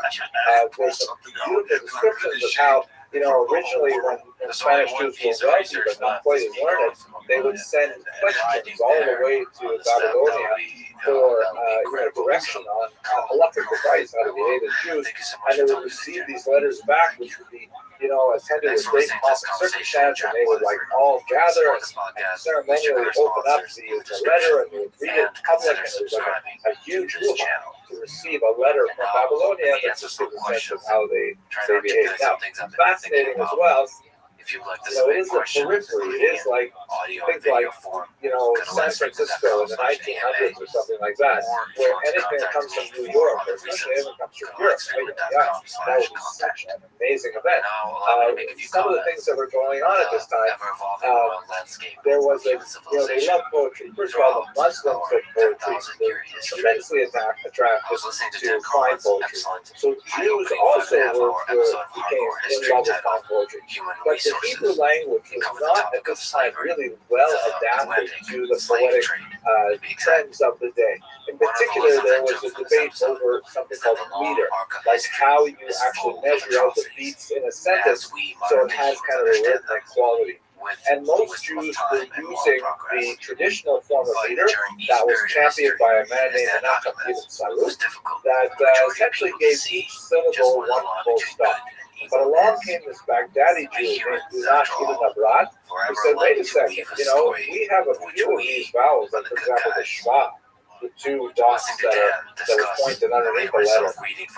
And whether it is a shvana or a shvanach, I won't go into the technicalities here, but you can count that as a half beat or a full beat. You got some flexibility there. And if you count it as a half beat sometimes, it can create whole new metrics which are actually modeled on the Arabic language. And so Jews loved this newfangled thing, but there was a culture war that went on between those traditionalist Jews who loved old style poetry and did not like this new kind of hip hop stuff that was coming from Baghdad. On the other hand, the younger Jews were saying, wow, Unash Ibn Abrat, he's like Elvis Presley, he's bringing us the new poetry. And amazingly, they actually had street fights, riots between poetry-loving Jews in the city of Granada. Can you imagine a society in which Jews come to blows over poetry? Wow, I love it. I think it's fantastic. Anyway, that gives you a sense of, like, in the 10th century, the kinds of things that are cooking in Al-Andalus. Now, I have to tell you about some of these amazing figures. Hang on, let's watch the world. Chicken, and here we go, too. For example, check this out. It's like so amazing. I can't believe it. Shmuel HaNagi, 11th century, as Abraham ibn Dawood writes in his story, in the days of Paskai, Paskai was the group that we used to talk about, they began to chirp. But in the days of Shmuel HaNagi, they sang out loud. Like, this is like a real amazing achievement of Jewish culture. Now, here's the amazing thing about it. Shmuel HaNagi, you know what his daytime job was? He was the general of the Muslim army of Cordoba. I mean, just think about this for a second. Here you have a Jewish guy, religious guy, who is the general of a Muslim army for 16 years. And he's going out to the front line, and he's fighting these wars. The Christians, for example,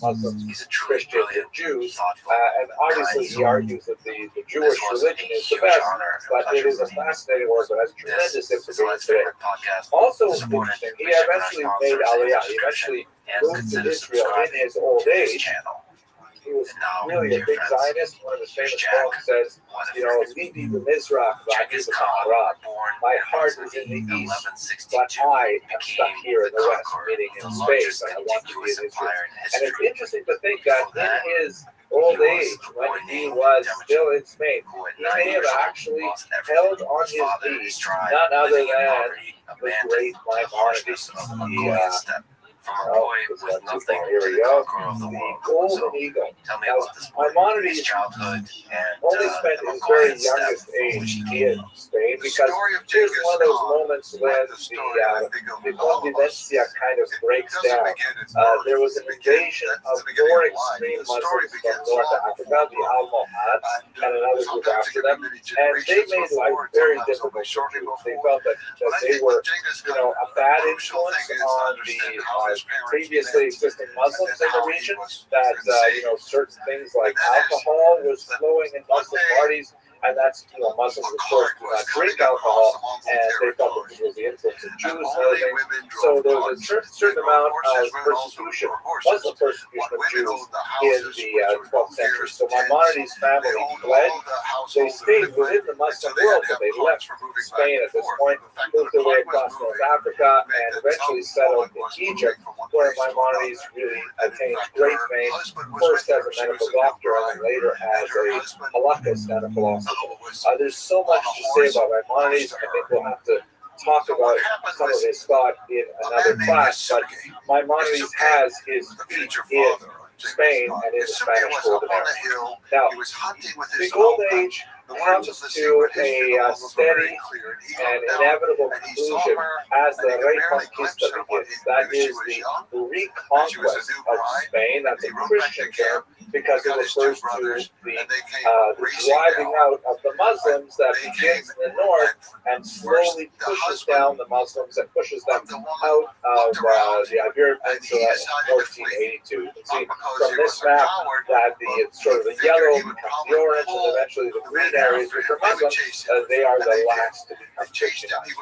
And in the context of the Reconquista, the Christians have to come to terms with these Jews who have previously held very important positions in society and are, really quite well situated, but the Christians are trying to assert their dominance not only over the Muslims who are the lords, but also the Jews who are quite significant in society. And a lot of things happen along with this that are really quite unfortunate. The disputations, for example, perhaps the first expression of this, in an attempt to really demonstrate that for sure Christianity is the best religion, not Judaism. This trend develops in the 13th century, continues into the 15th century, of holding forced debates with Jews. Here you can see on the left some Christian thinkers, and they're holding up books, and on the right wearing the Jewish hat, and with expressions that look like they have some confirmation. Jews are defending Judaism against Christian attacks. And these were forced disputations where Jews were ordered to assemble in a church, and they were ordered to appoint a leader that would then defend Judaism against Christianity. And the conclusion was foregone, to be sure. Perhaps the most famous of the disputations is the Great Disputation of 1263 in Barcelona that involved none other than the incredible Nachmanides. Not to be confused with Maimonides, who we discussed earlier. Nachmanides is Rabbi Moshe ben Nachman, the son of Nachman. And he was, unlike the disputants, who was probably Christianity, typically a converted Jew to Christianity, whereas probably Christianity had a very superficial knowledge of Judaism. Rabbi Nachman was actually a tremendous genius and a very well-regarded commentator whose thought is studied even to the present day. We actually have a tremendous record of their dialogue, of their debate, because both the Christian side and Nachmanides published their version of it, and we can compare them and see where they interact and where they diverge. The debate obviously was won officially by public Christianity, but Nachmanides' performance was so admired by the King of Aragon that he gave him a huge pile of money, and he said to him, "Listen, that was a great debate, but you better hightail it right out of Spain right now."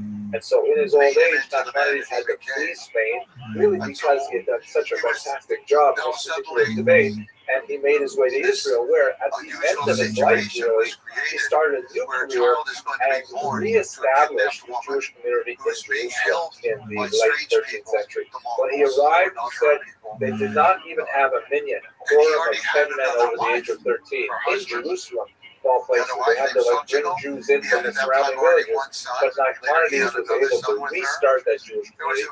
A phenomenal achievement. But it gives you a sense of the beginnings of the end of the golden age of Spain. Let me just take you a couple centuries further ahead right now. Just 1 second here, let's jump ahead.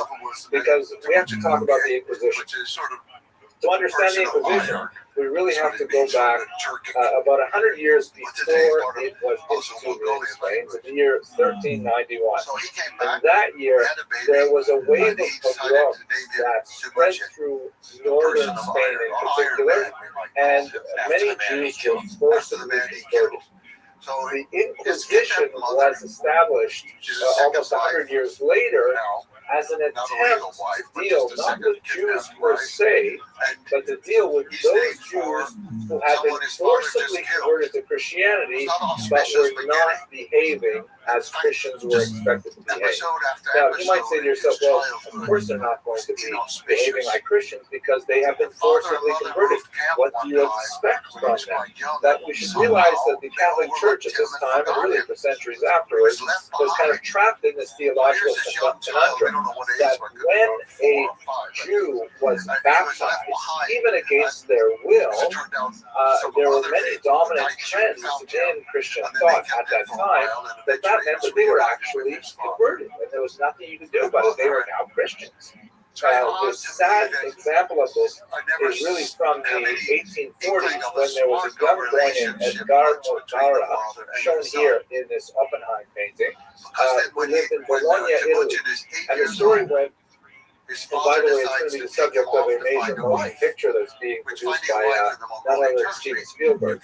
But Edgardo Mortara was a young boy, and he had a terrible fever, and so his Christian nursemaid, who felt so badly that this young child was possibly going to die, and then because he was Jewish, he was going to go to hell forever. She felt so badly for him that she decided to have him secretly baptized. And then he recovered, he got better. And several years later, when I think he was about 8 years old, it happened that this particular nursemaid or maid happened to tell someone that, yeah, you know, that little Edgardo, that's a little funny. I actually had him baptized once when I was worried that he had a fever and he would die.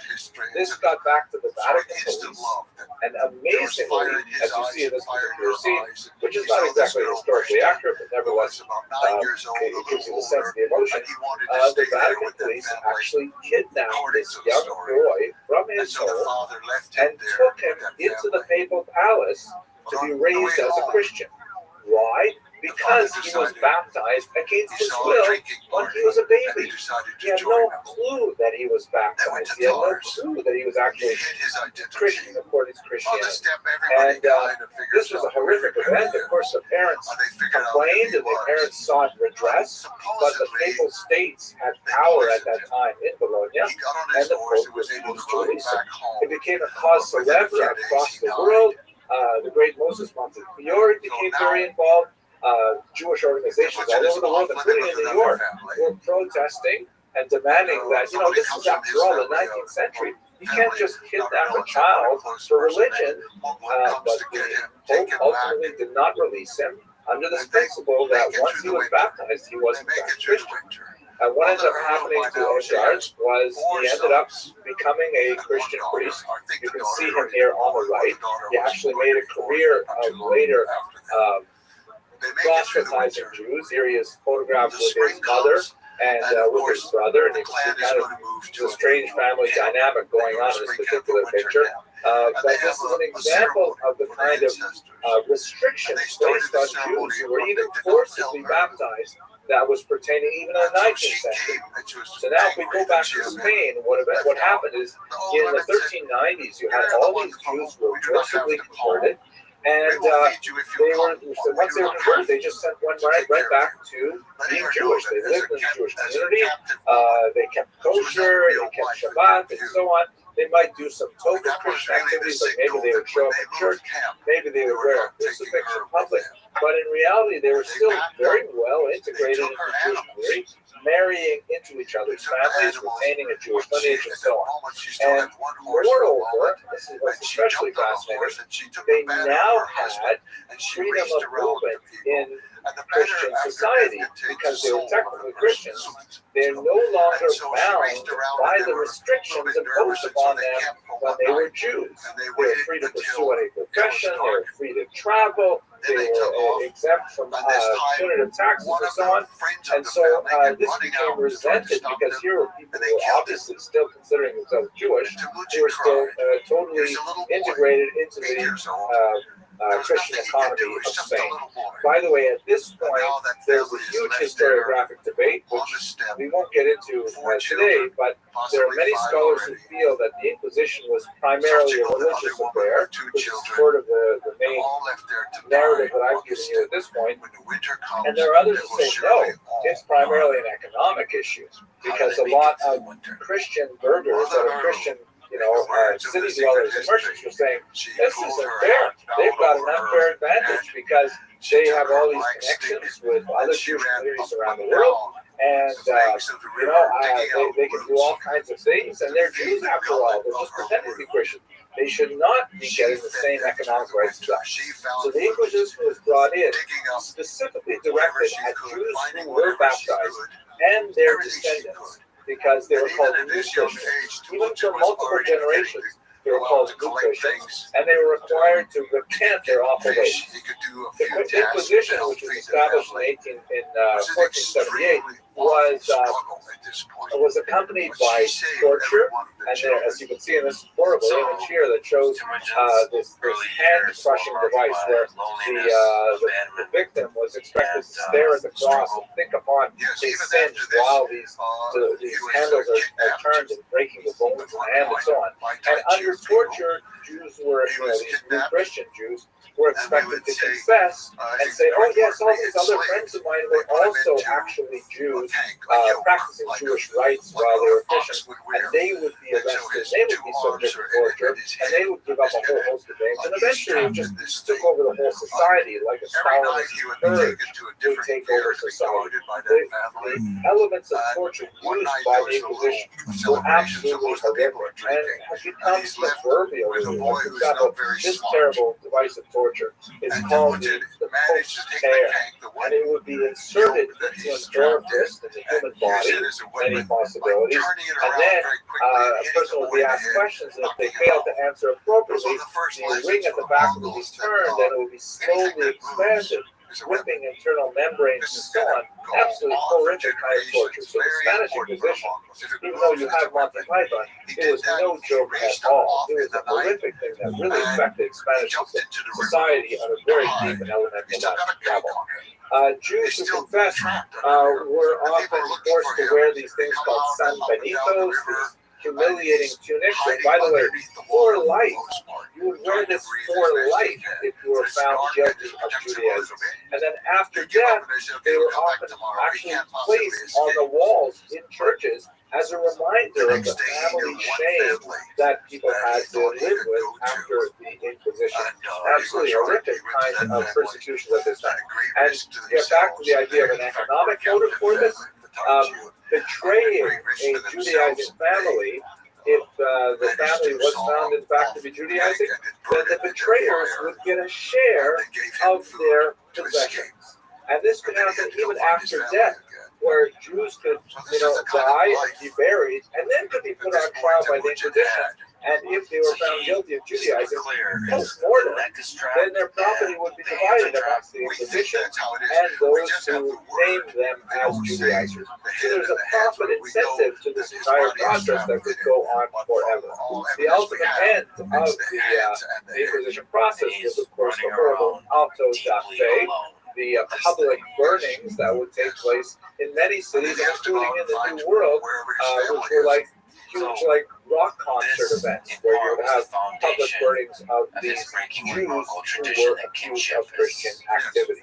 This is a 17th century story where he's absolutely horrific. One small but a very important footnote: Portugal which of course borders on the western edge of the Iberian Peninsula, was one of the first places that Jews fled to try to avoid the persecution of the Inquisition. Portugal did not exactly have the same situation. In fact, they held off introducing the Inquisition all the way to the back. They held off introducing the Inquisition for a little while, but they had their own elements of persecution. Excuse me while I jump around to try to find the beginning of this again. This is a little awkward. Can you describe sort of King Wow, or Wow, I don't pronounce it very well, but I always enjoy the name. Wow, like I can imagine when a person of childhood sports say, wow, it's a boy, but you can't really say that. But at any rate, King Wow extended temporary refuge to some of the Jews, but ultimately they also did not want a large Jewish presence there. There are also some geopolitical reasons they wanted to leave. But what Portugal felt would be best is rather than expelling the Jews, rather than exposing them to an Inquisition right away, they wanted them to convert. And they put incredible pressure on the Jews to have them convert to Christianity, including a really horrific moment when 2,500 children were taken from their refugee parents and shipped off to an island off the coast of Africa called the island of Sao Tome, where, according to at least one account that we have from a survivor, the children were actually eaten by large lizards that are apparently indigenous to the island. Horrific stories. Ultimately, as a result of Portugal's desire to unite with Spain, as you can see here from King Manuel, marrying Isabella, is actually not the Isabella that was expanded, but another Isabella, the Jews there were forcibly converted, and that happened in 1497. And many Jews managed to flee at that time, but otherwise Portugal became the same as Spain in this regard. The Inquisition was also brought into Portugal in 1530 to attack those Jews who were forcibly converted in 1497 who were not behaving according to Christian standards. So that's just gives you a sense of the horrific nature of the Inquisition. It ends, of course, in 1492, which is where we're going to pick up our story next week, God willing, with a huge dispersion of Sephardic Jews. It begins in the year 1492 when those Jews who refused to accept the offer of conversion to Christianity decide to leave, and they go throughout the Mediterranean basin. They make their way up to welcoming cities like Amsterdam, and many of them make it across the ocean to the Americas, South America in particular, and we'll pick up that story next week. This is the beginning of the Sephardic diaspora. One interesting point that we should just touch on before we leave, and we meditate for a moment on Jewish survival. You know, there's a thesis that we will come back to when we get to the Holocaust period, but there's a great work on the Holocaust written by the eminent historian, the late historian Raoul Wilber, one of the pioneering historians of the Holocaust. And he wrote in the introduction to his 3-volume massive history of the destruction of European Jews that the roots of the Holocaust lay in Spain. I remember when I first read it, I thought, oh, come on, geez, how can you draw a line that goes all the way from the 14th century to the 20th century? You know, 600 years. So many differences about Spain and Germany over that period of time. It's not a fair comparison. But as I got older, a little more mature as a historian, I said, you know, there's actually a brilliant kernel of truth to Hilbert's speeches, in my humble opinion. We look at the pattern, for example, in Spain. We have in 1391 these forced conversions that lead to tremendous social mobility of Jews. Then, about 75 years later, there's a lot of persecution of these so-called new Christians, these Christians who come from Jewish roots, who are able to move within those worlds with some validity, and that results in isolation and then ultimately expulsion of the Jewish community of Spain. If we take that and we look at Germany, we see in the 1800s, for different reasons, there are mass conversions. These are not forced conversions, but a lot of social pressure allows a lot of Jews who are assimilating anyways to simply decide to adopt baptism largely as a social ladder. Like the great poet Heinz said that baptism was his ticket to European culture. And then, about 75 years later, there's this persecution of non-Aryans. And these are, Christians and Germans in German society, but they don't quite fit with the rest of us. They're the purity of blood that the Spaniards admired, the Germans also admired, and there's a similarity there. This leads to isolation, to expulsion, and ultimately to mass murder, which is something that only had the briefest of echoes from medieval Spain. But nevertheless, there are some interesting historical parallels between these two periods. And as Santayana famously said, history, if we do not pay attention to history, we're doomed to repeat it. Others have said you may not have repetition in history, but you certainly do have rhyming in history. There are certain oscillations that seem to repeat themselves. But to conclude this lecture, and I hope you're still there. I'm talking to the screen. I have no idea if you're out there. We'll find out later, I guess, when I go to shul. People say, "Oh yeah, I heard the lecture." What is it about Spanish Jewry that allowed them to survive? As we saw, it's a great contrast to the experience of Ashkenazic Jewry in the Crusades. There was that one big flash moment where you either, convert or martyr yourself, and the Ashkenazics decided to martyr themselves with the 3 towns of Speyer, that became kind of like a culture motif. The Spanish Jews did not have that same luxury, because all of a sudden they got forcibly converted by in really kind of a silly way.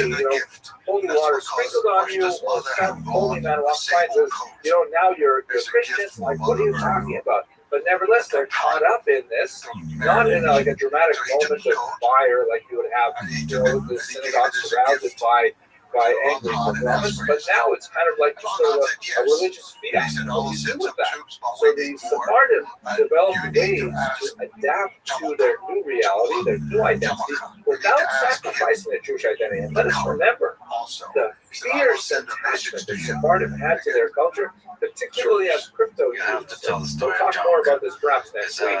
But, for example, circumcision was a certain giveaway that your children were Jewish, or you were a Judaizer family. So many crypto-Jewish women, wanting to retain their knowledge and identity of being Jews, but being unable to circumcise their children, often actually perform small surgical excisions on their shoulders, a little circle, just to remind themselves that we are Jewish, we are not able to circumcise our sons, but we will make this scar on our own bodies to remind us of this fact. Incredible dedication to Jewish continuity, although submerged in an entirely different environment. And here we are, 500 years after the expulsion from Spain, and these Sephardim still consider themselves Dafka, specifically Sephardim. They have retained their sub-identity within the large Jewish community 500 years after being expelled.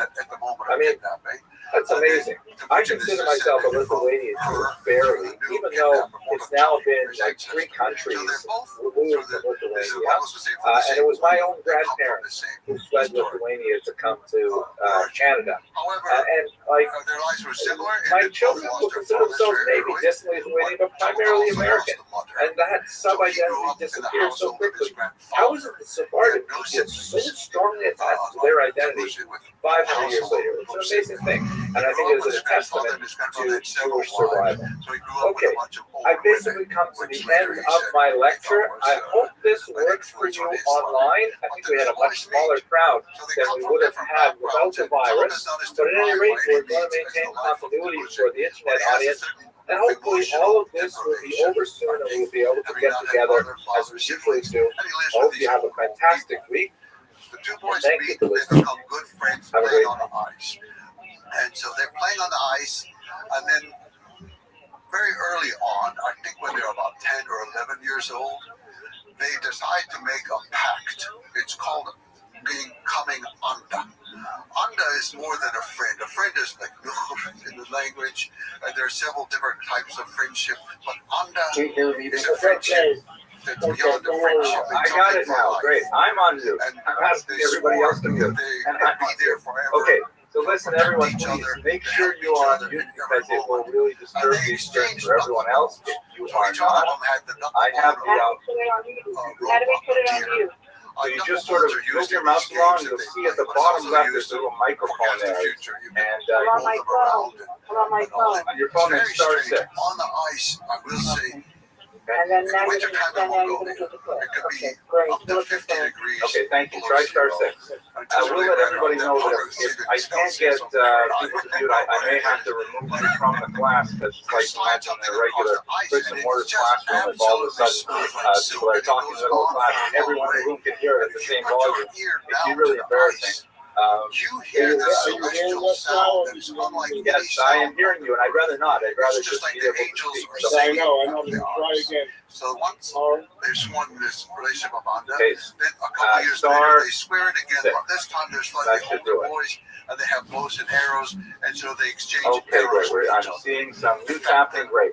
All right, let's get straight to the material. Okay, so the goal for today is to go over the 16th and 17th century.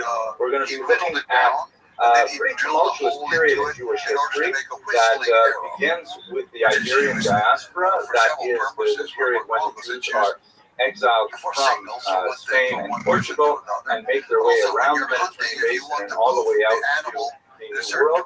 And then also we'll be looking at the tremendous transformations that resulted as Jews began to encounter, sometimes as Portuguese Jews like Christian status, the new technologies and ideas that were circulating in Europe. And actually, in many cases, they were really agents of change that pushed along a lot of the rush towards modernity after the discovery of the New World.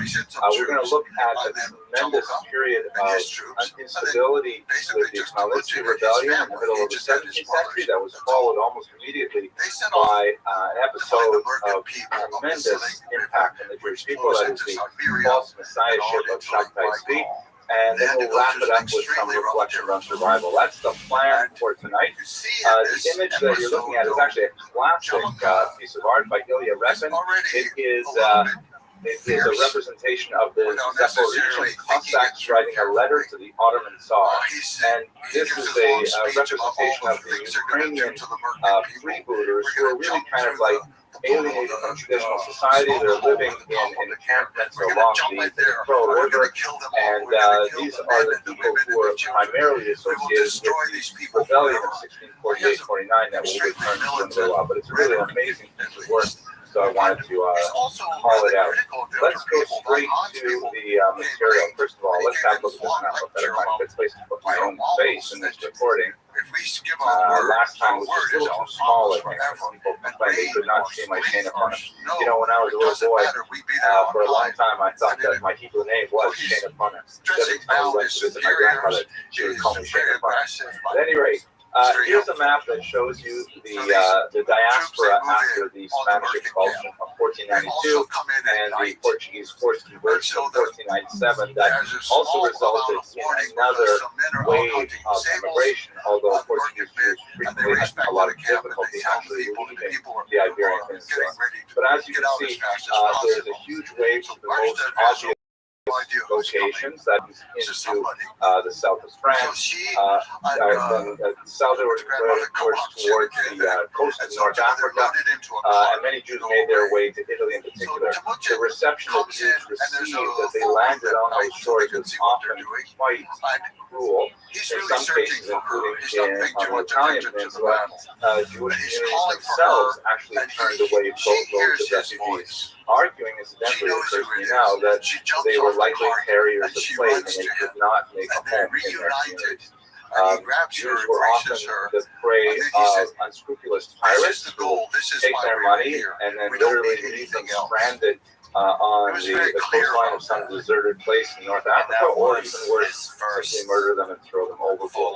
You also have Jews moving all the way out to Muslim territories, especially to Constantinople, which is here labeled in Spanish as Istanbul or Istanbul in modern English, where actually the Ottoman Sultan actually welcomed the Jews, saying that the Spaniards are giving up their greatest economic, intellectual, and creative resource, and openly mocked the Spanish king and queen for expelling them, and eagerly opened them up. And then finally, you can see all the way to the right here, the arrival of Jews in Israel after the expulsion of 1492 had a remarkably explosive impact on the development of Jewish culture, particularly in the newly developed location of Tzfat, which had recently been opened up with some tax benefits, in particular for textile merchants that attracted a lot of Jewish settlement. And many of the early refugees from the Iberian Peninsula made their way to Tzfat, where there was a brief period of incredible spiritual creativity from really the 1520s to about the 1580s that resulted in some phenomenal works of Jewish literature and scholarship, such as much of the Kabbalah, the Arizal was composed in Tzfat, the Shulchan Aruch by Rabbi Rothschild, and many others. And if you look towards the left of the map, you see, of course, there are Jews who made their way to the Americas, which is quite fascinating. They actually decided to take the plunge and essentially follow Columbus and make their way over to the New World. And there were Jewish settlements in places like Recife from the 15th century. But let's move on, because there's really so much to talk about in this class. I don't want to sound okay. In terms of sources, I like to start these lectures with a discussion of sources, and I'm sorry that it does not lend itself as well here, because we're going to be traversing quite a large period of history. But I want to point out two sources. One of them I'll talk about here. This is one of the earliest works of history, especially in the post-Iberian diaspora period. This is Samuel Usque's Consolation for the Tribulations of Israel, printed in Ferrara with the tremendous help of some of the most unusually powerful women of the age, Benita Abravano and Doña Gracia Mendez, who were very important women, who were actually the leaders of the Jewish world at a time when traditional rabbinic leadership had failed to stop the horrible occasion that happened this day. But what makes this a fascinating work is, first of all, it's written in Portuguese, which is not that common. It is actually, if I remember correctly, the first major literary work in Portuguese that is studied even to this day in Portuguese schools. And it's essentially a poetic treatment of Jewish history as a dialogue between several biblical characters. And it's like a massive kind of epic poem in which they go through all the periods of Jewish history and all the terrible things that happened. And they point out how there was really, so to speak, a silver lining to the cloud, that everything that happened really was for a reason, and it all worked out. And it makes sense, of course, that he's writing this. He himself was a refugee from Portugal and had suffered tremendously under the Inquisition, and he was attempting to literally console the Jewish people through a study of history, which I think is a very noble pursuit. You can see that the imagery on the book cover is fascinating. It has a globe, which alludes to the spreading of the Jewish people, the diaspora, willing or otherwise, and also the Latin banner underneath says, "In the Lord is my hope." Right? I hope in the Lord. Beautiful kind of thing. Okay, we'll come back to the other source that I want to look at when we get a little further into this lecture.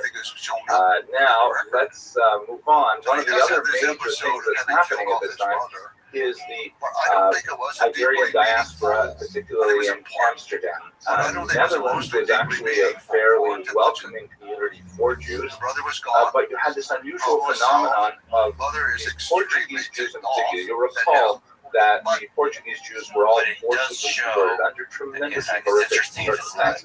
Their children were kidnapped, in many cases simply shipped off and never saw them again.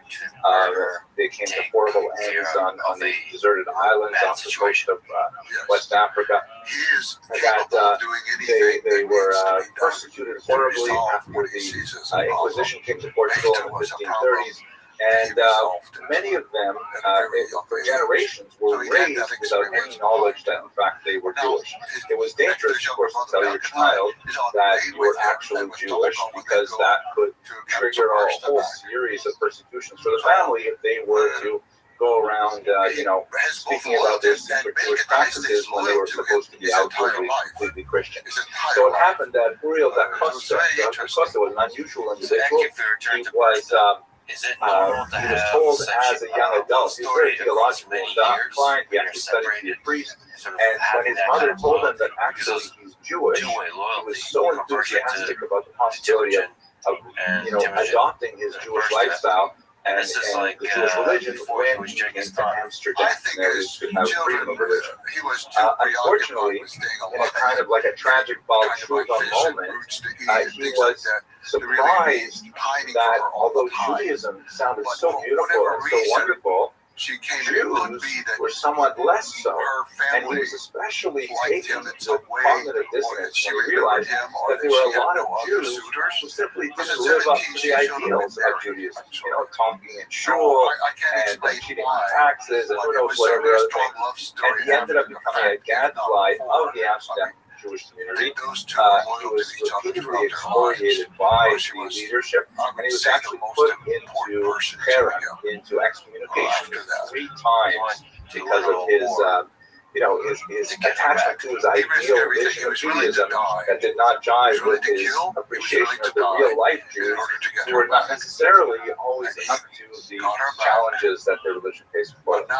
In a very tragic incident, he definitely suffered from some mental illness issues. He had a lot of other coping mechanism difficulties, but ultimately what ended up happening is after being excommunicated the 3rd time, he begged to come back to the community. The Amsterdam Jewish community imposed a very harsh sanction on him and said that before he could be readmitted to the community, he had to undergo a ritual humiliation to really teach him the message that he can't go around. In fact, he published a book criticizing the Jewish community. You can't go around doing these things.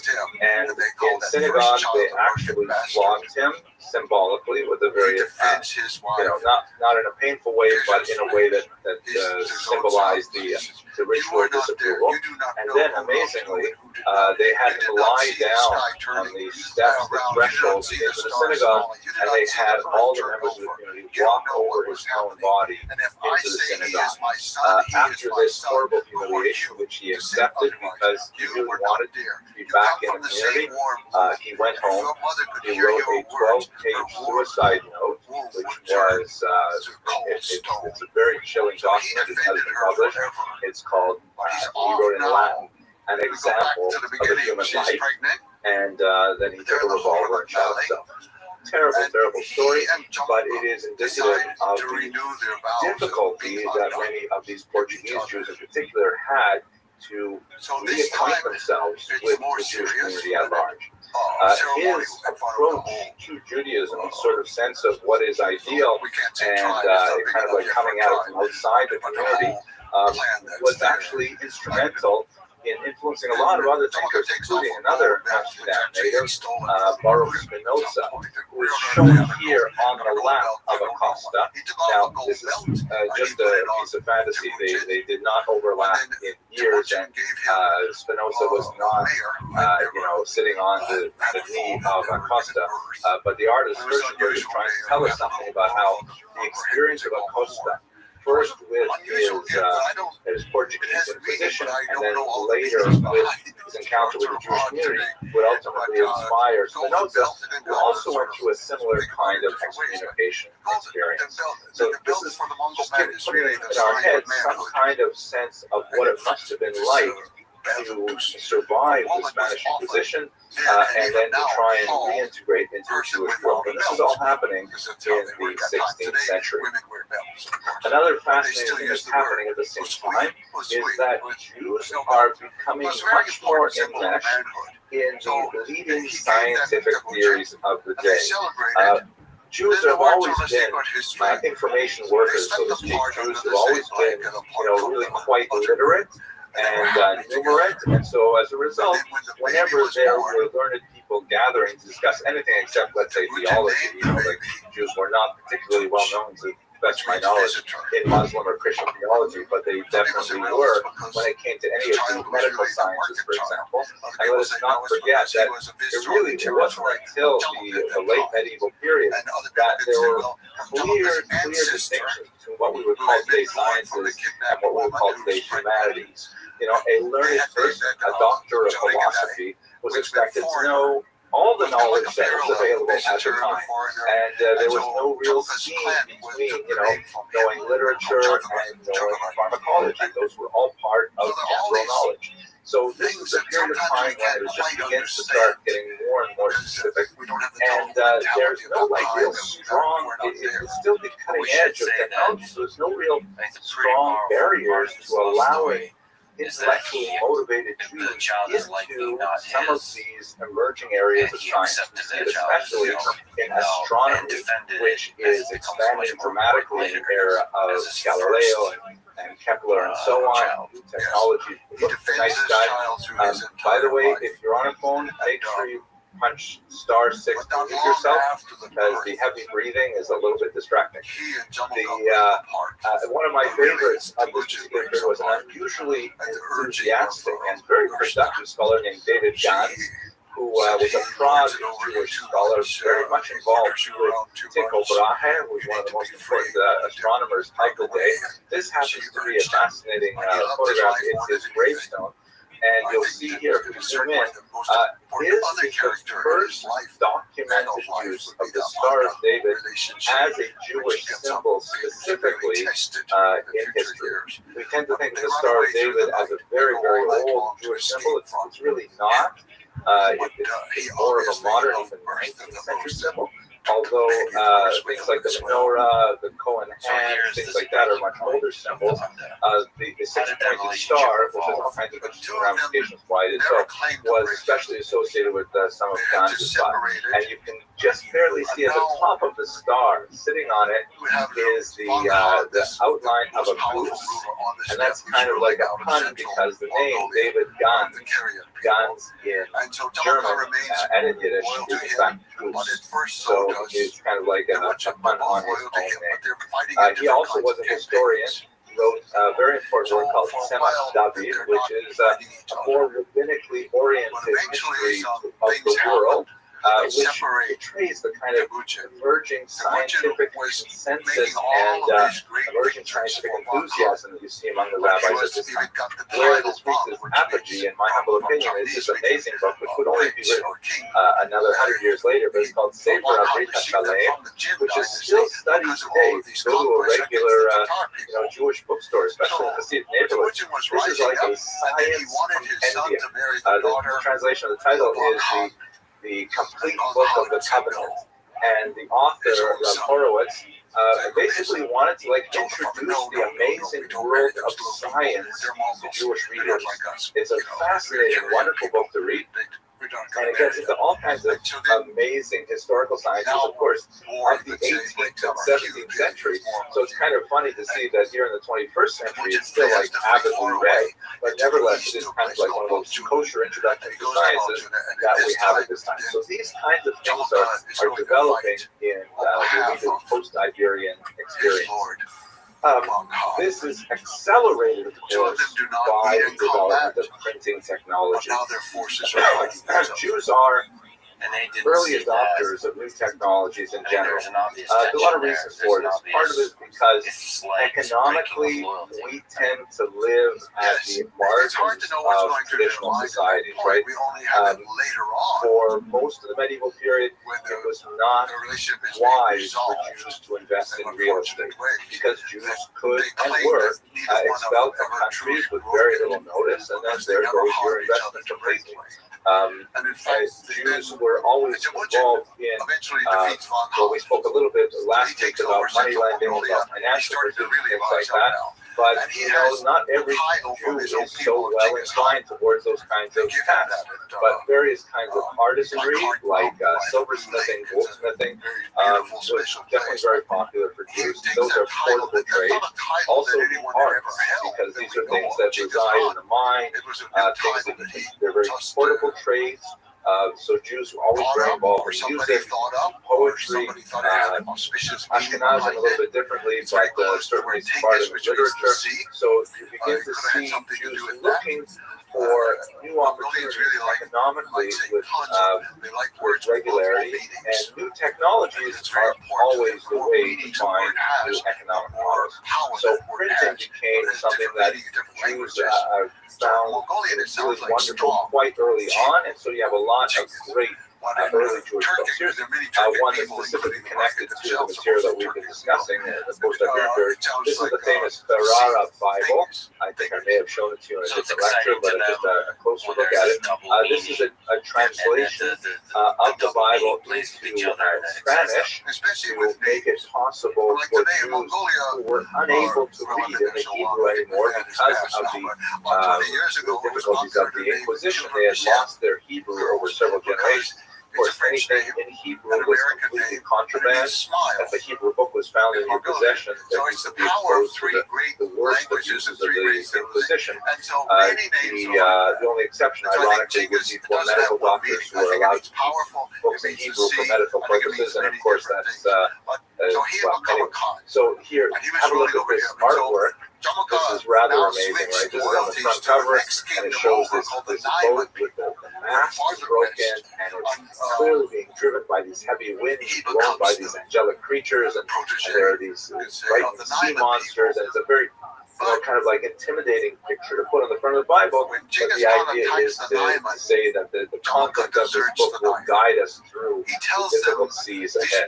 Very powerful metaphor that definitely spoke to the Jews of the post-Inquisition period. I shouldn't really say post, because of course the Inquisition went right into the 19th century, but the post-Spanish, Portuguese Inquisition. The Talmud, which we've spoken about a great length before, I won't speak about it more now, but basically the setting of the Talmudic text to print made a huge difference, and although it would take a couple of hundred years before it really garnered massive strength, the idea that the text could be available in a much cheaper format like this was something that Jews were very, very excited about, and of course made the Talmud and Dafyomi ultimately possible.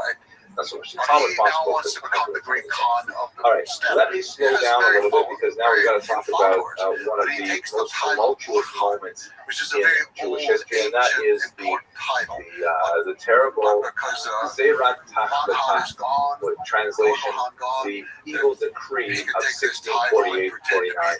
This is a period of phenomenal demographic upheaval, when there is a huge peasant revolt in Ukraine, and the Jews bear the brunt of the violent reaction of the Ukrainian peasantry. So let me give you a little bit of background here. So here's a map of the Polish-Lithuanian Commonwealth, which was actually the largest country in Europe at the time. In this particular map, you've got the modern countries laid out in borders there, but it really was one big dynastic union. The two principal factors are the Polish region and the Lithuanian region. And this was made up of a number of ethnicities. The dominant ethnicity were the Poles, who were largely big landowners living in central Poland, holding massive tracts of land called latifundia, principally in Ukraine in the south. Ukraine has a uniquely productive soil called Chernozem, which means like a black soil, black earth, and it is known as the breadbasket of Europe because it is such highly arable land. The Poles managed those Ukrainian land holdings through the use of Jewish middlemen who were called arrendators. The arrenda system was basically a kind of a tax farming system where the Polish noblemen, known as the Szlachta, would give the Jewish leaseholders, as a community, an entire village and its holdings to manage. And that would mean that not only would they tax the peasants' agricultural output, but they would also be free to impose any other taxes they wish on the community, such as tolls to cross bridges, or toll or fees to use the village grinding mill, or for flour, or fees for hunting in the nobleman's forest, whatever they really wanted to add on there. There are even some, one of the most hated of the means used by Jews, according to some, allegedly, according to other historians, definitely, was even the right to open the church doors only upon payment of a fee. It's an amazing thing. Now, there's been a lot of dispute of this particular charge against Jews, that they invoked this. There's a lot of Ukrainian folk songs called Dumet that speak about this, however, and there are historians, I can't remember her name now, but there's one we're working at the university, who wrote a dissertation on this, looking at those folk songs. Even if it wasn't true, just the stories about it being true can certainly spark resentment. And let us not forget that the Ukrainians, their real object of resentment are the Poles, who are giving the Jews these privileges because they want the money. Remember how this tax farming situation works, right? The Polish landlord says to the Jews, okay, I think from my latifundia I should be able to get 100 zlotys, so that's what I'd like from you next year. The Jews go back and they tax the population to the tune of, let's say, 120 zlotys.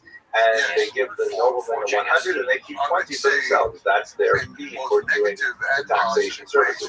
And the nobleman is basically happy to let them do whatever they want in order to collect those taxes, because the nobleman wants the money. As we'll see, however, this has an accelerant effect that is only bound to increase resentment and ultimately to result in massive rebellion in the community as a whole. Now, before I forget this, I should also mention one other kind of important thing here. We should recall that Jews didn't live as individuals in much of the medieval period, just like virtually no one lived as an individual during this period. What do I mean by that? The society was organized in a corporate fashion, such that a person was born into a particular class or an estate in the feudal system, and that was basically it, with the exception of people who choose, like the Zaporizhian Cossacks that we'll talk about in a moment. Unless you choose to drop off the grid, you are fixed in your situation. You are a peasant, or I suppose you could join the church if you're male, or if you're female, I guess you could become a nun as well. But basically, that's the only way out. You're a peasant, that's your job, you gotta stick with it, you can't move up or down. And you are judged and held accountable within your entire community unit. Now, how this works for Jews is that the Jews would typically come to a particular region and they would negotiate the right to live there with the noblemen who actually owned the village, which is the way things work. Then you own an entire village and its surrounding landholdings. And they would call this Magdeburg Recht, by the way. It's the Magdeburg law, after a particular town in Germany where a lot of this was formulated. They would get a charter of rights, a list of privilege that they had, which could include, the right to build a wall around their community. Unlike much of our thinking with Western Europe in particular, the ghetto walls were actually, when they existed in Eastern Europe, they were built by the Jews themselves for their own protection rather than being built to close them in. That would only happen later with the Holocaust. They could say, the right to control various trades within a particular community, and the right to manage their own affairs by Talmudic law, and they would have quite a few benefits that were really very amazing. I wish we had more time to talk about this, but one of the most phenomenal developments of the period is that by the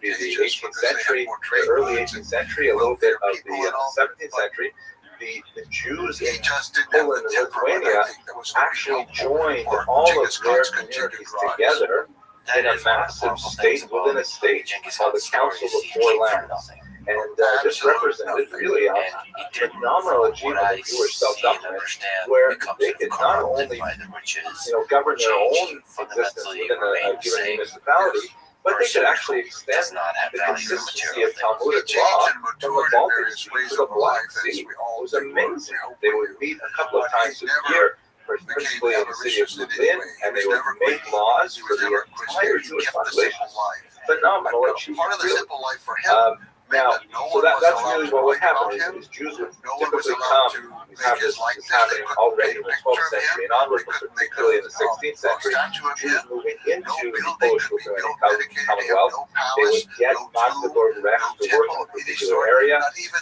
and point one of of the death of main the things that they simplest would do is they gravestone. would act as arrendators over the Ukrainian It's fascinating as population. a kid, like a Now, boy. the accelerant Doesn't know effect the is world. that When if you have the the Polish intelligence nobleman to demands understand 100 zloty how 1 corrupt year, that is, and he the sees moment that he gets the somebody money builds a without too much statue of difficulty, you, he says to himself, you know what, that's like a slippery slope I towards becoming don't have to not limit seeing myself the to world clearly, 100. Next year I'll ask for 110.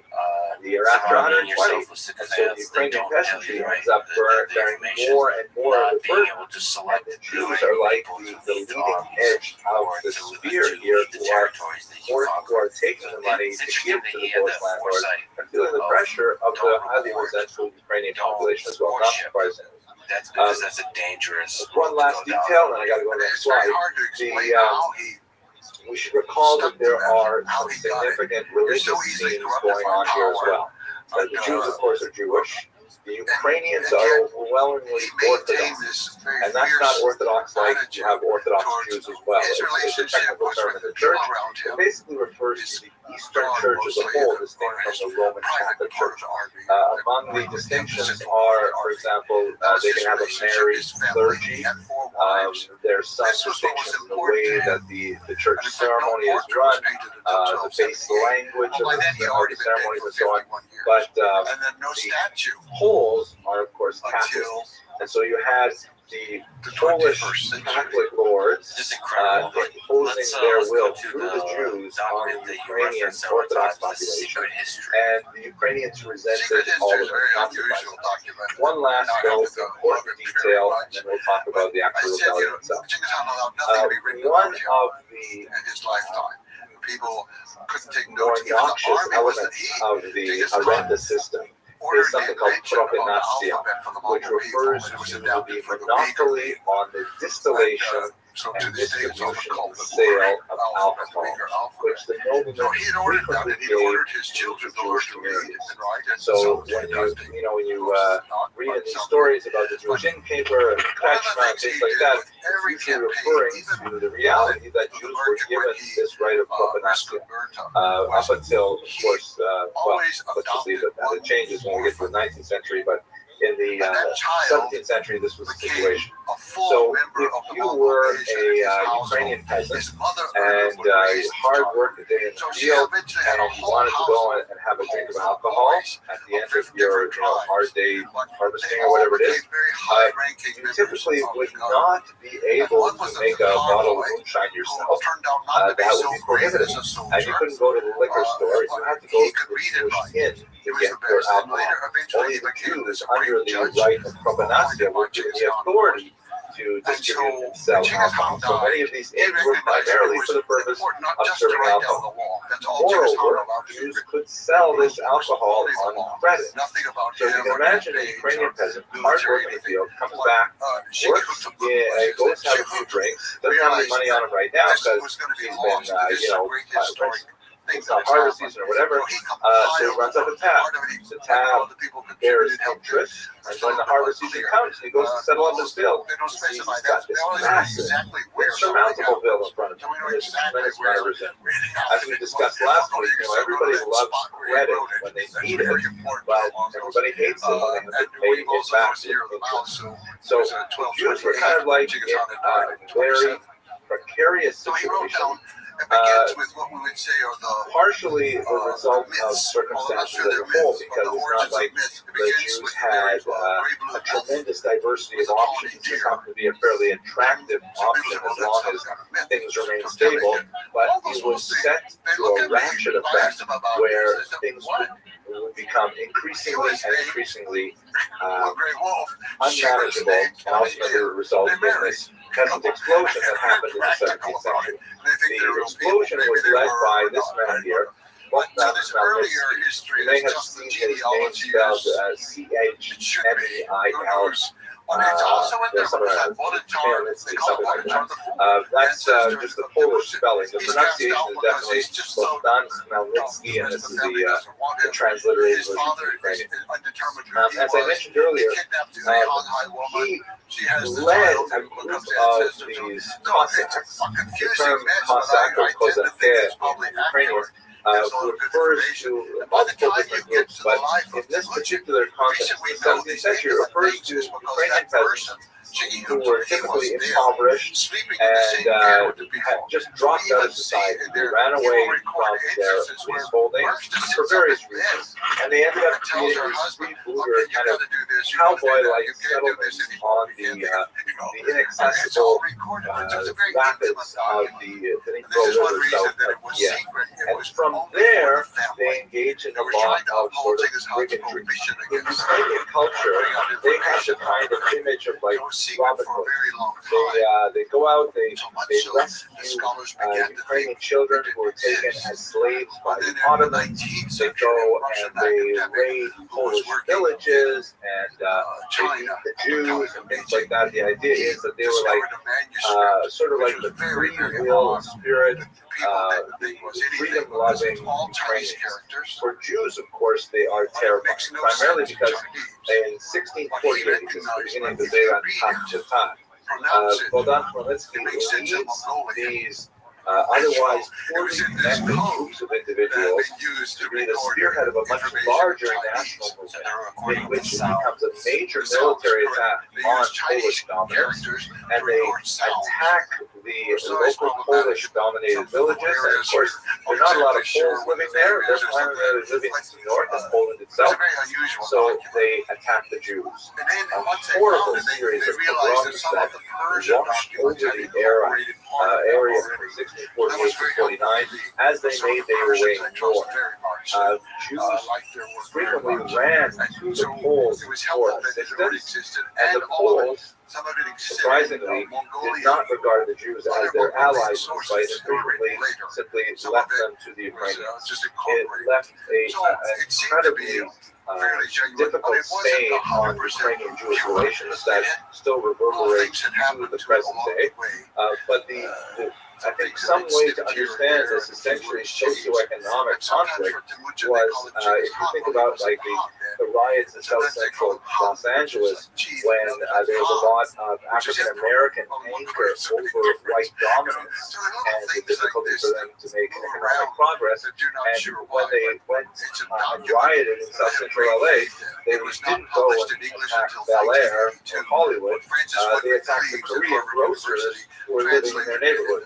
The grocery stores, you have these things called food deserts where, large chains simply don't want to put their supermarkets there because they're not too profitable and things like that. So it's a space where these entrepreneurial smaller grocery stores can charge higher prices, sometimes even price gouging.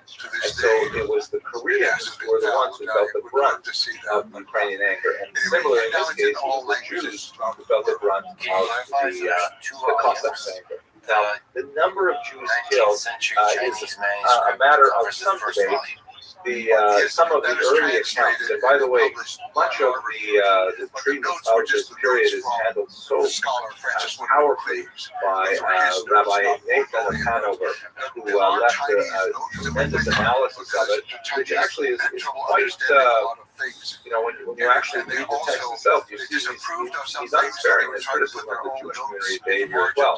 He talks about the kind of like irresponsible attitude to the situation saying that we think we can go keep on doing this forever. No, it's eventually going to blow up in our faces, and ultimately that's what happens. It's what we call Yemen and Sulah, the abyss of despair.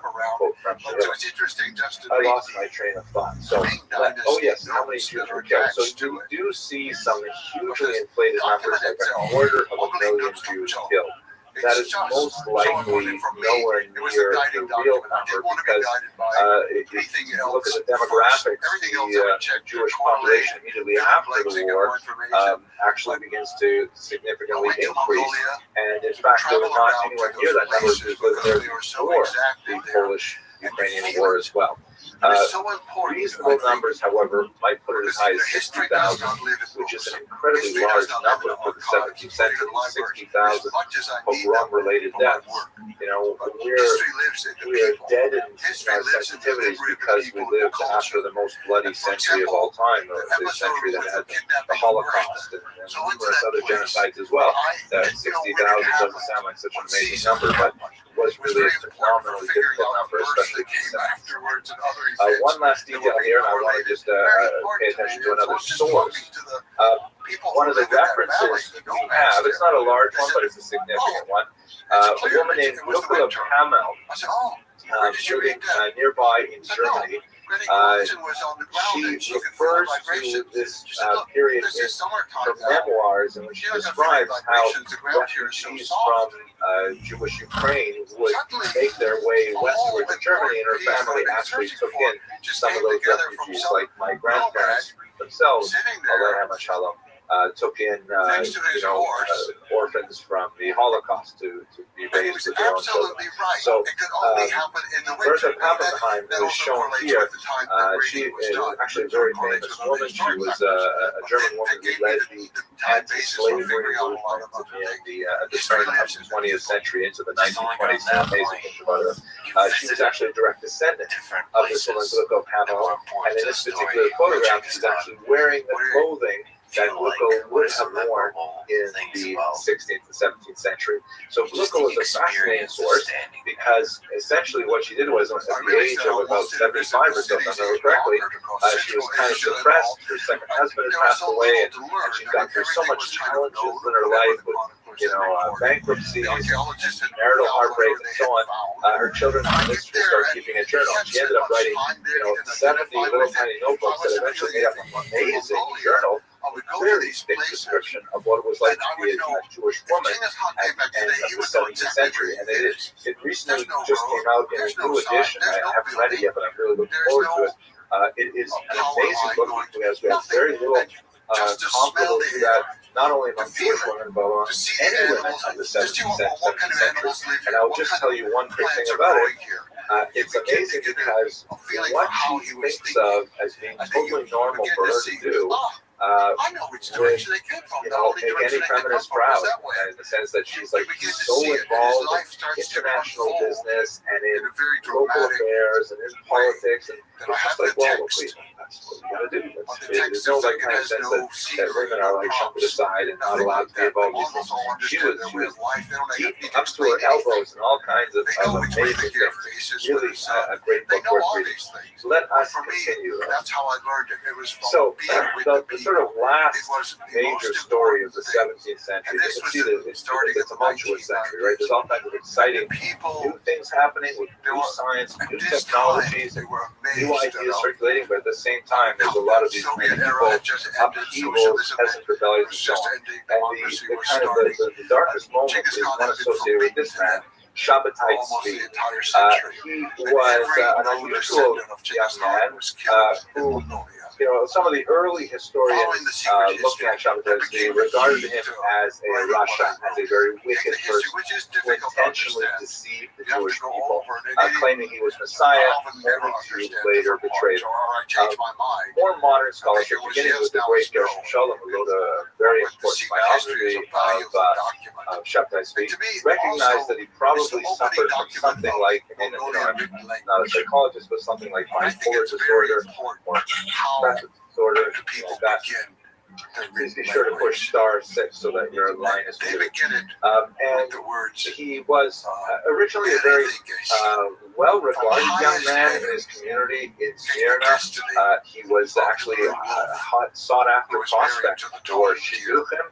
He had a very fine singing voice. He was a great Talmud Chacham. Studied quite a bit, for example, of Kabbalah. And then I think integrating you're eating the potato chips, spiritual so it's elements probably of better nature, if you knowledge push that start you six. see, and this kind of just like a deep connection to nature There you go. that they have. This is one of the challenges of, I'll have to figure out how to do this for you. most part, it's the same as when Genghis Khan was there. We cannot say that far to any other place in the world.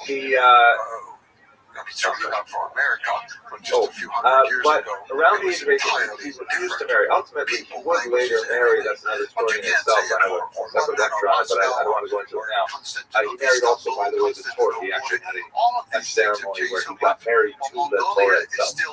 Here.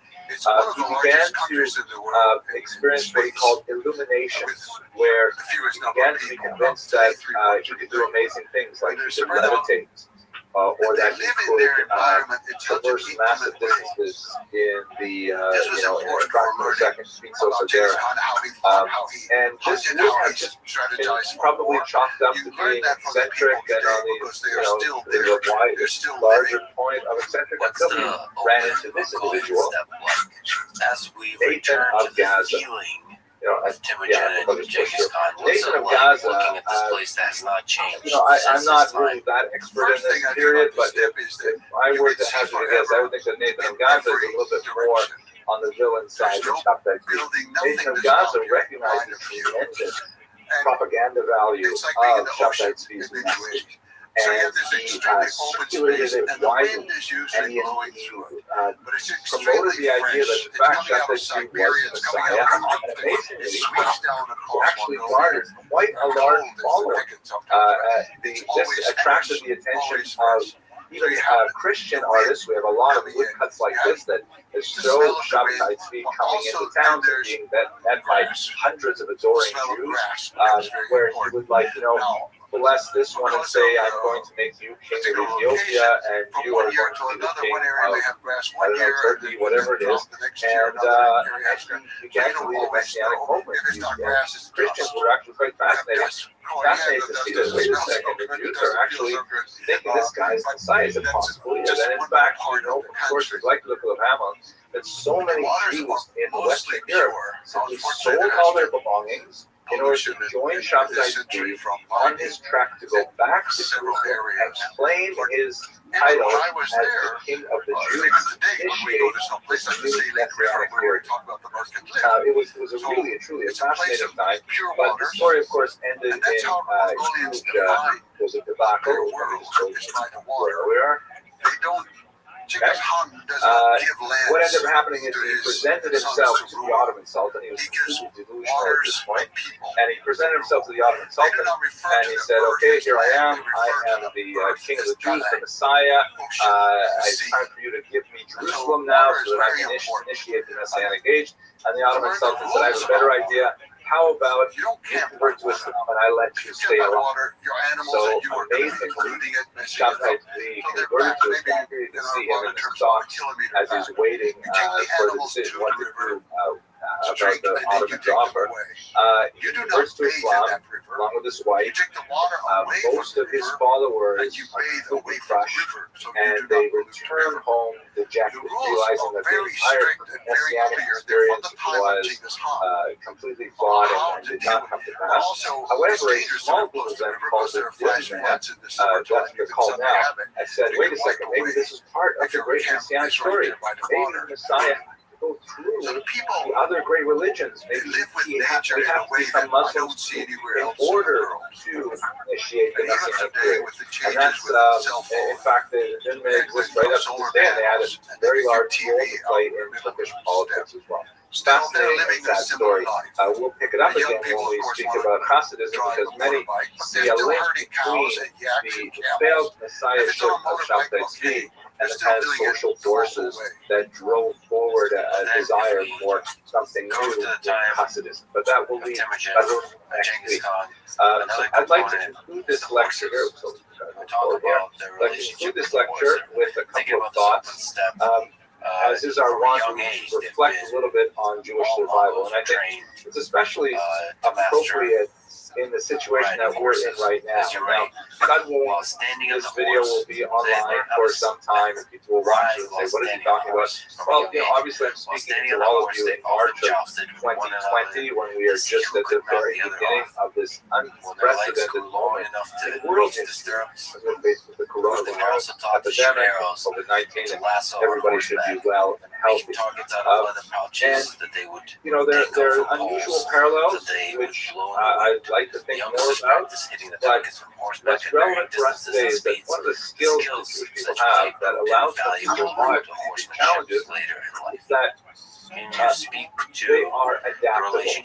They recognize the potential in many new emerging economies, in many new emerging technologies, and although sometimes that can lead them into, terrifying new and disastrous occurrences. And one example, by the way, Shabbatai Tzvi was a huge proponent of printing. He loved printing, and he said that we should do away with porous scroll and use this new modern English instead. It's very easier. We can all have one, things like that.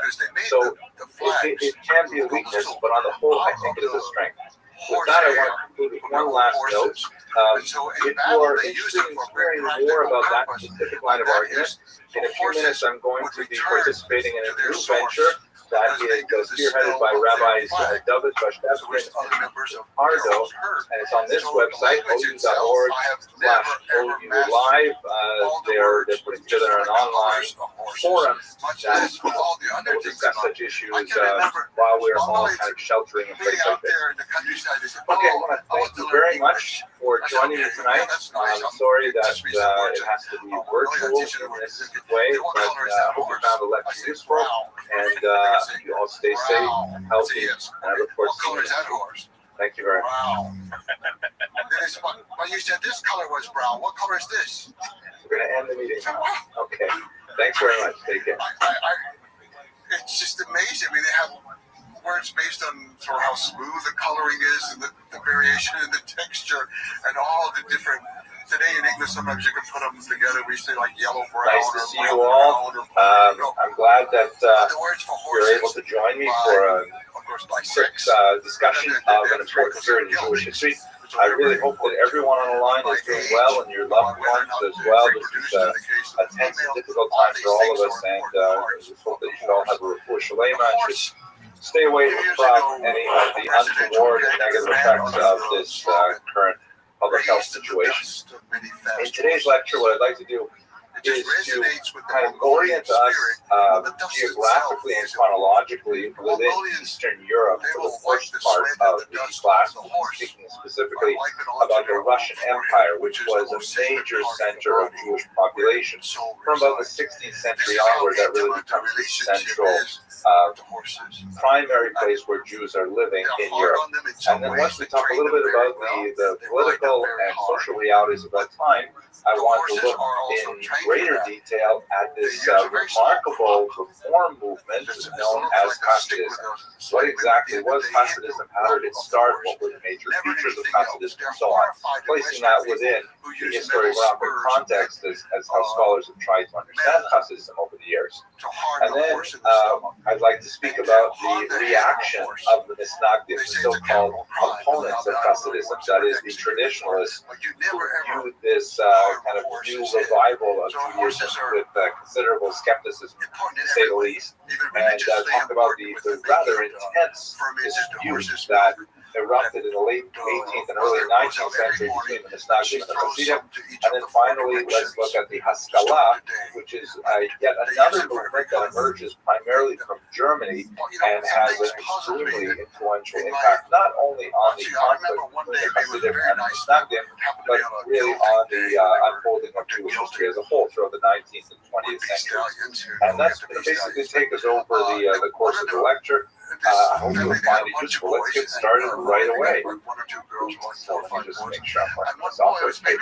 Okay, so as I briefly mentioned a minute ago, Hasidism is really the first modern religious reform movement in Judaism. I know it might seem ironic to refer to Hasidim as reformers, because we tend to associate the reform movement with a much more liberal wing of Jewish religious thought, which is much more in tune with accommodating the societal norms and adaptation to non-Jewish culture and things like that.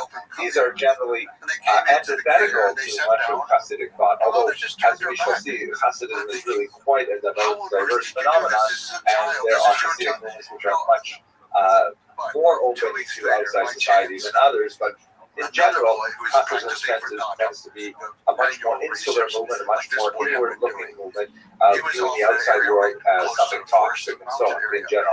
Actually, right about now, the outside world is kind of toxic, so we should keep it that way, or at least until we get past this threatening curve.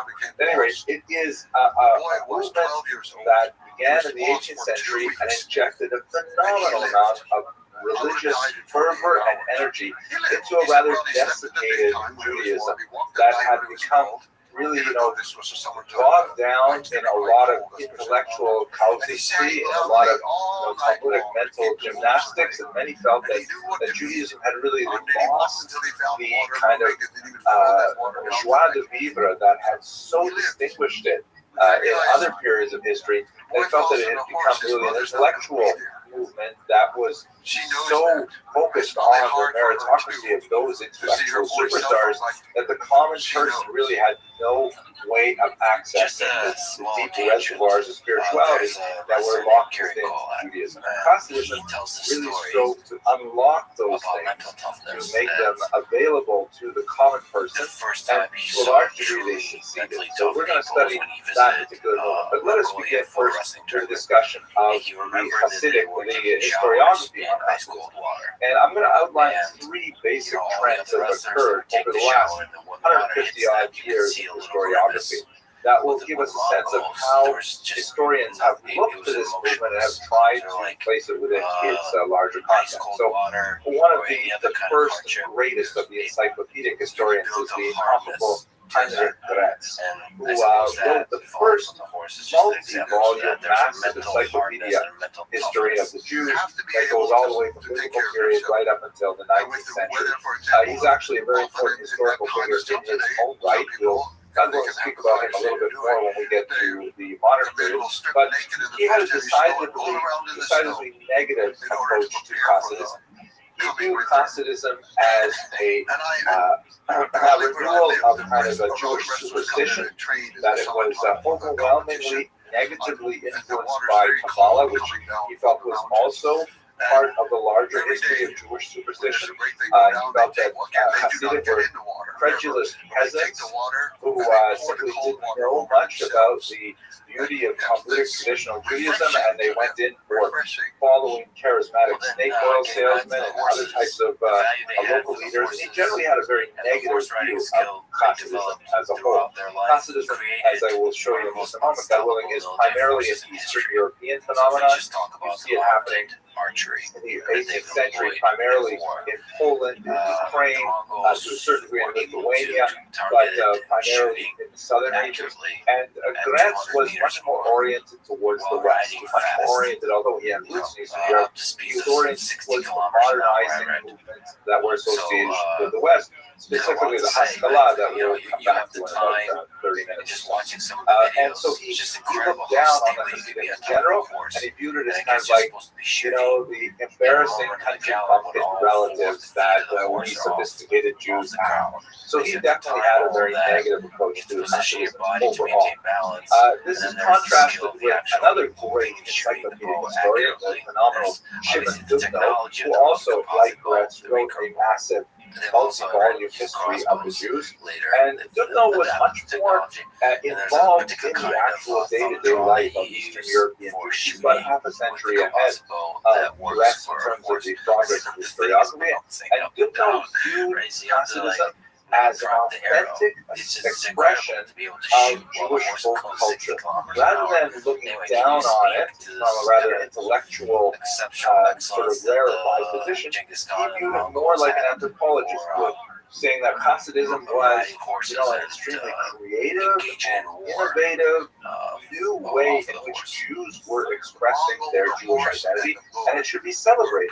And he actually, spoke in much more positive terms about Hasidism. He did not necessarily downplay some of the prejudice, superstitious elements that Tourette's had used to rise as Hasidim, but he did view the Hasidim as something that was intrinsically authentic.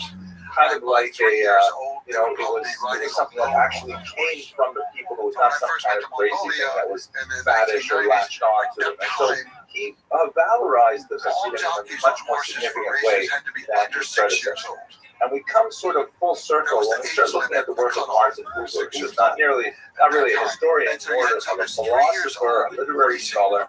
But with Buber, you begin to have a new appreciation of Hasidic thought. Again, like Goodnow and Retz, primarily looking from the outside in. You don't have really famous, well-trained Hasidic historians in this early period. But Buber begins to celebrate the spiritual genius of the Hasidim and begins to explore their culture and their stories and to popularize them, in particular among German reading.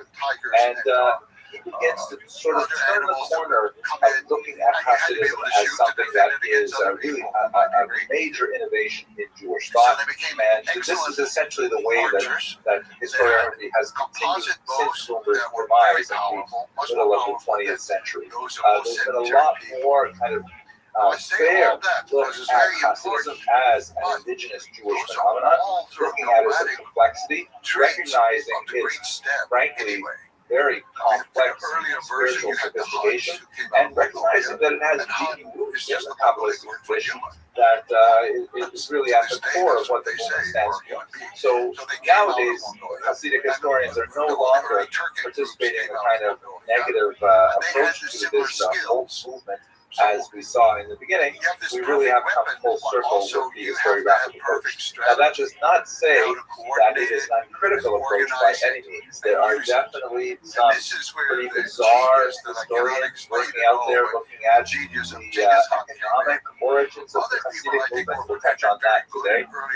Some looking at the influence of Western ideas, some fascinating different approaches to Hasidic thought. But that's it for our quick introduction to the sources. Let's talk a little bit about the social, political, historical plan. So we really have to begin with Catherine the Great to understand the period in which Hasidism flourished.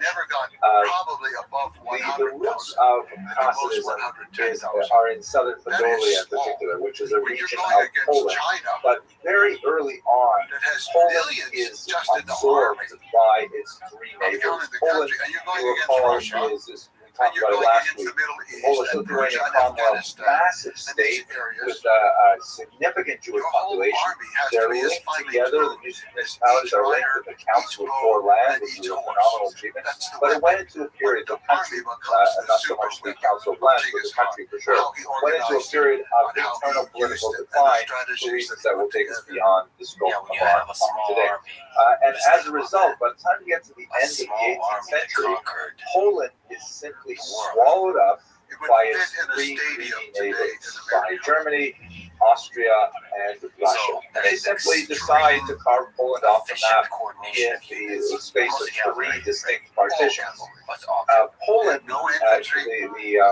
Russia ends up receiving the largest single chunk of Jews. And this is quite ironic because prior to the partition of the late 18th century, Russia was actually closed to Jews. There was an incident that occurred in the late 15th century in which a member of the Tsar's royal family actually converted to Judaism, ostensibly under the influence of a Jewish doctor who was treating the royal family. And so ever since that time, the Russian Tsars have declared Russia closed to Jewish settlements completely. And then all of a sudden, under Catherine the Great, shown here, by taking over Poland, she inherited this massive Jewish population that were concentrated on her new western borderlands. Here's a map of those western borderlands. In particular, the region known as the Pale of Settlement. So Catherine II had to deal with a conundrum. On the one hand, there were elements in Russian society that said, oh my gosh, we can't have all these Jews. You have to do something about them. You have to like kick them out. You have to like expel them. You have to convert them. You have to do something with them. And on the other hand, there were certain commercial elements who saying, wait a second, the Jews are actually very useful in our international trade. They have tremendous connections in other countries. They have common language. They have common legal systems that they can use amongst each other. You should think about this carefully. Catherine II herself was not Russian either. She was actually German and Prussian, actually. And she was very much enamored of a lot of the Enlightenment thinking that was coming out of the West, and she was inclined to view the Jews with a certain amount of charity. And so she adopted a compromise position, which said essentially Jews will not be allowed into the old territories of Russia, where they have been excluded since the 1470s. Some minor exceptions were made for Jewish doctors, very successful Jewish businessmen and so on, but for the most part, Jews had to stay outside of Russia, but they could remain within the Polish territories that had been conquered. This defined the so-called Pale of Settlement for Jews. Now, the term Pale of Settlement sounds rather bizarre. It's kind of like an older, archaic English usage. In Russian, it's simply the region of settlement. The pale, like, you have this expression to go beyond the pale, like go beyond the border. So it's the borderland that people are allowed to live in. You can see in this map that it constitutes basically the entire yellow area, and Jews were also allowed into the Kingdom of Poland, which was also under Russian control at that time as well. So there were certain islands within the Pale of Settlement that Jews were not allowed to settle in. For example, the city of Kiev was closed to Jews, although in 1917 there were an estimated 60,000 Jews living there illegally anyways. And once you went to the far north, half of Latvia and Estonia were outside of the Pale of Settlement as well. But nevertheless, although this would become very crowded and there would be a lot of anti-Semitic legislation and restricted legislation piled on the Jews at the end of the 19th century, at the end of the 18th century, when the Pale of Settlement was set up, much of the 19th century, it was actually not so bad. Jews within the Pale Settlement had fixed rights. They could, for example, hold municipal office. They could vote in municipal elections. They had a certain amount of self-government. Their Talmudic legislation was respected for their own internal disputes and things like that. And in many ways, it was not such a bad thing, especially in the beginning of the 19th century. It turned much worse under Nicholas I, which is what we're going to turn to next. But nevertheless, that's how you get so many Jews concentrated in this one swath of territory, primarily under Tsar Catherine II and her successors. I will look here at one successor in particular, and this is one of the most notorious evil tsars of Russian history, Tsar Nicholas I, who came to power when his father was assassinated in a failed rebellion, and he took a very harsh view towards governing the country as a whole. In particular, he viewed the Jews as an indigestible mass that were incompatible with his views of unifying the Russian population under the principles of autocracy, orthodoxy, and Russian peoplehood, something called narodnost, peopleness. He really wanted Russia to be more like a monolithic ethnic state, particularly in European Russia, less so when you move out towards the Central Asian areas and things like that. But in European Russia, although this is like an almost an impossibility when you realize the fact that there's so many nationalities living in the Russian Empire. Not only Russians and related Slavic peoples like the Poles and the Belarusians and the Ukrainians, but also people who are Catholics, like the Lithuanians, for example, also the Poles, lots of tiny minorities like Armenians, like Roma, and of course like the Jews. And Tsar Nicholas I really wanted to try and get a handle on that, and he wanted to try and make everybody sort of like, if not actually assimilate to the Russian norm, he wanted them all to recognize, hey, this is Russia, the Russian country. Russians are the titular nationality, and every other nationality has to really recognize that central ethnic fact. So to this end, he imposed a lot of decrees that were really quite awful for the Jewish people. I'm going to focus on two of them in particular to give you a sense of the historical background to the rise of the Hasidic movement. The first is the imposition of the Cantonist decree in 1837. This was an absolutely horrific decree that Tsar Nicholas I imposed. Basically, in the Russian Empire, conscription to the Russian army was a 25-year term. We're not talking about like modern conscription in modern nation states where it's like 2 years, 3 years. We're talking about 25 years of army service.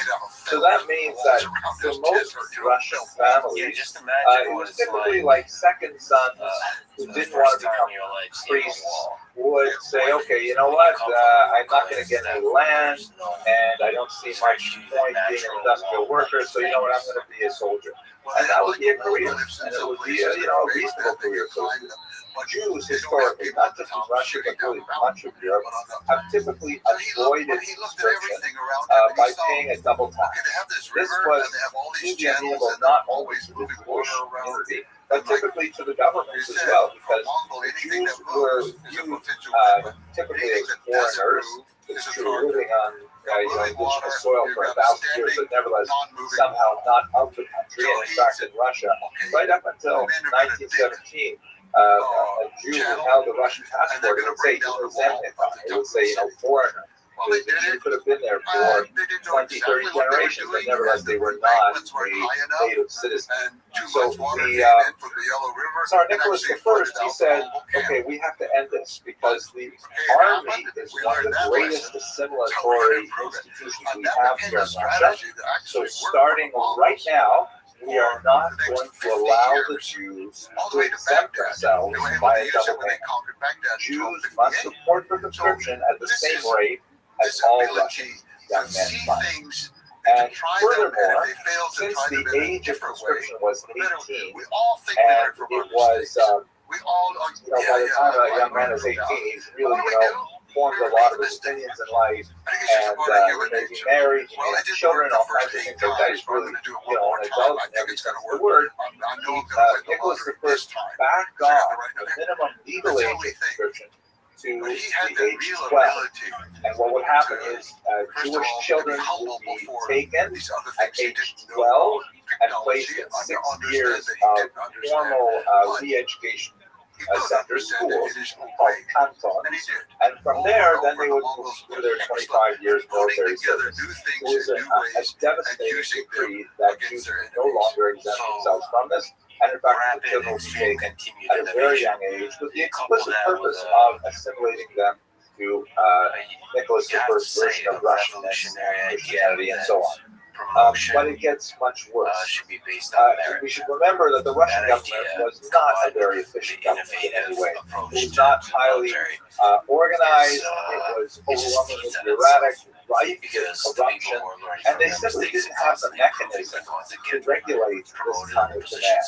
So typically, they would not be very particular about the age of the children, and secondly, they weren't able to keep track of the children. They didn't have detailed birth statistics to even determine, who was of the right age in any particular location.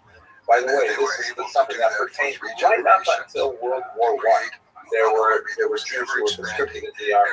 My own grandfather, he left Russia in 1905 because of the war with Japan. He did not want to get impressed in the service, and so he ended up moving to Canada, where he became a very unsuccessful farmer before he became the most successful drug dealer. At any rate, foreign technology, foreign Here's ideas. the worst part of the whole story. He just had a Nicholas genius I, for realizing that his government If was we go not back up to the horses, you mentioned every soldier had 5 challenge horses. demographic The and reason for that bureaucratic is the task horses of get tired. identifying these young And children so you can and cover kidnapping a them. lot of ground in a single day. And that's good. usually the way the rotation What he of did horses, was he the placed horse the would usually ride Jewish for 1 day, Hila in and then charge rest for the of next determining 4 to 5 which days, conscripts and would be then turned another over. horse would be right In the other next words, day. he said to the One Jewish way to measure communities, it is that okay, later at the time of the we will be conscripting in October. Based on our estimate of your population, you should have approximately 10 young men that should be reporting for duty. We will come get them on October 1st. And it was up to the Jewish leadership to decide which children would be sent off to the Nazis. They can do all kinds of dynamic movements Sent in off to the encircling Nazis. A truly horrific and then decision also that one of the other unfortunately the famous Kabilas things is did the famed not retreat manage that was well. used continuously. As you might expect under these kinds of circumstances, the wealthy and the well-connected Jewish families rarely had to give up their children to this essential death sentence in the Jewish community. It was typically the children of the poor, children of the widows who were taken literally from their beds at night, sometimes by professional kidnappers, and handed over to the conscription authorities. An absolutely horrific moment that tore apart every battle he fought and had an incredibly costly impact on the trust that Jewish individuals had in their traditional rabbinic leadership. Now, we should understand we don't have time really right now to talk about the structure of the Kehillah, but we should recall that there was the lay leadership that formed the so-called Kibbutz, the great ones of the community, and these are typically the wealthy individuals who would have positions of authority as the Parnas, the president, the treasurer, and so on. And they would be the Makri Mans who would sit on the throne and get a lot of glory and so on. And they would also be supporting the community with their largesse. They were balanced out, however, by the faith the rabbinic board in every community that would rule according to the Talmudic law. And the rabbis only had really the authority of tradition behind them to enforce these kind of regulations. And in fact, the Kibbutz did not enjoy the rule of the rabbis. They would risk the wrath of the population, but they would simply fire the rabbis too. And as a result, there was a sense of abandonment by the general population from the traditional leaders, and also by their rabbis who are not stepping up and saying this is wrong, you can't do it, and so on. And so you have an entire generation of Jews, basically from the 1830s until the 1870s, where Jews are growing up afraid, angry, and disillusioned. Later, this will turn into a very significant social movement. By the 1840s, Nicholas I has basically destroyed the entire Kehillah structure. People have lost their confidence in their traditional leadership, and so Nicholas I simply delivers the death blow. In 1844, he removed all Kehillah power, with the exception of internal taxation, which of course is for the benefit of the state, the taxes that the Kehillah manages, and conscription, as described earlier. So we should understand that as we go into the second half of the 19th century, the traditional Jewish leadership is totally debilitated, cut off at the knees, and Jews are looking for alternate loci of authority. That's the environment in which Hasidism really expands in Eastern Europe. Okay, so let us now, that we've got a sense of the lay of the land literally and also the political development, so let's go back a little bit and try to understand the innovation of Hasidism in itself. So although I've described to you primarily the first half of the 19th century, when Hasidism is in its massive growth phase, this would be already in the third generation of Hasidic leaders. The first generation of leaders harkens back to the incredible Rabbi Israel Ben Eliezer, known as the Baal Shem Tov. some amazing research has been conducted by Dr. Moshe Rothschild from Bar-Ilan University, who's actually gone to the archives after the Soviet Union fell apart and found tax records from Poland that shows the Baal Shem Tov's own name recorded there, and amazing things. But he really was an actual person, even though he exists in this sort of legendary mindset because of the amazing story told about him. What do we know about him? It basically comes from a very simple, humble stock. And although he was credited as a spiritual genius, and in fact, many of the stories that are told over his names are really incredibly inspirational and so on, he was definitely not part of the traditional intellectual crowd, hanging around the yeshivas and impressing everyone with his Talmudic brilliance and things like that. He was much more of a solitary wanderer who would go off into the forest, meditate, and come back with great mystical beliefs and things like this. Now, he followed in the footsteps of a much older tradition known as the Balei Shem movement. His name is the Baal Shem Tov, which means literally master of the good name. But the emphasis should really place on the word Tov, good, because, and sometimes people understand that to mean he's the master of the good name, meaning the master of God's name.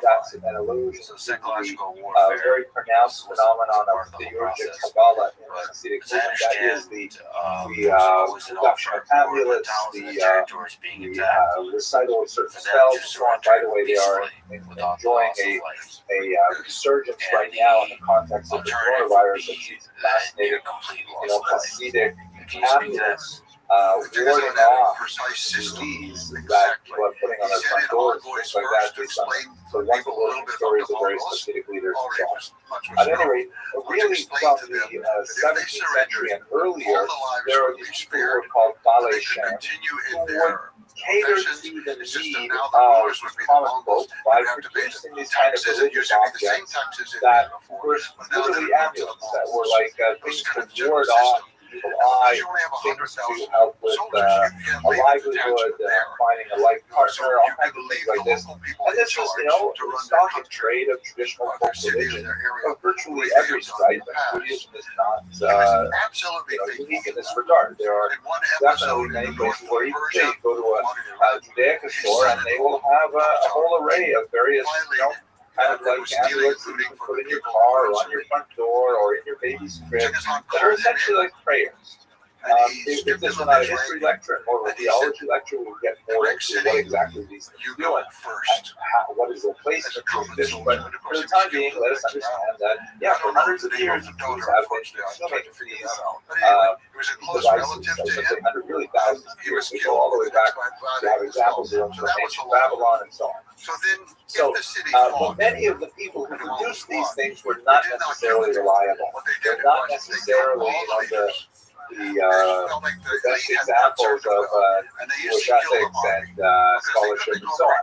So when the Baal Shem Tov came along, he was generally known as the Baal Shem Tov. He was the good amulet, distinguishing him from some of the charlatans that unfortunately perpetrated fraud on the Jewish people. He was regarded as a genuine miracle worker who really had true spiritual insight, phenomenal compassion for the wider population and so on. So he started this movement, he collected a small group of disciples around him, and then the third generation, under particularly the Rabbi Rothschild, another generation of Hasidic leaders, all of whom had their own individual approach to Hasidic thought, but nevertheless they drew from the same intellectual well that the Baal Shem Tov had dug in the 18th century. What are the primary features of Hasidic thought? So let's look a little bit at, what's the essential sort of theological message. First of all, Hasidism really emphasizes the idea of faith, which means kind of like spiritual cleaving to God. It is the opposite of the technical term ecstasy. Ecstasy literally means to stand outside oneself, meaning to have an out-of-body experience, be so transported with one's religious enthusiasm. Actually, the word enthusiasm might be better. And theos means to have God within you.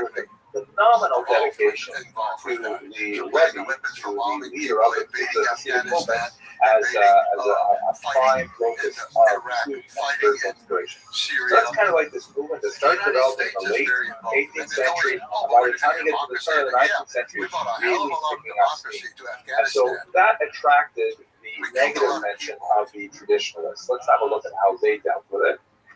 And these are, of course, the so-called misnaged. So the term misnaged, or mitznaged, depending on the style of pronunciation you prefer, This literally translated into the term again means an opponent, someone who is against Hasidim. It's very funny how the term has certain connotations. Among Hasidim, the word Nistaged is almost like the N word. It's the M word, right? And there's like a derivative version of it, just snags, that you hear in late 21st century parlance. For the Misnagdim, on the other hand, the Jews who are traditionalists, who are looking askance at this new Hasidic innovation, they ended up absorbing that term and considering it perfectly neutral, and in fact, just a sort of socio-ethnic, cultural designator. So it's funny, I know that some of my best friends are Hasidim. And when I bring with them, when I get together and sometimes things enjoy some of that amazing Hasidic fellowship, they may start saying a story that reflects negatively on Misnagdim, and then they'll sit on your breast and look and say, "Oh my gosh, I'm sorry, like I'm offended." But that's not how Misnagdim regards this term. It is simply a statement of reality that the Jews of the North, the traditionalists in the region of Lithuania in particular, opposed Nazism quite strenuously. And so they took this term, Misnaged, as a way of describing themselves as we are not those people. No way. Those are Hasidim. We are not that very distinct from them. We're Misnagdim. They were centered around the leadership of Elijah Wilnius, shown here, known most popularly as the Wilnius, genius of the city of Vilnius. His specific role in the conflict with the Hasidim is not nearly as pronounced as it tends to be portrayed in much of the popular literature. His deputies, however, and his successors did carry on the fight with tremendous tenacity and sometimes even underhandedness, as we shall see. What was their primary reaction? So first of all, to expand, to explore, and to we should understand that there's a geopolitical aspect to this, right? The Hasidic movement is primarily based in the south, in the region of southern Poland, Ukraine, and so on, which is not known, especially at the turn of the 19th century, for its strong educational network. There are no great yeshivas there at the time. So referring to figures who calls it mass destruction, but also yeshivas in the north either at this time either, but the yeshivas don't develop until quite a bit later and stuff like that. And the locus of the intellectual center of gravity in Eastern Europe is really towards the Lithuanian centers, and Vilnius is one of the most important of those centers. That's where all of the great writing is happening, that's where all of the great scholars are coming together, and so on. And so the Misnagdim are basically looking down literally the map at the southern Ukrainians. However, we should bear in mind that there are exceptions to this rule. Chabad, as I mentioned earlier, Chabad is actually a Lithuanian movement. It's a Hasidic movement that originated in Lithuania, although they maintained a locus there as well, although it also did influence not only in the rest of Poland, but the world as a whole. So there is a cultural and a map issue that is related to this. Some of the opposition was based on the fact that many of the Misnagdim fear that with this, charismatic leadership of these individual Hasidic rabbis who are headed for another debacle like Shabtai, that one of them would stand up and would be claiming himself as Messiah, and look what happened to us in the 1600s, and not go through that again. This was especially the case because when you look at the which Hasidim revered their rabbis, there were a lot of doctrines that seemed really quite anathematic. That's not really a word. They were anathema to the Misnagdim. So, for example, there was this idea roundly criticized, known as Mesirat HaMachshava, the transference of thought, where a Hasid might say to himself, "Oh, you know what? Who am I to pray directly to God? I can't pray to God. He won't listen to me. I'm so far away. I will instead pray to my Rebbe, that my Rebbe will pray to God on my behalf." this is definitely not Jewish theology by any means. And I'm hard pressed to find a Hasidic movement that actually endorses this. It sounds more like sort of a Misnagdic slur, but nevertheless, the idea that a Jew would have an intermediary or praying to God is completely contrary to the vast majority of Jewish thought. There are some interesting matters, no exceptions, but I'm not going to go there. The idea of submitting prayer requests to the Rebbe, a time-honored practice in the Hasidic world, also viewed with a lot of suspicion, things like that. Related to this, the fears that the Hasidim were engaged in antinomian tendencies. Oh my God, this was a huge problem because antinomian means against the law, right? And the idea is not against the Russian law, but against Jewish law, because the Hasidim were adopting all kinds of practices that were contrary to traditional Misnagdic practices. For example, Misnagdim have a very rigid set of time guidelines. Prayer must be, recited at a certain time and not later than a certain time, and so on. And if you miss the morning prayer, well, now you got to wait for the afternoon prayer because it's too late for the morning prayer. Whereas the Hasidim were saying, wait a second, is this what God wants? Does God really care about this? Because of the time? Get up and have a coffee like a man. If we can be honest with ourselves and strip away our own lies about ourselves. God. And then when you're ready, pray properly with full enthusiasm. It's kind of reminiscent of what they attribute to Abraham Lincoln, that if I had 6 hours to cut down a tree, I would spend 4 hours sharpening the axe. So the Misnagdim were saying, hey, you've got to cut down the tree by a certain time. And the Hasidim were saying, we're not going to waste our time chopping with a dull axe. We've got to sharpen our axe before we cut down the tree. Now, there are lots of specific details of, the halakhic basis for this or that position. I will not go into that. But the nature of the charge was that the Hasidim were playing fast and loose with halakhic norms. And it was just like many, many different areas in which this happened. Shvita was another very important one, exactly how does one slaughter an animal to make it kosher and so on. Times of prayer are mentioned and other details. So the fear that they're actually transgressing Jewish law was very real. Now here's where I think it gets especially interesting. There are economic implications to this antinomian behavior. We should recall, as I discussed a little while ago, and it's actually a phenomenon that goes back even further into the Lithuanian Commonwealth, that in many regions, the position of the rabbinate was actually a purchased position. In the fourth Lithuanian Commonwealth, noblemen would frankly frequently sell the rabbinate. It's not that I want to deny the warfare, but that's pretty much the same business out of being a rabbi without necessarily thinking about their congregation first. They thought about how, wouldn't it be nice to make a living like this? They could sit on this wall and rabbi, they would just really know, but in reality, they were not so dedicated to the spiritual upkeep and well-being of their flocks. And so, quite often, in the Lithuanian period, and extending well into the Tsarist period, you have rabbis in charge of communities who are not well supported by their population. And so, what happens when you get a Hasidic charismatic leader in the community who says, oh, you know what, we should follow the teachings of our Rebbe and we should pray our morning prayers at, let's say, 10:30. That sounds like a pretty reasonable time. But of course, that would mean that we have to create a second prayer quorum. We can't do the same prayer quorum as the Lithuanians do at 8:30 in the morning or 9:30 in the morning. And you know what? There's a lot of us.